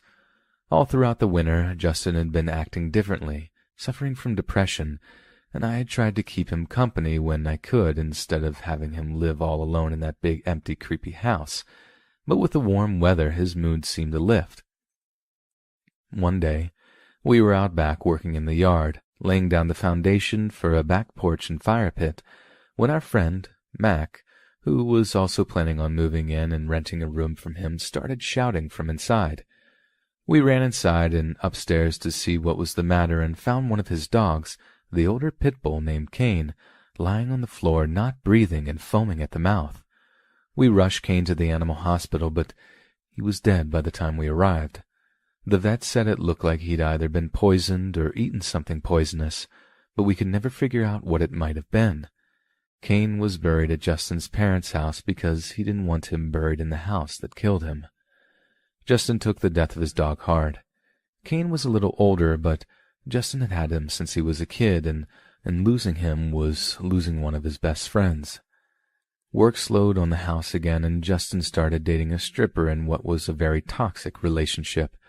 She moved into the house with him and was affected very heavily by whatever was in it. Eventually, she stole $1,000 from him, and when he confronted her about it, she attacked him, punched him several times, and stabbing him with a kitchen knife. He was hospitalized and honestly seemed to do better away from her in that house, and he ultimately decided not to press charges. While he was in the hospital, she stole more stuff from him, including his TV and PlayStation. When he went back to the house, our friend Mac had gotten engaged and moved out, and he was all alone with himself, the remaining dog, and whatever evil lurked in the house. Justin asked me to move in with him, and I almost did, but every time I stepped into the second floor of the house at this point, I felt this awful, heavy, dreadful feeling, like something in there definitely didn't want me there. I ultimately declined moving in, and I really wish I hadn't.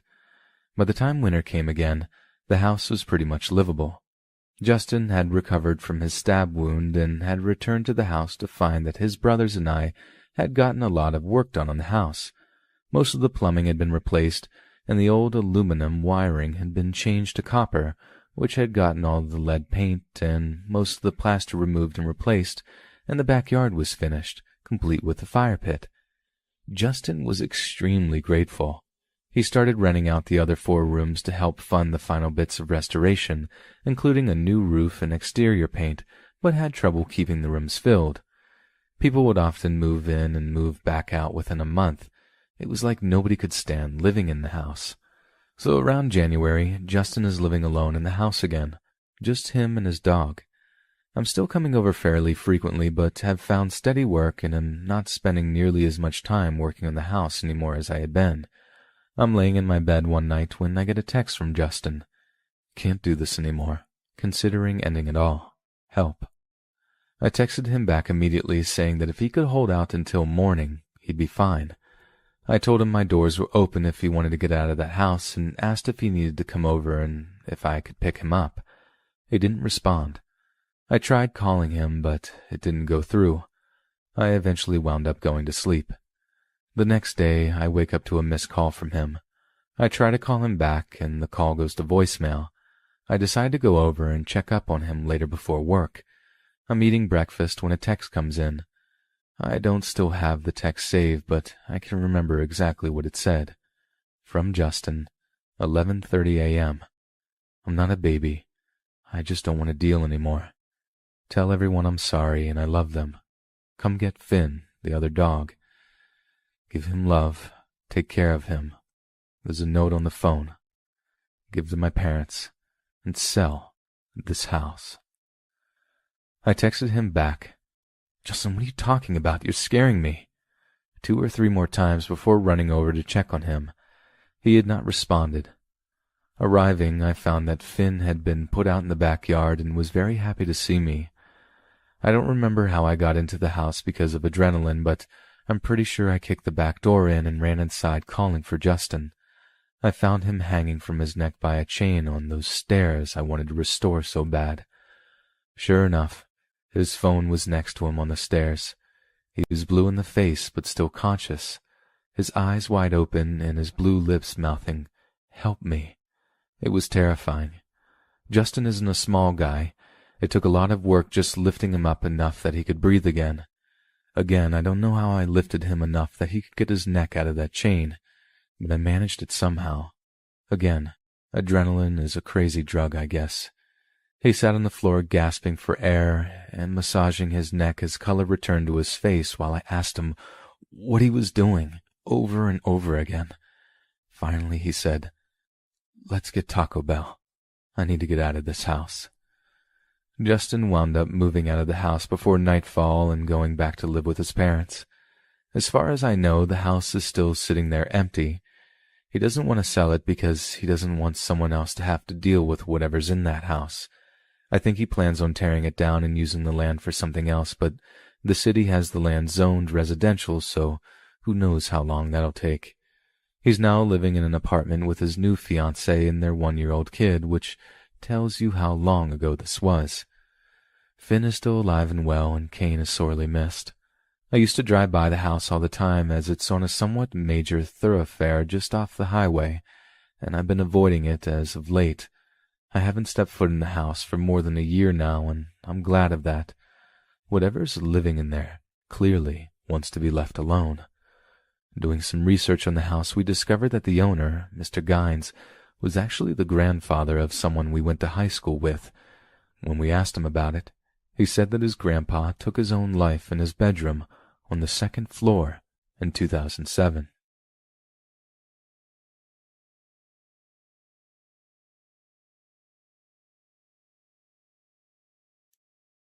When I was 14, I spent every other weekend at my dad's house after my parents divorced.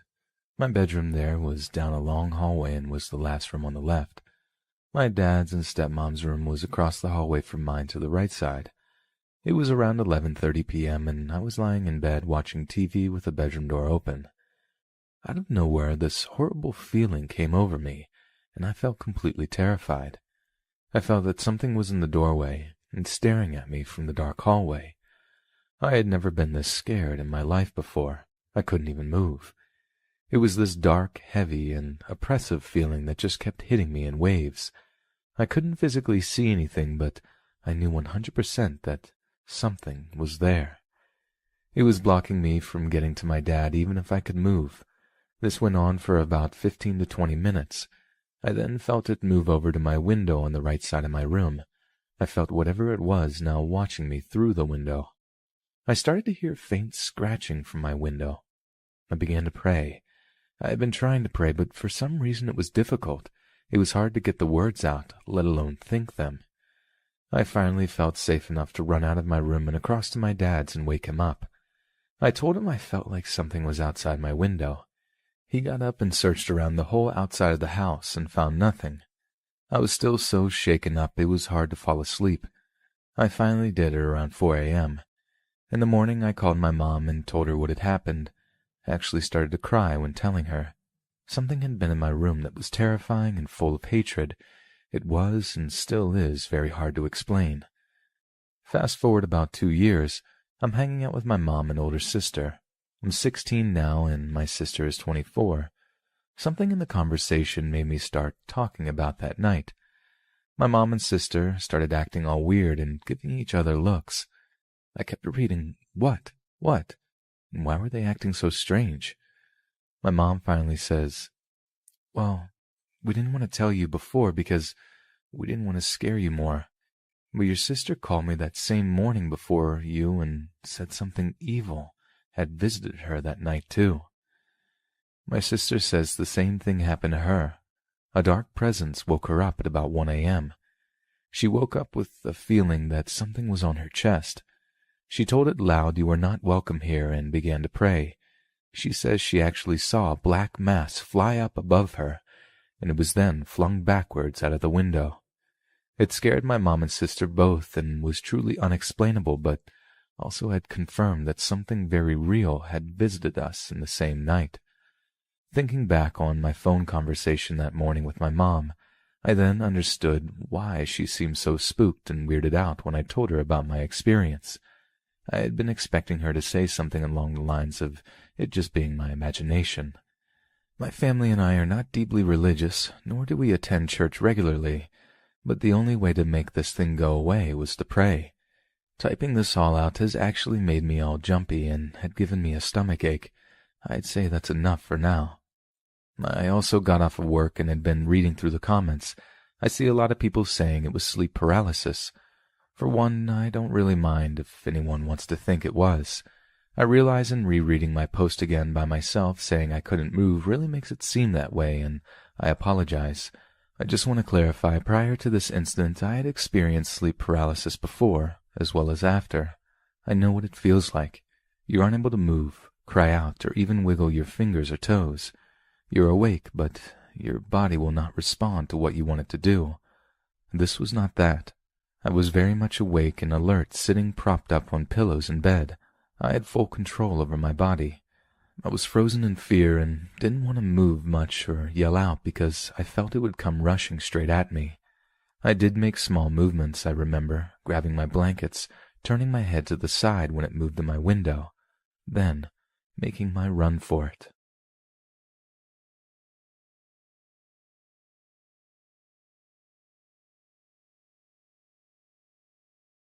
So I was at work last month, and I had my phone with me as usual.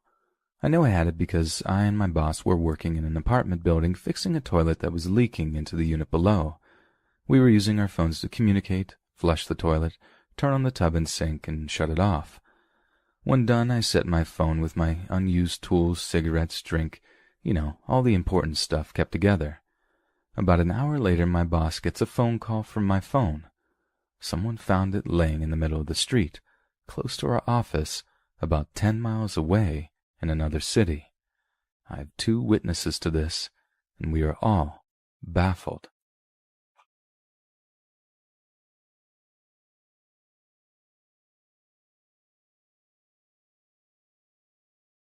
This is not an experience that happened to me personally, but I was 7 or 8 when it happened to my mom. So some backstory that isn't necessarily important, but could help give some insight to me and my mom. When I was younger, my dad traveled a lot. He would fly out on a Sunday afternoon and fly back in on a Friday night. He was gone most of the week, every week, with a rare exception otherwise. So it was mostly just me and my mom in the house. One night, it was about 2 to 3 a.m., and we heard a knock on the door. My mom was really confused and was hesitant to open it, but she did because it was an officer, so she thought maybe something had happened to my dad. I remember standing behind my mom, and the officer explained that they had picked up this old lady that was wandering around the roads in her late 80s, and they had told the officers that her name was BDW, the same as my mom's, her date of birth, same as my mom's, and gave the officer our home address as well. My mother was in her late 30s at the time, and both my grandmothers were relatively young, in their mid-50s or early 60s, and we don't have a history of early onset dementia, so we were really confused. I remember my mom asking the officer if she could speak to the lady. She thought maybe it was a family friend or something that was in trouble. She went outside, and I stayed by the door, and she came back pale as a ghost and about to cry. I asked her who it was, and she said it was no one and we should go back to bed. She told the officer this as well and said that she was sorry the lady had wasted his time. I don't want to explain that I remember the police lights shining through the windows. I remember the knock. I remember the officer talking to my mom. That next morning my mom seemed off. My mother was always cheery and the perpetually happy person, but that morning she was not, and I wrote it off as she was tired from the previous night. When I was about 14 or 15, it crossed my mind again, and I asked her about it. She said she remembered it, and the lady in the back of the police car was her grandmother, my great-grandmother, Odina. This would not be so strange, but I never met Odina. She died 6 months to the day I was born. I was born on the 7th of January in 89, and she had died on the 7th of July in 88. I asked her if she actually spoke to her, and she said she did, and that she had just wanted to check on her and see me. My mom was her favorite grandchild, and we had several trinkets in her house that she gave Mom. Mom is a very practical person and honestly does not believe in the paranormal at all. I'm not really sure how she justified it all these years, but she swears that night that she spoke to her grandmother in the back of that cop car. I thought maybe I had dreamed it, but before I posted it here, I called her to verify this did in fact happen, and it wasn't my weird little brain making it up at the time. Another odd thing was that the cop just left and we never saw him again. I was never quite sure what to make of this, since it was a spirit in his back seat, or maybe the whole thing was some spiritual paranormal thing, but I think my skeptic of a mother was happy it did happen, since she never got to say goodbye to her grandmother.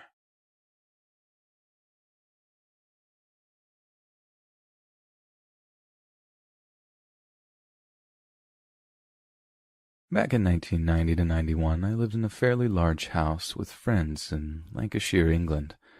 The house was over 3 stories, and the basement used to be servants' quarters, and the old servants' bell was still attached to the wall. I've always seen things and felt spirits since being really young, but hadn't really felt anything in the house for months. It was party central most of the time, so there were lots of people coming and going, and music was always playing. It was a great place to live when you're just leaving your teenage years and don't have many cares in the world.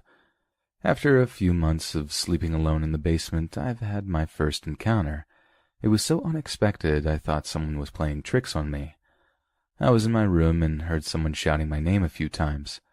After calling back and getting no answer, I searched the other 3 rooms to see if someone was joking around. Then, when walking back into my room, I heard someone say my name right behind me. I stopped, frozen for a second while all my senses screamed at me. I knew 100% I was alone down there.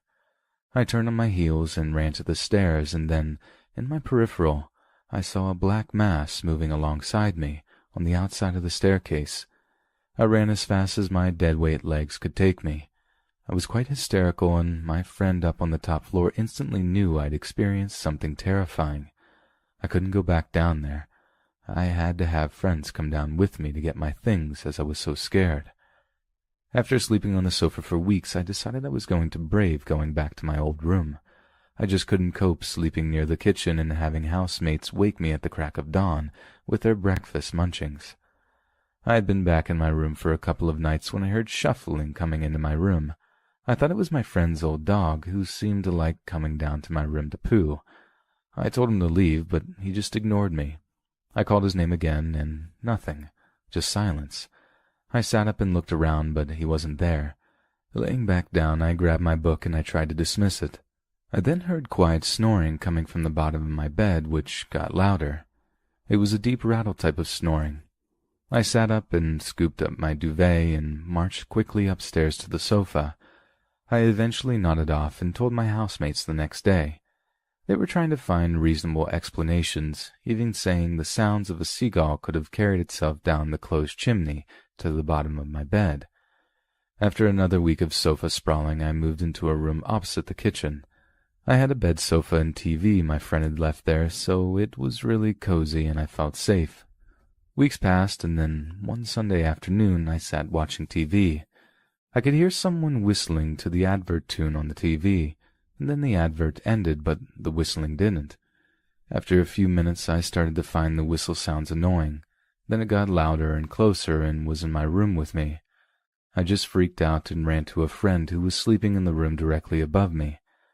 I woke her and asked her to come down to my room with me. She agreed, as she could see how concerned I was. We went back to my room with her boyfriend in tow. The whistling had stopped, and I eventually spoke out and dared to do it while others were present, instead of making me seem crazy and neurotic.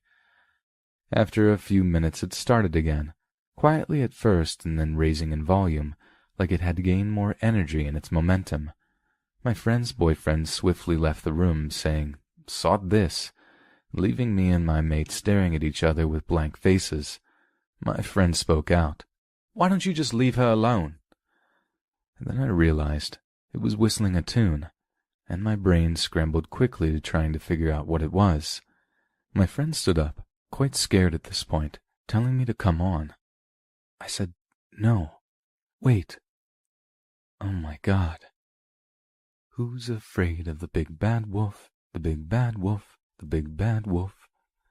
Yeah, I didn't stay after that. And we, my friend, her boyfriend, and myself, managed to move into a vacant flat next door the very same day. A new tenant in the house was very animated and excited to hear what I'd experienced, and she said she hoped she'd see something there. Then within a couple of months she was screaming the house down after she saw a suited man in the basement who leaned against the doorway, folded his arms, and smirked at her. I wished I'd got someone in to help clear the house, as I do worry that someone moving in may have children use the basement for a play area. I still can't bear to hear whistling near me.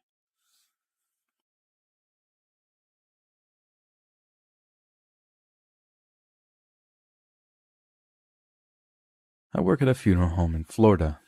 Part of my job is that I go on removal calls, which is exactly what you hope it isn't. Dead bodies don't bother me, and I'm the youngest, closest to fit guy they have, so if we get a removal call for someone of any decent size, or in a house that could be awkward to maneuver in, they send me and one of my coworkers to bring the deceased back to the morgue or crematorium. Anyways, early this morning, my phone rings and I get asked to remove a man from his home a town over. I get dressed and head out, and by 3 a.m. I'm riding in a hearse down the creepiest dirt road in the creepiest hammock with the creepiest fog that I've ever seen. Even though the moon was 3/4 full, it was super cloudy, and there was absolutely no light. I don't know why, but pine trees and palmetto just give me the creeps anyways, so I was already kind of edgy. Eventually, and I do mean eventually, we got to this old brick cabin. I know we weren't actually very far out, but just the general vibe of the destination made it feel like we were a good 30 miles from any point of civilization, or 20 miles from the nearest Taco Bell. We get out, and my coworker, Al, knocks on the door. Now, Al has been a funeral director since long before I came aboard, somewhere around 25 years or so.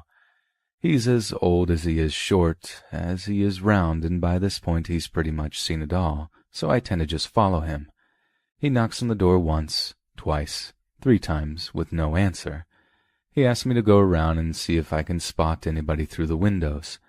I walk around this entire house, and the first thing I notice is that all the blinds are open and all the lights are on, but there's nobody in there, not a soul in sight. I report my findings to Al, and when he reassures me that we do in fact have the right house, I suggest we call them and let them know we're here. He responds by taking a short moment to consider my opinion, before opening the door and waddling inside like the trooper he is. I'm obviously not thrilled with the idea of going to someone's house unannounced, but I followed anyway because they were expecting us, given that they called us and all.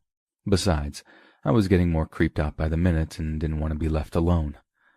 The front door led to the laundry room for some reason, and from there we make our way through the kitchen, living room, and dining room. All the while, Al is calling out to absolutely no response.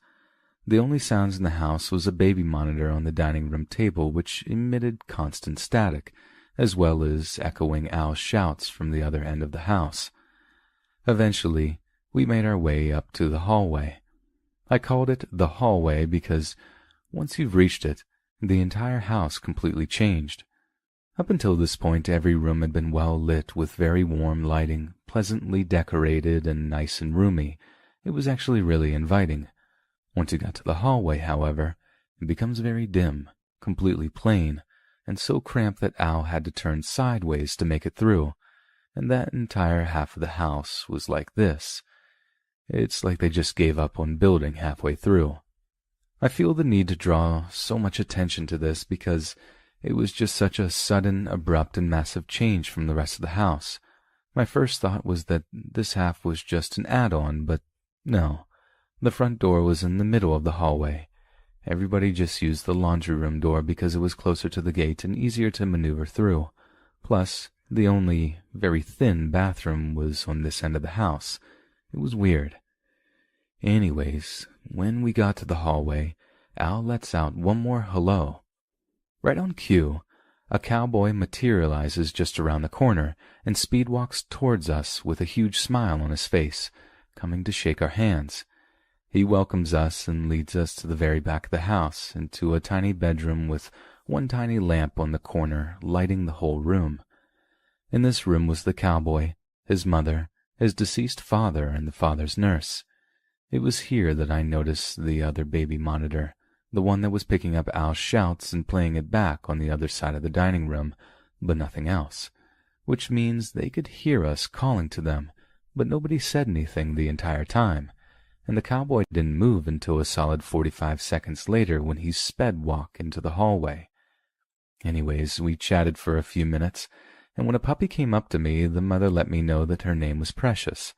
This is noteworthy because it was the only time I saw the woman move.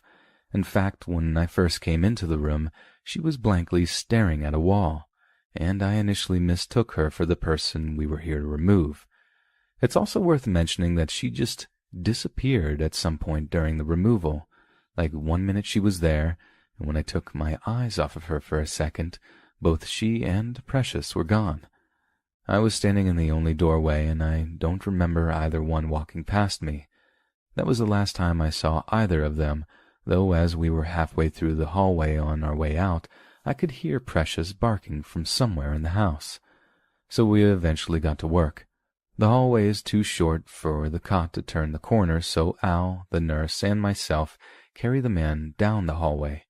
Eventually we make it, and the rest of the removal goes smoothly. One thing that kind of unsettled me, though, was the cowboy. While it's not uncommon for a family to stay in the room as we move the body onto the cot, most of the time they chose to leave or at least back up. It's not ugly per se, but it's just not very pretty to watch a recently departed loved one get manhandled onto a stretcher by two extremely out-of-shape men. The cowboy, however, stayed right on top of us, smiling and talking about building a fence the entire time. It wasn't weird in the moment, but looking back, it just felt off. From that point, once we got out of the hallway, the rest of the removal went off without a hitch. We made it back to the funeral home, and Al starts preparing to embalm. If he found the whole situation as weird as I did, he sure didn't show it. The whole thing was just totally bizarre and felt off, like I said. My little brother wants me to go back tonight and see if the house is still there. I've got a feeling that the man we picked up first set foot in that house yesterday, no older than I am now. Honestly, I wouldn't really be surprised if my boss never actually got a phone call, but just dreamt it and then woke up with her found in her hands, already dialing me. Either way, they came in to make arrangements this afternoon, so hopefully I get another story to tell from the funeral itself.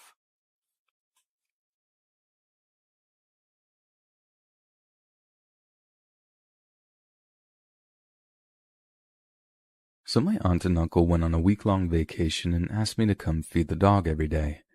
They live 15 minutes away in the middle of the countryside, but it's actually on my way to work, so I said yes. I usually go there at 8 a.m., feed the dog, check if the house is okay, come back at 6 p.m. and feed him again. Yesterday I had more time as I had a day off from work, so I stayed there throughout the day to play with the dog. At lunchtime I go inside and decide to eat a salad, so I take out all of the ingredients and lastly go over to the bowl cabinet and open it. Now, my uncles have a 6-piece set of white porcelain bowls and one red and blue bowl I have made for them when I was little. It's ugly, but of course has a lot of emotional value, so they've kept it all these years, and I always use it when I eat with them. Bowl was not there, though. It's a bit of a tradition for me to use it, so I start looking for it. I take out each and every bowl out of the small cabinet, but nothing else is in there. I open the dishwasher, open the cabinets, the trash, everything. I opened and searched in every single piece of furniture in the kitchen. It was not there. I must have looked for it for 30 minutes or so because I was afraid that they had broken it or thrown it away, and it is very important to me. Anyway, I eventually put the white bowls in the cabinet and used another one for the salad. I was kind of sad, but that was it, and I didn't tell my uncles because I didn't want to bother them. Fast forward to this morning at 8 a.m. I go to feed the dog and then enter the house and head to the kitchen to grab some water and be on my way. As I finish the glass of water, I stare at the bowl cabinet, which is made of wood and glass, and I see a glimpse of red. I open it, and sure enough, that bowl was there, put sideways in the upper side as my aunt always put it in when she washes it, just sitting there. I wasn't scared or anything, but I just stood there staring at it for minutes. Like, what in the name of the Lord has happened? Absolutely no one else is entering the house these past couple days. It is completely empty, and I'm the only one with the keys right now. The dog is not allowed inside, and I search for signs of robbery, but nothing's missing, though I doubt a thief would mess with the bowls. I'm speechless. I searched for that bowl for half an hour. It was not in there.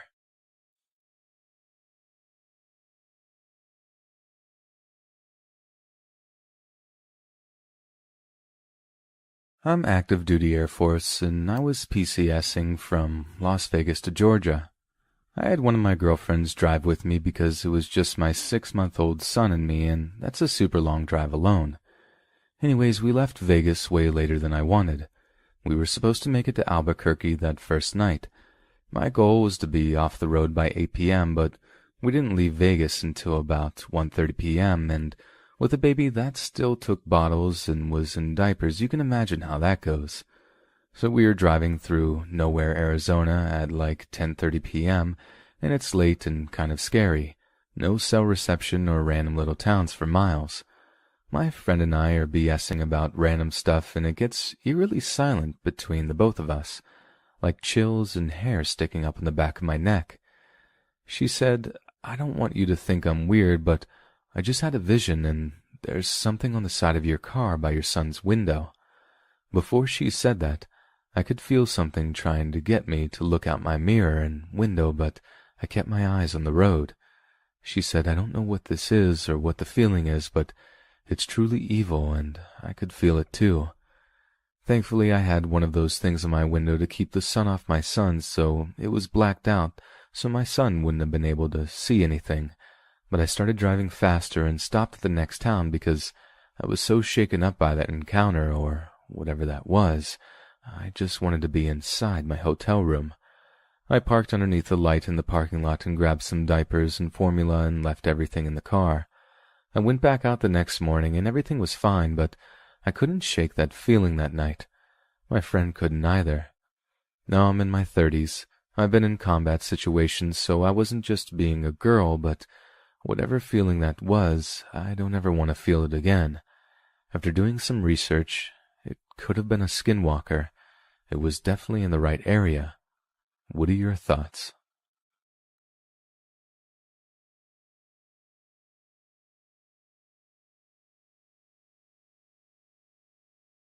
I was around the age of 15 when the story took place, and yes, as I have stated before, these are true events that have happened throughout my life.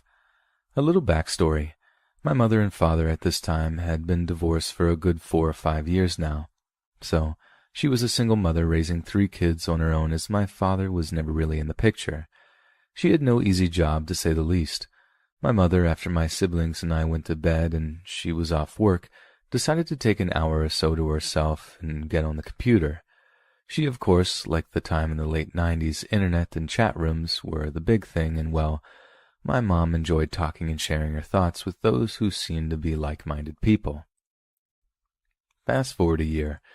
I'm 15, and my mother had many friends, and one of the lucky few my mother actually talked to on a personal level was named John.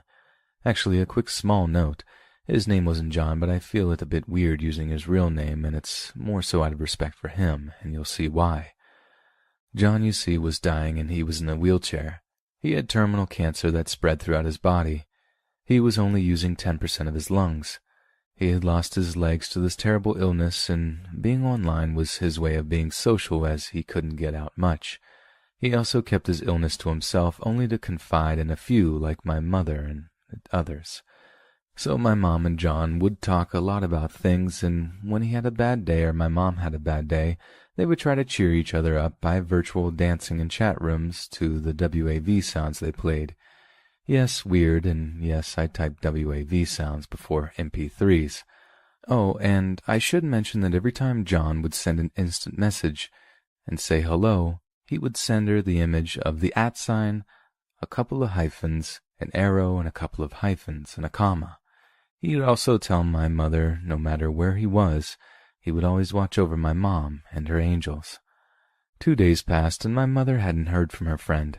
She was concerned, but not too concerned, as, again, her friend probably was busy with other matters. On the 3rd day, one of his relatives instant messaged her and told her the sad news that John had passed away due to complications of his illness. He also wanted his relative to give her this, and he typed out that rose and those symbols that he would send, which, by the way, still found a way to give her a rose even in his passing. Now, of course, Mom wasn't quick to believe, so she did some investigating, and yes, in fact, she found John's obituary, and in that fact my mom cried. Another small note. One of my mother's hobbies is painting, and she had shared many of her paintings with him through email, and John loved them. This is where things get weird. 3 days later, I am sitting on the couch watching TV in the living room. My sister and brother are in bed, and my mom is on the computer in the living room off on the other side of the room. It's quiet, and then, in the front room of our home, that my mother called her studio, we hear a loud thud. Now, we both stop what we were doing and look at each other with that, "Did you hear what I heard?" look. I just slowly nod. We were in the country in the Outer Banks of North Carolina, and I don't know what my mom was thinking, but I was afraid that someone was in the house. Then I found myself saying to my mom, "Maybe it's a mouse." I probably did this to help my mom feel better, and at the same time trying to calm myself down. I knew, though, that for a mouse to make that big of a thud, it had to be one of those rats from the movie or the book The Princess Bride. You know, ROUS. Mom gets up from the computer, walks over to the closet, and grabs one of my old metal softball bats that she named Bubba and headed toward her studio. I follow. When stuff like this happened, I tend to make jokes, calling it a coping mechanism. So I comically pictured someone watching this scene on TV, throwing popcorn at the screen, shouting not to open the door and calling us dumb. So yes, dumb as we were, my mom opens the door, quickly flips on the light, bat held high and ready to hit whomever was in her studio. I watched as she lowered the bat, as there was no one there. It was a small studio, so you could clearly see everything in the room. Window, etc. was locked. Nothing.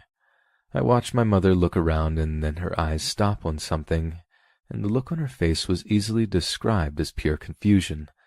I follow her gaze to a painting face down on the floor halfway across the room.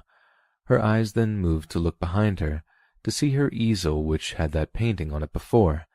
I only know that the painting was on it because out of my mother's mouth was, "I left my painting on the easel before I made dinner.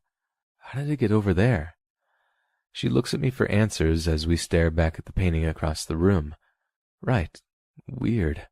I had no words, and I watched as my mother moved over to her painting, picked it up, inspected it for damage, seeing none, and just put it back on the easel. We don't say any more about it that night, and I go to bed, and she does too.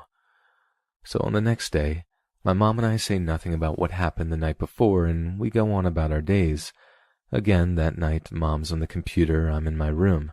I hear a loud thud coming from the living room where my mom was. This time, my siblings and I run to see if my mom was okay, afraid she might have fallen or something.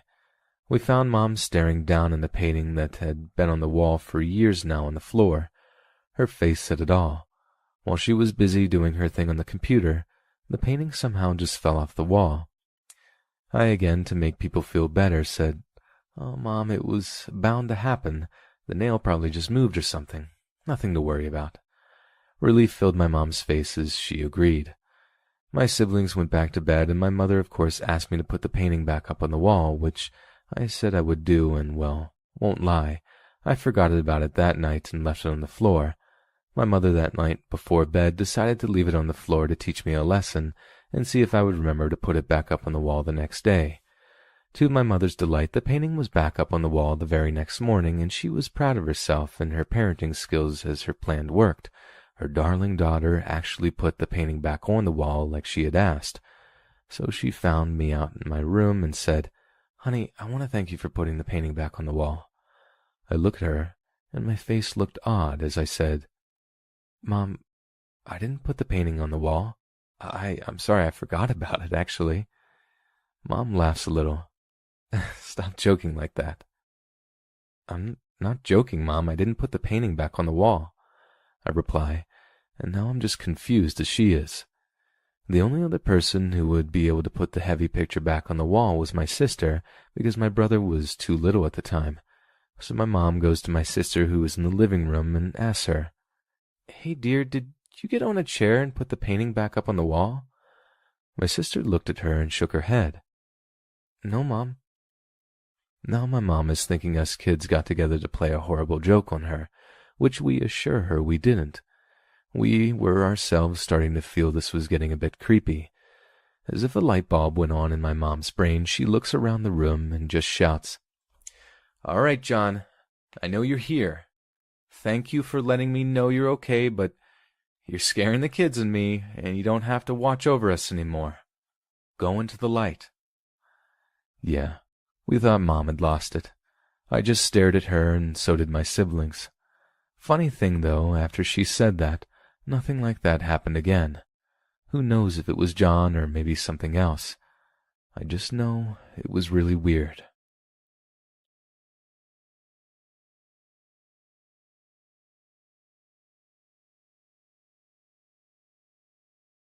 I was 18 at the time, and I haven't left the island where I live. Halloween is coming soon, and all I want to do is go on a paranormal investigation at a real haunted location and maybe see a real spirit.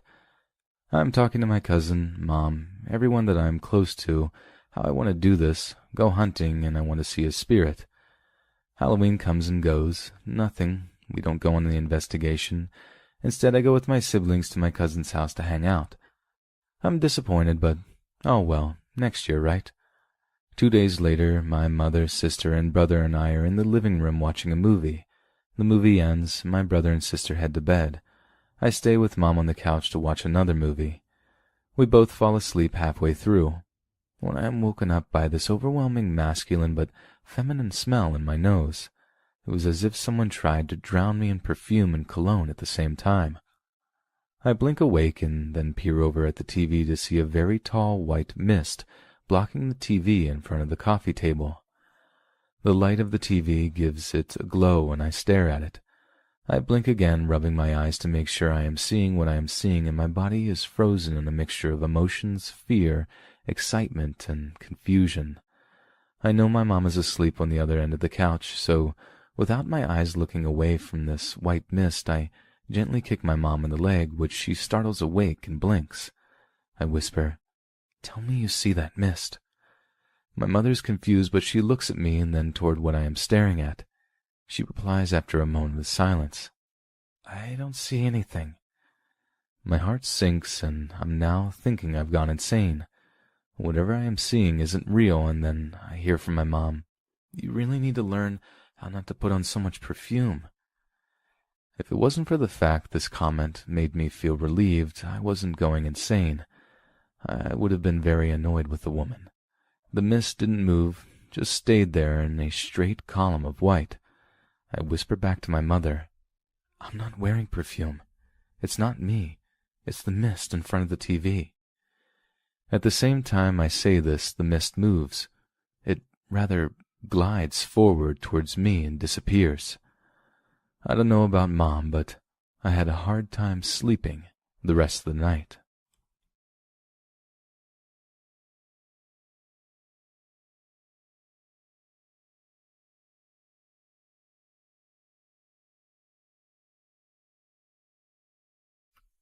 The story takes place during the summer between my sophomore year and junior years of high school. I'm a 5'4" male, Hispanic, with certain parts of my hair dyed blue in the front, so not very threatening, at least that's what I thought. I'm an introvert. Because of it, a lot of people take quietness and occasional witty remarks as a sign of malice rather than the defense mechanism it is. Let's be honest, kids are mean. In truth, I don't hate anyone, but when you get hurt enough by enough people, you tend to limit how many people you let in. To my friends, I'm an open book. But yeah, despite my pacifist philosophy and the value I see in all forms of life, both human and non-human, I'm still the guy that gets all the weird stalker jokes and accusations. In 8th grade, my own guidance counselor targeted me as a potential threat because I sat alone at lunch, but that's a story for another time. Every guy I talk to calls me gay or makes fun of me because I'm a hopeless romantic with legitimate respect for women and a sense of human decency and not some heartless jerk just trying to get laid. In other words, I pride myself on being the kind of guy that I am, which is what makes this story feel so much worse than it already is. I had a falling out with a girl who was supposed to be my best friend, let's call her Eve, right at the end of 10th grade. My friends are the people I care about, the ones who I'm there for and the ones who are there for me. She didn't want that, she just wanted something surface level. I was crushed after not just losing my second half, but essentially finding out she was never really there to begin with. And though I'm usually able to keep my emotions in check, I spiraled into a bit of a depression. My grades had suffered during the school year because of the anxiety my so-called friend caused me, as it always felt like I was walking on eggshells. But now that summer had started and I didn't have the daily routine holding my life together, I just kind of stopped. Part of me was relieved to have the weight of a toxic friendship lifted from me, but I still felt so empty inside, so alone. I had always been an outcast, so feeling like I was special to someone was a big deal to me, and losing it was devastating. I didn't draw like I usually do, I rarely went outside, I even got sick more often. I kinda just loafed around the house. Emotions are like a drug or salty food. They can be addictive, and even if they're bad, you'll keep trying to recreate them. When you're depressed, you don't feel anything. If you make yourself sad, at least you're feeling something. One day I was doing just that, reviving the pain by sliding through old photos on my phone. For Eve's birthday, I had made a video in which I got a bunch of people to hold up lyrics to the song My Life Would Suck Without You by Kelly Clarkson as the song played over it. Cheesy, I know. The photo app has this feature on it that allows you to see where pictures and videos were taken on a world map. Laying on the couch, I got curious and pulled up the map to see where everybody who had helped me with the video were. Harmless, right? Then I noticed that one girl who had helped me, let's call her Harper, lived within walking distance of my house. I had met Harper in the 6th grade, but we were never all that close. I admit I had had a little crush on her in middle school, but it was mainly because she was the only person who didn't treat me like trash, and it was probably just because she felt sorry for me. We didn't have anything in common, and it always seemed like I was invisible to her. She was sweet, but she just saw right through me. I had gotten over any feelings for her a while ago, but she would still say hi, and we would talk once in a blue moon. I would like to reiterate that I did not go searching on the web for her address or follow her home. I just happened to notice because it was in the app, along with several other people. It could have been anyone. For a few days I actually forgot about it completely, trying to distract myself from any thought of Eve by watching YouTube and collecting stupid memes. It wasn't until almost a week later that I remembered. Now, this is something that only fellow misfits will understand, and it drives my mother absolutely crazy when it happens. When I see someone I know in public, I tend to wander around them and wait for them to notice me. I don't want to go up and say hi to someone who would rather I drop dead than have to talk to me. If they speak up first, I know I'm in the clear. It's stupid, I know. I just don't want to overstep and embarrass myself. If your company is rejected by most people, a simple hello, someone going out of their way to talk to you, can really act as a confidence booster. It's nice to feel wanted in one way or another, and after I tried to be the best friend I could for Eve, I still wasn't good enough. Well, you see where this is going. Keep in mind, this is North Carolina in the middle of June. I wasn't about to walk half a mile during the middle of the day. I go on a walk throughout the neighborhood every night, so my parents really wouldn't suspect anything. I guess that should have been my first clue. If I was keeping my plan for them, deep down I knew something about what I was doing wasn't right. It was about 9:30 p.m. when I set out. I actually took a few wrong turns before getting to her street. As I walked down, I had this sudden heavy feeling in my throat, but I chalked it up to nerves. It wasn't until I came to the actual house itself that it all began to set in. What exactly was my plan? To walk past their house and hope someone would notice me. Just then, I saw a car pull into the driveway and Harper's brother step out. He paused, gave me a puzzled look, and walked inside. That was when it really hit me. What am I doing? Standing outside the house of a girl that I barely knew in the middle of the night, that's what. I can make all the excuses I want, that I wasn't thinking straight or that my emotions clouded my brain, but truthfully, I knew this was screwed up. My mind knew full well that this was not okay, and I just ignored it. I wanted to go and turn and run away. Right when I was about to sprint out of there, I saw someone step out of the door. It was their mother. I tried to act as casual as possible, even asking if I was making people uncomfortable when she asked if I was lost or needed help or something. I made up some nonsense story about having a faulty compass. I just happened to have one with me, and by some miracle she bought it, or at least acted like it. She was very pleasant, considering what her kids must have thought and said before she came out. Once she was inside, I ran home. I panicked as the reality of what I had done hit me in waves. I didn't tell anyone what really happened, not my friends, not my parents. I told everyone else it was a coincidence and thought that if I just played it off, nothing would come of it.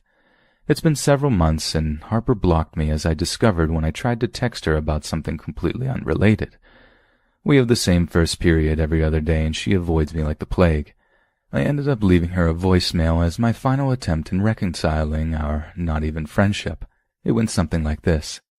Hey, it's me. If you're listening, and please just listen, I know I screwed up. I was a jerk and then a liar and a hypocrite, and probably a few other things. You have no reason to trust me or listen to me. I've been a lot of people over the past few years, and I'm sorry you've only gotten bits and pieces of some of the worst ones. There was something I wanted to talk to you about concerning that, but as I have realized, there's probably a lot I've done that warrants an explanation. I'm not trying to justify anything or make excuses. There's just a lot of wrongs that I've been trying to right recently. Just get back to me if it doesn't make you too uncomfortable. I won't bug you if you don't. Just think about it, please. Okay, thank you. Bye. She never responded. I feel awful. I know there is nothing I can do to fix this. It will forever be a stain on my timeline that I can never scrub away. I was always an insignificant part of her life, and I know that. I was okay with only being a footnote in her story. I just wish it didn't have to be a bad one. Harper, if you're hearing this, I never meant to scare you. What I did was unacceptable, and I'm sorry.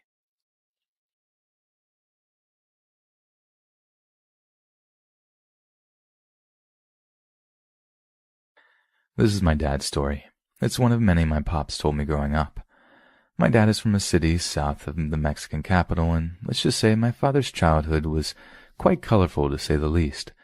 This city alone contains 365 churches, one for every day of the year, and the great majority built in the days of the conquistadors, so they're pretty old. My father is the third of 14 kids. No, seriously, and those were the children that actually survived. This was Mexico back in the mid to late 70s, and this was very common.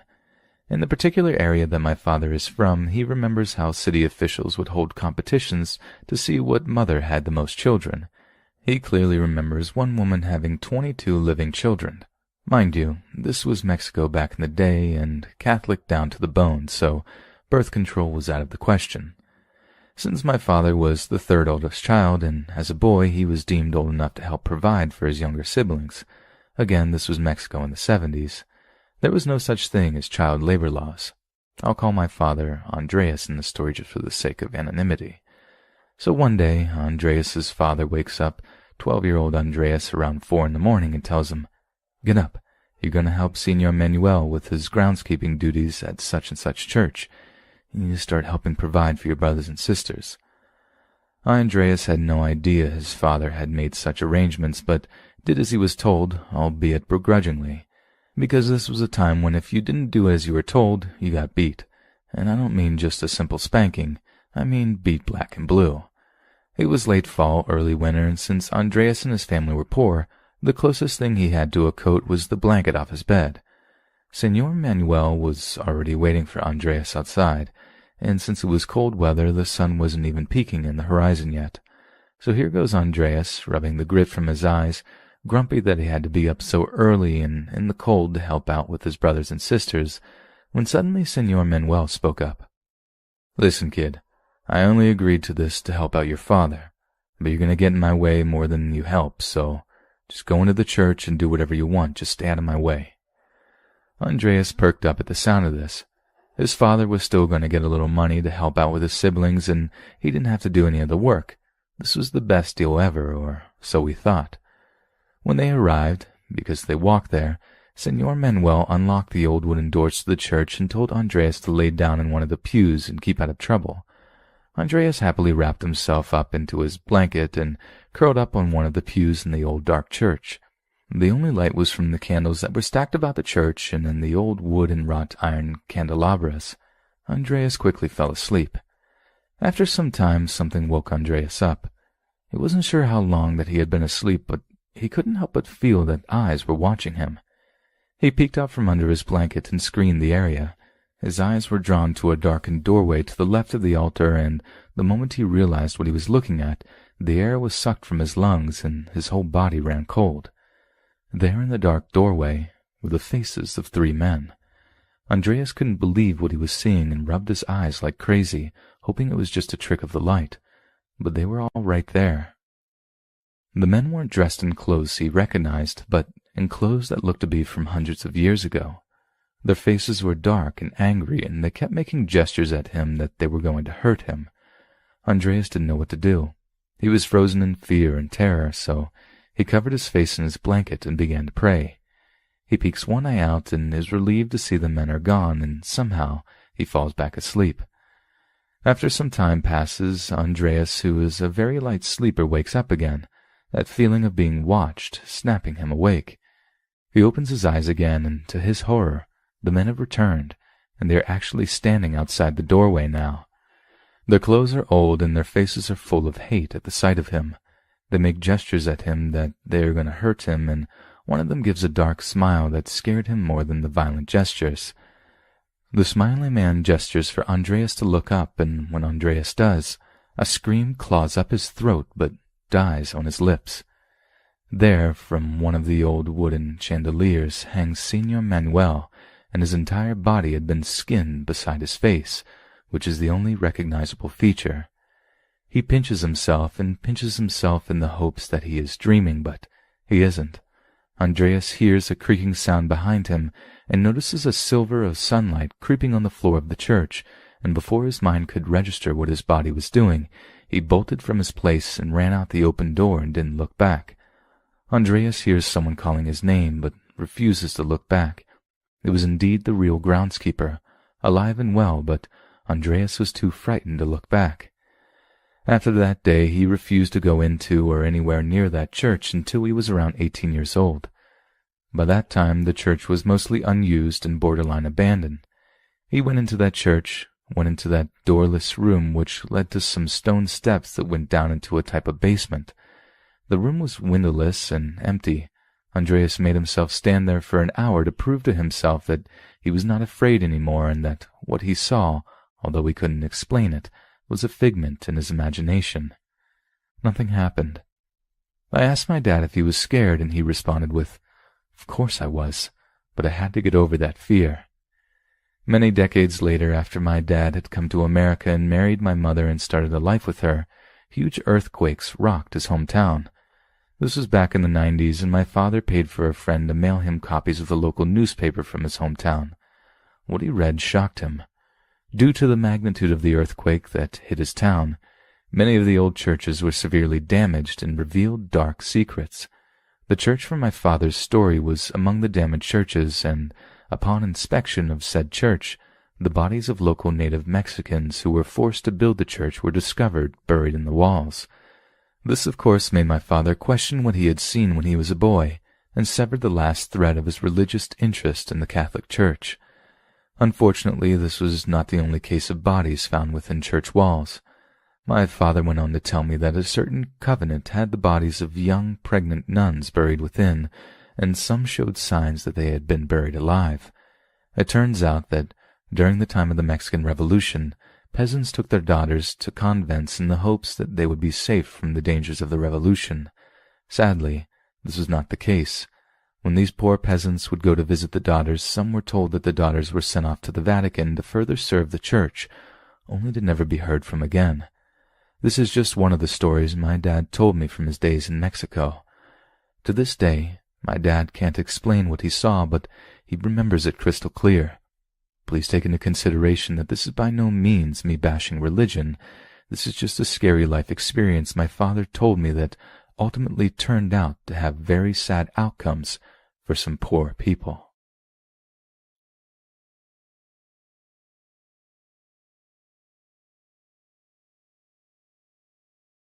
I'm a girl. I studied Chinese at a university and went to China for a program exchange for a few months. Also, English isn't my mother tongue, so excuse me for any grammar mistakes. I went to a Chinese school in China. Everything happened very well, and after finishing my semester, I got extra time before leaving the country so I could visit around with friends. Me and another girlfriend decided to visit the capital during 1 week. It was January, so the weather was awfully cold in Peking, and after 2 days there, I got sick. But since we had so much to do, I just carried on for the full journey. Everything went okay. I discovered that I didn't like Peking that much, in comparison to where I stayed for my full semester, but some places we visited were beautiful anyway. What made the journey awful was the day before we left Peking. On that day, we had decided to visit a part of the Great Wall by our own. Since I was still sick, we got up a little bit later than expected, but it was still a little bit after noon when we got out of our motel. We made a few researches in how to get there, and all we had to do was taking a couple of bus. The final bus would make the longest trip, about 2 hours, and then we should walk about 10 to 15 minutes until arriving at the Great Wall. So that's what we did. When we arrived, it was close to 4 p.m. When we got off the bus, we were in front of a building with a parking lot area and, on the right, a large road that was leading to the Great Wall. We followed our Chinese Google Maps and climbed the road. It was literally on a mountain, trying not to fall off since the road was very slippery. After 10 minutes, we saw some shops on our left side, and we had the choice to keep using the road or using a shortcut through a tiny hall full of gift shops. Obviously, we took the shortcut. As we approached, we noticed that we had to climb 60-degree stairs, and my friend was already tired from all the walking that we had done, so we took a tiny break and she ordered some food to warm herself up. I'm just going to remind you that the weather was below freezing, even though we were wearing a ton of clothes. For myself, I wore 3 pairs of socks, 2 sweaters with a jacket and 2 beanies, and I was still frozen and couldn't feel my feet. So we were tired up a lot more easily than normal. At some point, my phone even told me that it couldn't cooperate because of the freezing weather. After that, we climbed the stairs and finally arrived at the entrance area. We bought our tickets and entered in the Great Wall area. It was wonderful. We climbed a few stairs, took pictures. We pointed at a spot that looked like the highest from where we stood and decided to go until there and then go back. The wind was crazy up there. That's where my phone almost died, and the stairs were polished and all bumpy, probably because this place is highly visited. That made the path even more slippery than the road was. I fell off at some point without even realizing it until my butt was on the floor. Halfway to the highest spot, my friend felt really bad all of a sudden and needed to sit. I asked her if she wanted us to go back, and she declined. She sat on one of the stairs and told me to keep going, taking pictures of her, and then we will proceed to leave. At this time of the day, the sun was going down. In China, after 5 p.m., it's dark, but there was still a lot of people on the Great Wall, so we thought it was okay to continue. It took me 10 to 15 minutes to reach the highest point. I took some photos and then went back to my friend, but she wasn't there anymore. I panicked a bit, tried to check my phone, and I couldn't see anything from her. I texted her and thought that she should have gone back to the entrance area. I went back to the area, but she still wasn't there. I noticed a big gift shop on the left and entered. I started to ask for my friend, and the man behind the counter pointed me to my friend in the back of the shop. She was drinking a hot cocoa glued to a radiator, but she was still shaking. I sat down with her in relief. We waited a bit more for her to warm up again and then left the store. We wanted to take the shortcut as we did before, but it was closed. We were used to seeing stores closing after 9 p.m. in China, so it surprised us since it was only a bit after 5. So we had to take the long way, and it's at that point that everything went from okay to a complete disaster. We researched on the way how to go there, but not on the way back to come back. We thought it would be the same, so it was okay for us. Normally there were 2 buses, but only one of them did the trip back to the city, and obviously we didn't know that. The first bus we took to arrive there was going one way and stopped after 9 p.m. The only bus that could drive us back to the capital stopped riding at 5 p.m. We learned that the hard way. We were going down the road when we saw 2 big cars with 2 suspicious guys. One of them tried to stop us and yelled in an approximate English of, "No more bus, go with me taxi." I knew exactly what kind of taxis they were. I've been warned by other friends that some people waited at the Great Wall and pretended to be a taxi. They usually propose to drive you to the nearest bus stop, but that trip is overpriced. We refused, as we thought at that point that the first bus we took could still drive us back home. We kept walking, but the guy still talked to us. We thought he would stop after a while since we ignored him. We didn't know how wrong we were. We were walking, still trying not to fall, and we didn't hear from the guy for a couple of minutes, so we thought that he had gotten over it. And then we heard a car slowly driving behind us. There were some larger areas in front of us, and the guy drove until there and turned off the car and got out of it. He tried again to persuade us to go with him. He said the price of the trip, and we said no in Chinese. We told him it was too expensive and then started walking again. We could hear him say, "No bus to Peking, bus station very far," but we ignored him. My friend was still feeling really bad, and it was difficult for us to climb down. We heard him going back in his car and was driving at our pace next to us. He kept talking and blocked the road once again. At this point, my friend had had enough, and she told him she was feeling bad, and she was okay to go with him if he lowered his price. He said no, so we kept walking. I told her there was no use to show him interest, otherwise he would keep bothering us and try scamming us while the bus stop was only about 10 minutes away from us. Obviously, he didn't stop there and kept following us and talking to us. He stopped his car again in front of us and finally said he was okay to lower the price. I had pity for my friend's state of health, and I was also tired and feeling weak. We talked a bit together to decide whether we should go with him, and we were on the verge of saying yes. Then I had a gut feeling. We were 2 young girls lost in the middle of nowhere, and he insisted a lot to go with him. I remember the stranger danger talk with my mom when I was a child, grabbed my friend's arm, said no again, and helped her to come down. We used a little path so the car couldn't follow directly, thinking we were done with him, but we could still see him from there, and he was still asking to come with him. My friend was almost crying from pain, and all I thought was that I had to be strong for the both of us. I screamed at the man, threatening to call the cops, and told him to buzz off. He laughed, and the second man from earlier arrived with his car. They had a chat, and we decided to use that distraction to flee. Thankfully, he stopped following us after that. We arrived at the building with the parking lot area and went to the bus stop. That's at this moment that we realized there was no bus stop on the other side of the road. On one side of the parking lot there was a little kind of house with, we believe, 2 policemen inside. My friend went to ask them for help and waited just in case at the bus stop. When she came back, she told me that there was no use, and also they rudely made fun of her Chinese accent. I was mad, thinking that these men only talk Chinese while we talk 3 or 4 different languages. Whatever, I told her. We will wait at the stop and we will ask the bus driver. We waited for 15 minutes and no bus was in sight. We saw that there were lights on in the building behind us and we went straight there to ask for help. A nice security guy told us to take the bus for one stop and then there should be a bus stop on the other side of the road so we could have a ride back. He said that the bus should pass every 30 minutes or so we should still wait at the bus stop. He was nice enough to wait with us until the bus finally arrived. We did as he said, and after 10 minutes, we arrived at the next stop. At that place, there were more houses and buildings, so we felt a bit safer than before. We waited for the bus, but it didn't seem to come. After a while, a man that was getting at his trash saw us and asked if we wanted help. We told him we wanted to go back to the city and waved his hand in the air. "There's no more bus," he chuckled. "You should sleep here and go back tomorrow morning." That's when we noticed the guy went out from a motel, and he was probably the owner, so we declined his invitation. Thankfully, he left, but we were panicking again. It was around 8:30 p.m., and normally the last bus should be at 9 p.m.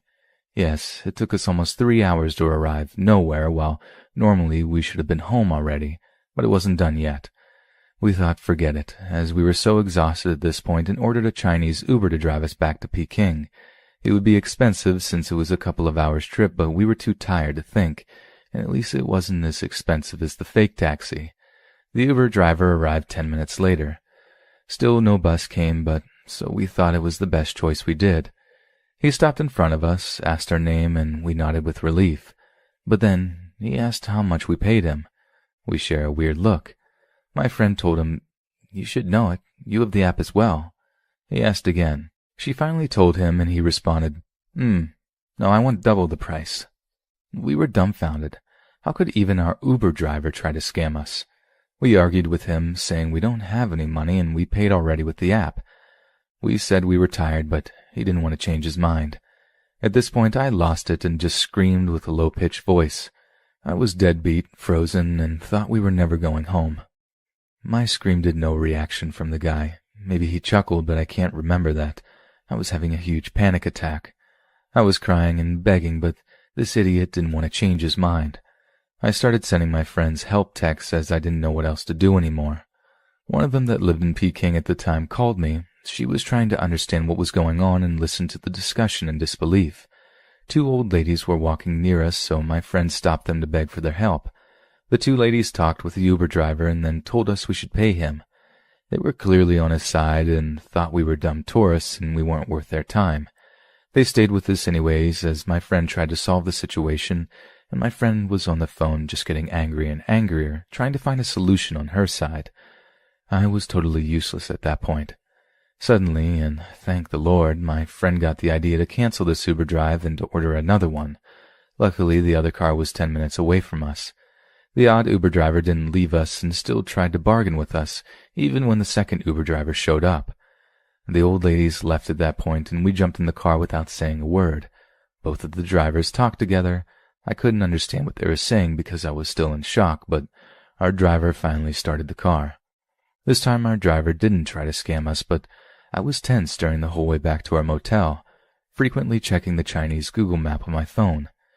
During my whole semester in China, this day was the absolute worst experience I had ever encountered.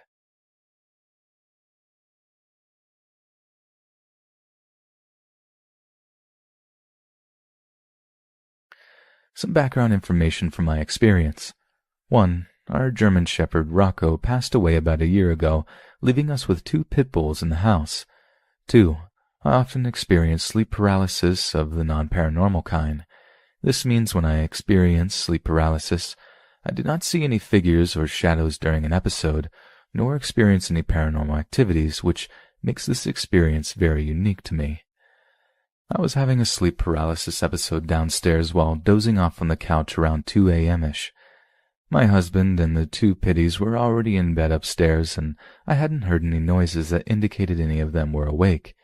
It's important to note that my two pits make clickety-clack noises with their nails, short as they are, as our floors are all wood and tile throughout the house. Rocco never made noises because he was always a proper dog and never bound around the house like these two. During this episode, as usually, I tried to keep my breathing even, repeat a few prayers, not to freak out altogether. It never helps and often makes things worse. While doing this, I distinctly heard a dog sniff my ears and felt a wet nose. It was brief, maybe a few seconds, and I just figured it was one of the two dogs that came down to drink water or use the doggy door. Shortly after, and I mean minutes after if that, I'm able to move again. I never fall back asleep after a sleep paralysis episode. It always scares me to think that another may occur again, so I always stay up. And after I was able to get up and move again, I searched for which dog it was that sniffed at my ears. I did not see neither of them, so I crept upstairs to find that all three were fast asleep in the master's bedroom. It was then that I realized I hadn't heard any clicking noises from the two pit nails, nor did I hear them go back up the stairs. I told my husband, and, of course, he brushes it off, saying I probably fell back asleep and didn't realize it. I'd like to think that our faithful and loving Rocco came to visit me that night.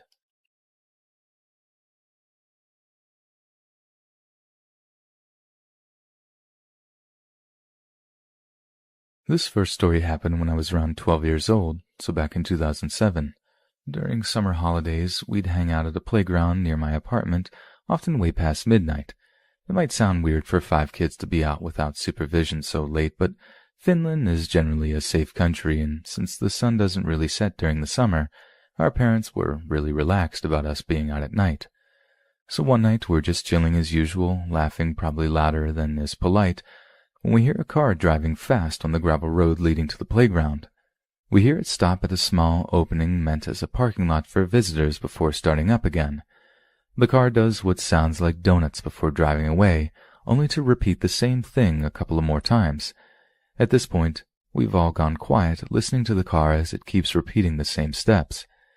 Now, we're at a position where we can't really see the car because the playground is surrounded by forest, so we can only know what's happening by sound. The car leaves again and comes back just as the oldest one of us at 13, called R, does what I still to this day consider one of the stupidest things he's ever done. From the top of his lungs he screams, "Come play with us." And then the car stops. There's this moment of silence where we just look at each other. We all let out a sigh of relief when the car starts up again and starts to leave. We think we're in the clear when R shouts again, and at this point the rest of us are screaming for him to stop. We all go quiet again when we hear the car engine stop, and after this it's all very much a blur to me. The car stops, but this time we hear the door open and close like someone getting out of the car. I remember my friends screaming as we run through the playground. I hear footsteps following us, but I'm too scared to look back, afraid of what I might see. We run to the other side of the park and straight through a worn-out hole in the hedge fence, just big enough to fit through. It's a weird detail to remember, but I was the last one through, and in my panic, I screamed about not being able to fit through over and over until R and another friend quite literally dragged me to the other side.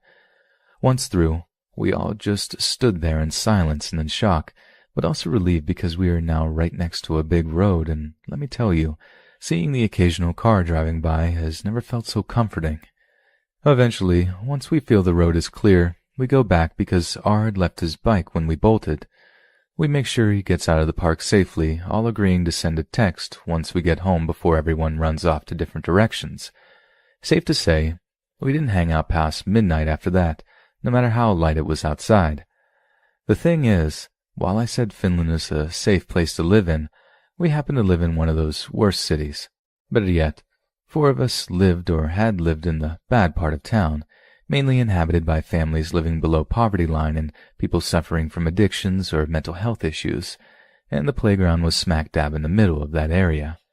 However, R was from a wealthy family and grew up in what I call the rich people neighborhood on the other side of town, and it took us closer to a month to convince him to come back and hang out with us, even during the daytime. The second story takes place in September of the next year. Me, R, and K, who was also there during the park freakout, have spent the evening in the city center. It's the night of fashion, basically a commercial festival meant to promote the local clothing stores with fashion shows and appearances from B-class celebs.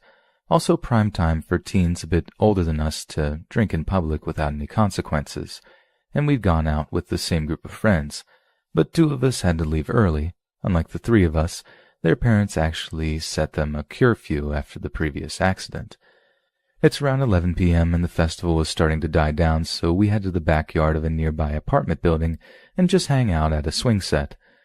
People had started to head home a little earlier, and we can hear the last of the music blaring from the distance. So we hang out there for a while, not really feeling uneasy despite the growing darkness because we think that there are still people everywhere nearby.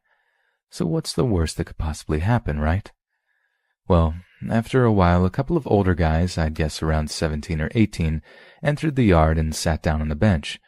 We pay them no mind and continue talking, assuming they're just there to chill, just as we are.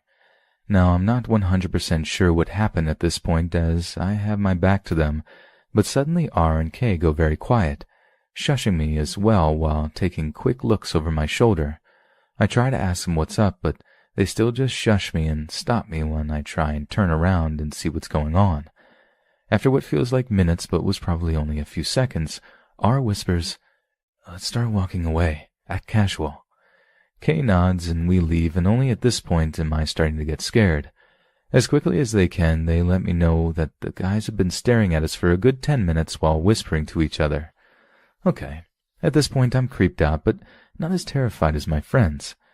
However, as we're walking away, Kay looks back and lets us know the guys have stood up and are now following us, matching our pace. We start speed walking and then burst into a full sprint when we hear their footsteps getting faster behind us. We run to the end of the road and make a quick turn right before a crosswalk. Kay sees a barely visible opening in a hedge fence, the true hero of my life, and crawls through, pulling R with her, who in turn grabs me and pulls me to the other side. We sit there, 3 kids on wet lawn right in front of someone's house, and watch through the bush as the guys come to the same crosswalk, and we're all just silently hoping they didn't see where we went. Someone, I don't remember who, points out that they're holding on to something, and since I'm the closest to the guys, I take a peek and it feels like my soul is about to leave my body. They've stopped, clearly trying to see where we went, and half hidden in their fists are tiny pocket knives. I whisper this to my friends, and whatever color was left in their faces immediately drains away. Kay starts muttering something in Russian, and I can only assume she's praying for our lives. Finally, the 2 guys evidently decide we must have crossed the road as they do just so, clearly still searching for us as they disappeared in the park on the other side of the road. We sit still for another 10 minutes and then get up before, once again, hurriedly going back for R's bike. He's clearly a lot more shaken up than me and Kay, so we walk with him as far as we can and then continue on the phone for another 5 minutes until he gets home. We walked on the side of the motor road as our only other option was an unlit road right next to a forest for another 15 minutes before parting ways at my place, and safe to say, it was the last time we stayed out so late. I don't know how much this affects the events of that night, but at the time we were all between 5'4" and 5'6", and although R was the only guy of the group, he was constantly getting mistaken for a girl at the time. All 3 of us were also rocking some major baby faces, leading to people usually thinking we were at least a couple of years younger than we really were. I'm 23 now and have multiple more stories for a later time, including some paranormal experiences as well as a drug boss living right next door. But as for now, we still don't know who those guys were or what they were planning on doing to what they probably thought were 3 preteen girls.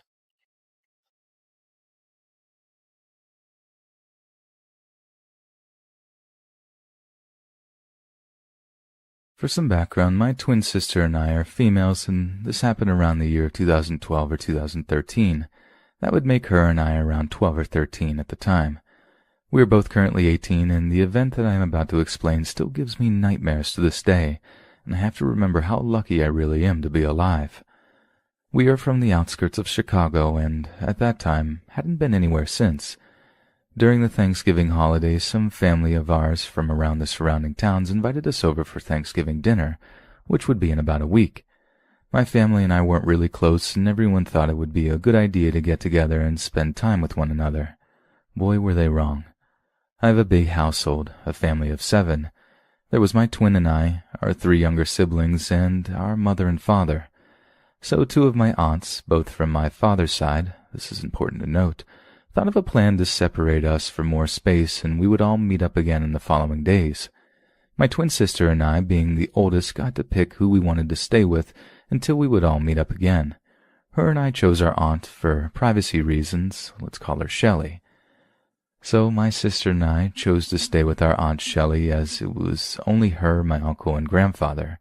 We thought it best to choose her because my other aunt had many young children, and my parents had my youngest sibling, who was only a few months old at the time. We thought it would be a great time away from all the crying, hitting, and whining. Hours pass, and soon we're on the highway, making our way to our Aunt Shelley's awesome house. Well, we thought it was awesome at the time. It had everything kids could want. She had a lot of video games, a computer, 2 dogs, and she gave us all the junk food our little stomachs could possibly hold. About 20 minutes until we arrive at my aunt and uncle's house, my aunt decided to stop at a store next to Walmart. I don't know which store it was, as it was a chain of stores connected together, to pick up a few last-minute things she needed for Thanksgiving dinner. My Aunt Shelley and my uncle went inside the store, leaving my twin sister and I inside the car with my grandfather. Now remember, when I said the fact that my aunt was from my father's side was important, well, here's where it goes into effect. So my grandfather was also from my father's side, making him my father's father. My father's side of the family is Puerto Rican, and a lot of that half of the family doesn't even speak English. But my twin sister and I only knew English, which put my sister and I in an awful place during this. Now let's cut to the chase. A few minutes after my aunt and uncle went inside the store, my sister and I made a game of messing with my grandfather while he was sleeping. We'd tickle his sides, put jelly beans up his nose, kept rolling the window up and down in which he was leaning on. You know, funny kid stuff. He never woke up during any of our playing, but we could hear him snoring loudly.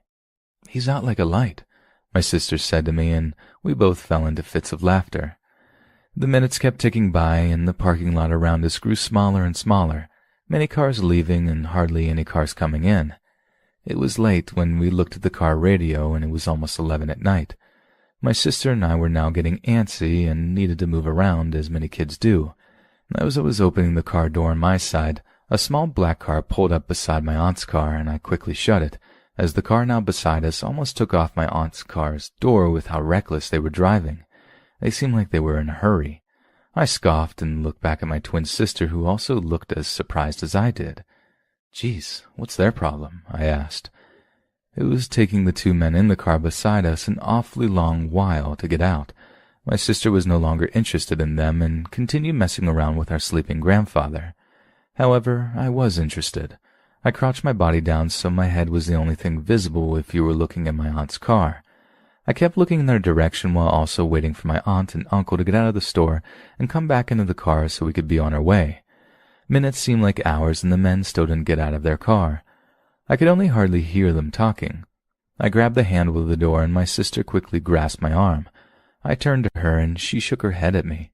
"What?" I asked. "I want to get out and stretch my legs. I'm going to go check on Titi and Tio." Titi and Tio, which is slang for aunt and uncle in Spanish. She once again shook her head. She always acted like she was the boss, even though she was only 2 minutes older than I was.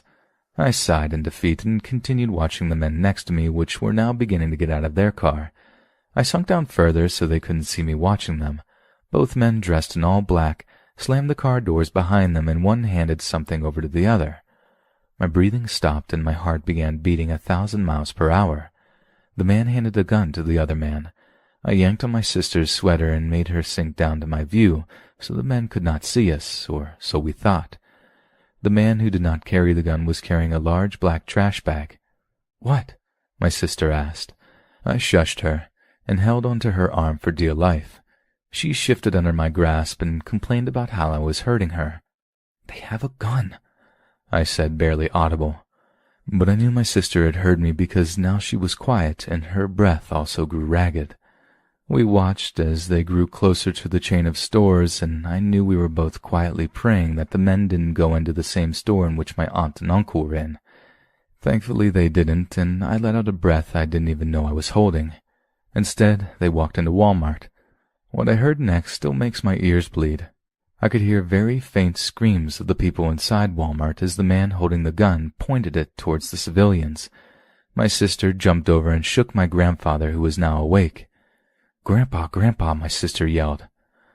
"What, darling?" he said in Spanish. She quickly went on a spree, trying to explain to my grandfather about what was happening.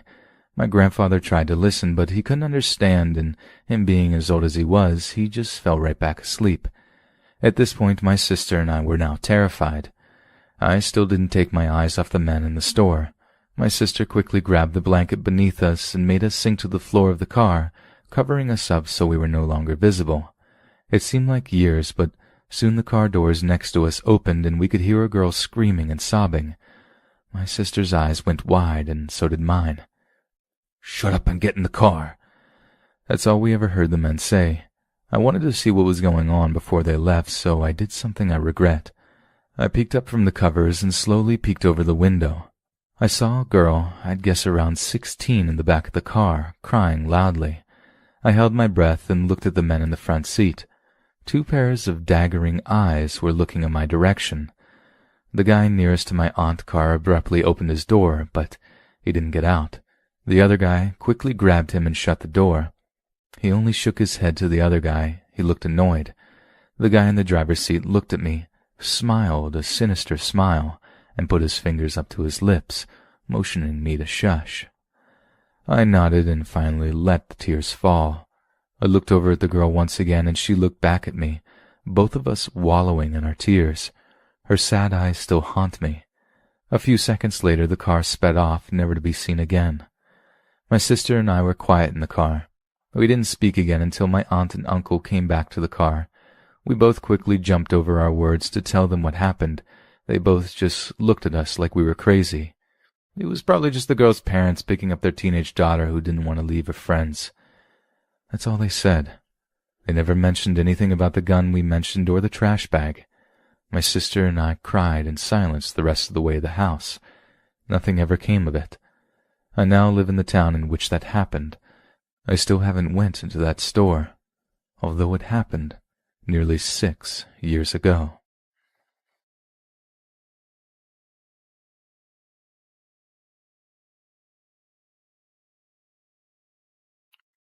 My dad is a nurse who works at a nursing home in a small town in the south of the Netherlands. I respect nurses a lot because you need a great deal of patience and have to be able to handle difficult situations, like someone with dementia wandering off and bringing him or her back safe and sound. His job consists of guiding and taking care of the elderly. He can get calls from time to time from elderly who need his help at night with, for example, going to the bathroom. He loves his job and makes a lot of hours working in night shifts. Seeing people leave, fully rehabilitated and ready to go home, always brings a smile on his face. But enough of that, on to the story. My dad had just started his night shift one night when he got a call by an elderly man who I will call William. William shared a 2-person bedroom with another man, Charles. These 2 men were mentally healthy and had no signs of dementia whatsoever. So my dad walks over to the 2-person's room and asks William if everything is okay and if he needs help with something. William says, "There was a man in my room just now. He stood next to my bed and was wearing a long trench coat and had a top hat on his head, and he had this very large book under his arms. I didn't dare say anything to him." My dad looked confused and asked, "Maybe it was Charles you saw who got up to use the restroom?"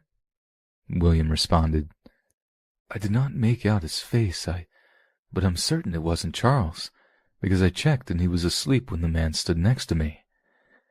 My father was pretty shocked to hear this and offered William to wait next to him until he fell back asleep. When William did, my dad checked on Charles, who was still sound asleep. Halfway through the night, my dad's shift ended and a coworker took over for him. He told her about the sighting of the man in the room. She didn't really believe him very much, though. The next day in the afternoon, my dad had to go to work again. When he arrived, the coworker told him what apparently went down last night. The coworker did not receive any more calls from the two-person's bedroom.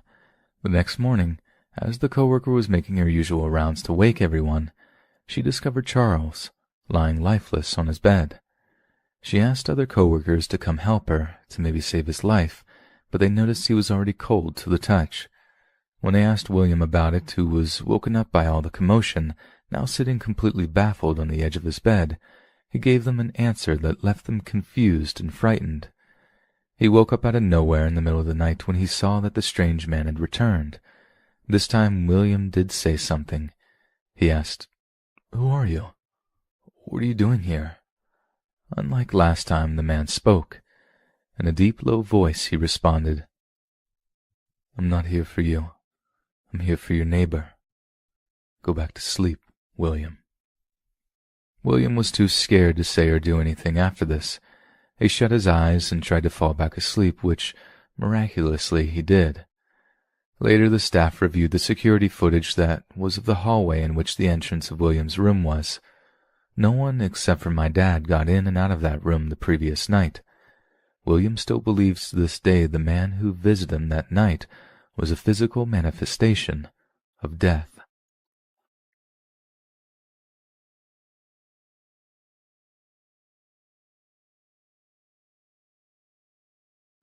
It happened when I just started college. I stayed in an apartment that was literally in the middle of the woods and isolated. Apparently my college worked together with the weird apartment. That building had always been famous for being haunted and people ending their lives there. Not proud, but it happened even when I was still staying there. I stayed in a unit on level 3A, and my two best friends were on level 5. Let's call her Jess, and 6, Angel. You see, the apartment sucks, and even worse, the past 6 months those 3 levels that happened to be our floors had no lights at all at the hallway. And the worst part was my unit was at the very end of the hallway near the emergency exit, and in front of my unit, all I could see was woods. It was completely dark if I were to go out to have dinner. Since we were all females, we decided to have a way to go out to dinner together without feeling scared. Angel and Jess would go out first and take stairs down to level 3A, and I would go out last until they would call me that they were on level 3A. And once more, we never took a lift since it stopped working way too often. One night, Angel texted me that she's on level 3A. Since most of the time she's always already with Jess, I was taking my time. I locked the door and looked towards where they should have been, and I saw both of them, and they waved at me with their phone. It was completely dark, but I saw their phone screen lights, so I walked slowly since I knew they were together. I was walking down the hallway while looking at my phone. I said hi while looking at my phone, and without saying anything, I just walked past them and go towards the stairs so they can just follow me right behind. But what I heard was, "Where are you going? We're supposed to wait for Jess here." I stopped. I turned around, and there she was. Angel, all alone and no sign of Jess. I looked around for Jess, and she's still not there. It was all darkness around us. I remember it clearly. I walked past them, and even said hi to 2 people.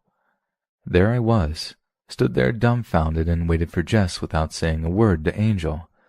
They still don't know anything until now. So who was it?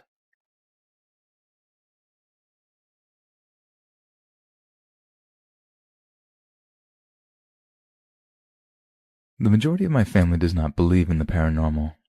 I was raised to believe that when you die you go to heaven or hell, depending on your beliefs. I personally believe that places like homes, hospitals, graveyards, etc. have energy, and depending on certain events, that energy can focus on bad juju, creating a force that is like an imprint of another time.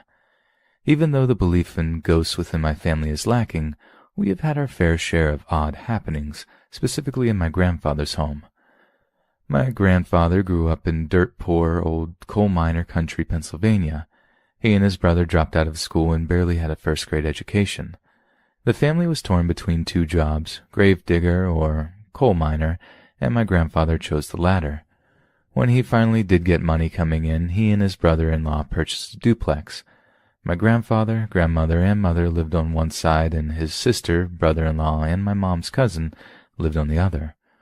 My mother told us stories of how she and her cousin would talk through walls, and how she would comfort her cousin because her uncle was a raging alcoholic and abusive to her cousin and aunt. Eventually, my mother's uncle ended her life, and her aunt and cousin moved out. My grandfather tore down the walls of the duplex to make room for foster children, as he and my grandmother had issues with conceiving more biological children. Off topic, eventually my mother did welcome a younger sister and brother when she was 12. My mother eventually left and married my father and had siblings and I. In a turn of events, while visiting my grandparents, my grandmother suffered a heart attack, gastric bypass gone wrong, and at the age of 40 passed away at home. My grandfather naturally went crazy, attempted to end his own life, rage quit his coal mining job, and went on disability. He refused to enter the house, placed the foster children back in the state's care, and moved my aunt and uncle in with a relative. He claimed that my grandmother was haunting him in that house. My family uprooted and moved into the house. We lived there for about 6 years. During that time, I always had the feeling of being watched. Me and my sister's room had a door that led up to the attic. There was always someone rattling the door handle, and my sister got into the habit of climbing in bed with me out of fear. My parents were on the other side, and their room also had a door leading to the same steps to the attic. My mother, the non-believer, had even pushed her dresser up against the door to stop the door from randomly opening. Then there was the window in the kitchen. It faced a porch, and when you looked at it, it always seemed someone was walking past. I swear there was someone walking past it. I never mentioned it at the time, but my father admitted he too saw the same thing years later.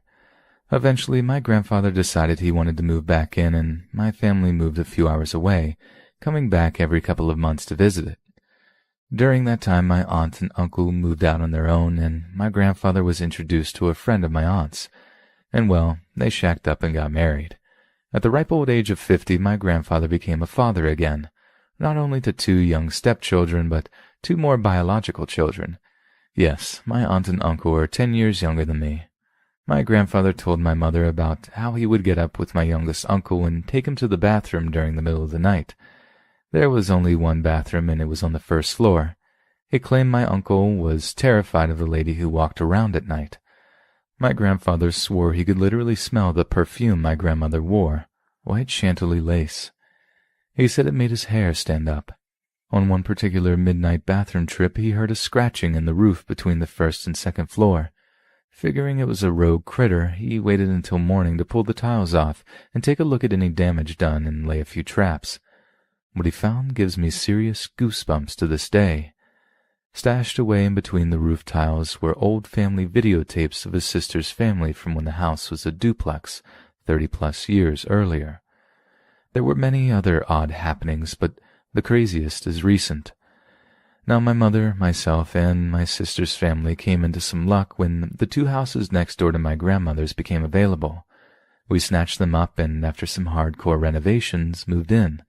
My mother and I in the house directly next to my grandfather's, and my sister in the same property as mine up on a hill with a private road. My mother had been looking to move back for a while, as my grandfather, after 20 years of marriage, found himself 70, single, and raising a 16-year-old by himself. Yes, some scum would leave an old man alone to care for himself and a young daughter. This left my father living with my twin brother, who incidentally lived next door to my oldest brother and his family 3 hours away. Though my father is stuck in a contract job, he and my twins still make way to visit every weekend, while my oldest brother visits once a year. He has had his own family after all. Though my grandfather is quite old nowadays, up until last November he still had one living sibling. He was quite devastated to be the last one of 5 alive. Now my oldest brother hasn't visited since September the year before, and decided now was the time to pay his respects and visit our grieving grandfather. He brought his 2 young sons with him.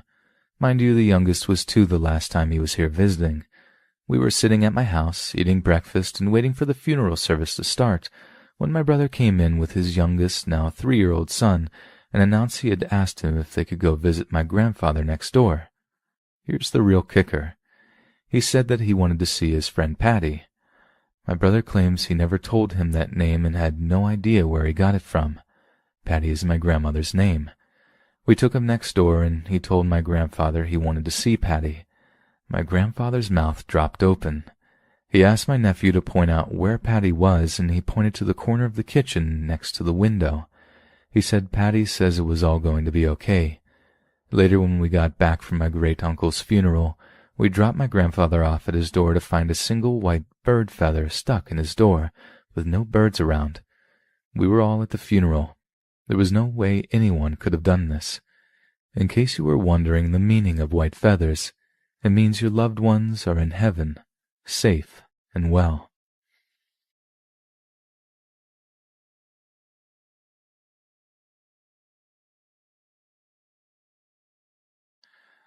So this happened about 6 months or so ago in my home in a small town in South Australia. We had just moved into a new house, we being me, my 2 brothers, my sister, and my mum. My bedroom, which has many windows along one wall showing the entire backyard to be visible. There were 3 doors to my room, one leading from the laundry and toilet, one leading to the kitchen, and the last one was a screen door that led directly outside. Those details are important. The room was a rectangle. Down one end was the outside door, and up the other was my bed. One morning I woke up at about 4 a.m., which is really early for me, and I had this strange feeling that I was being watched, but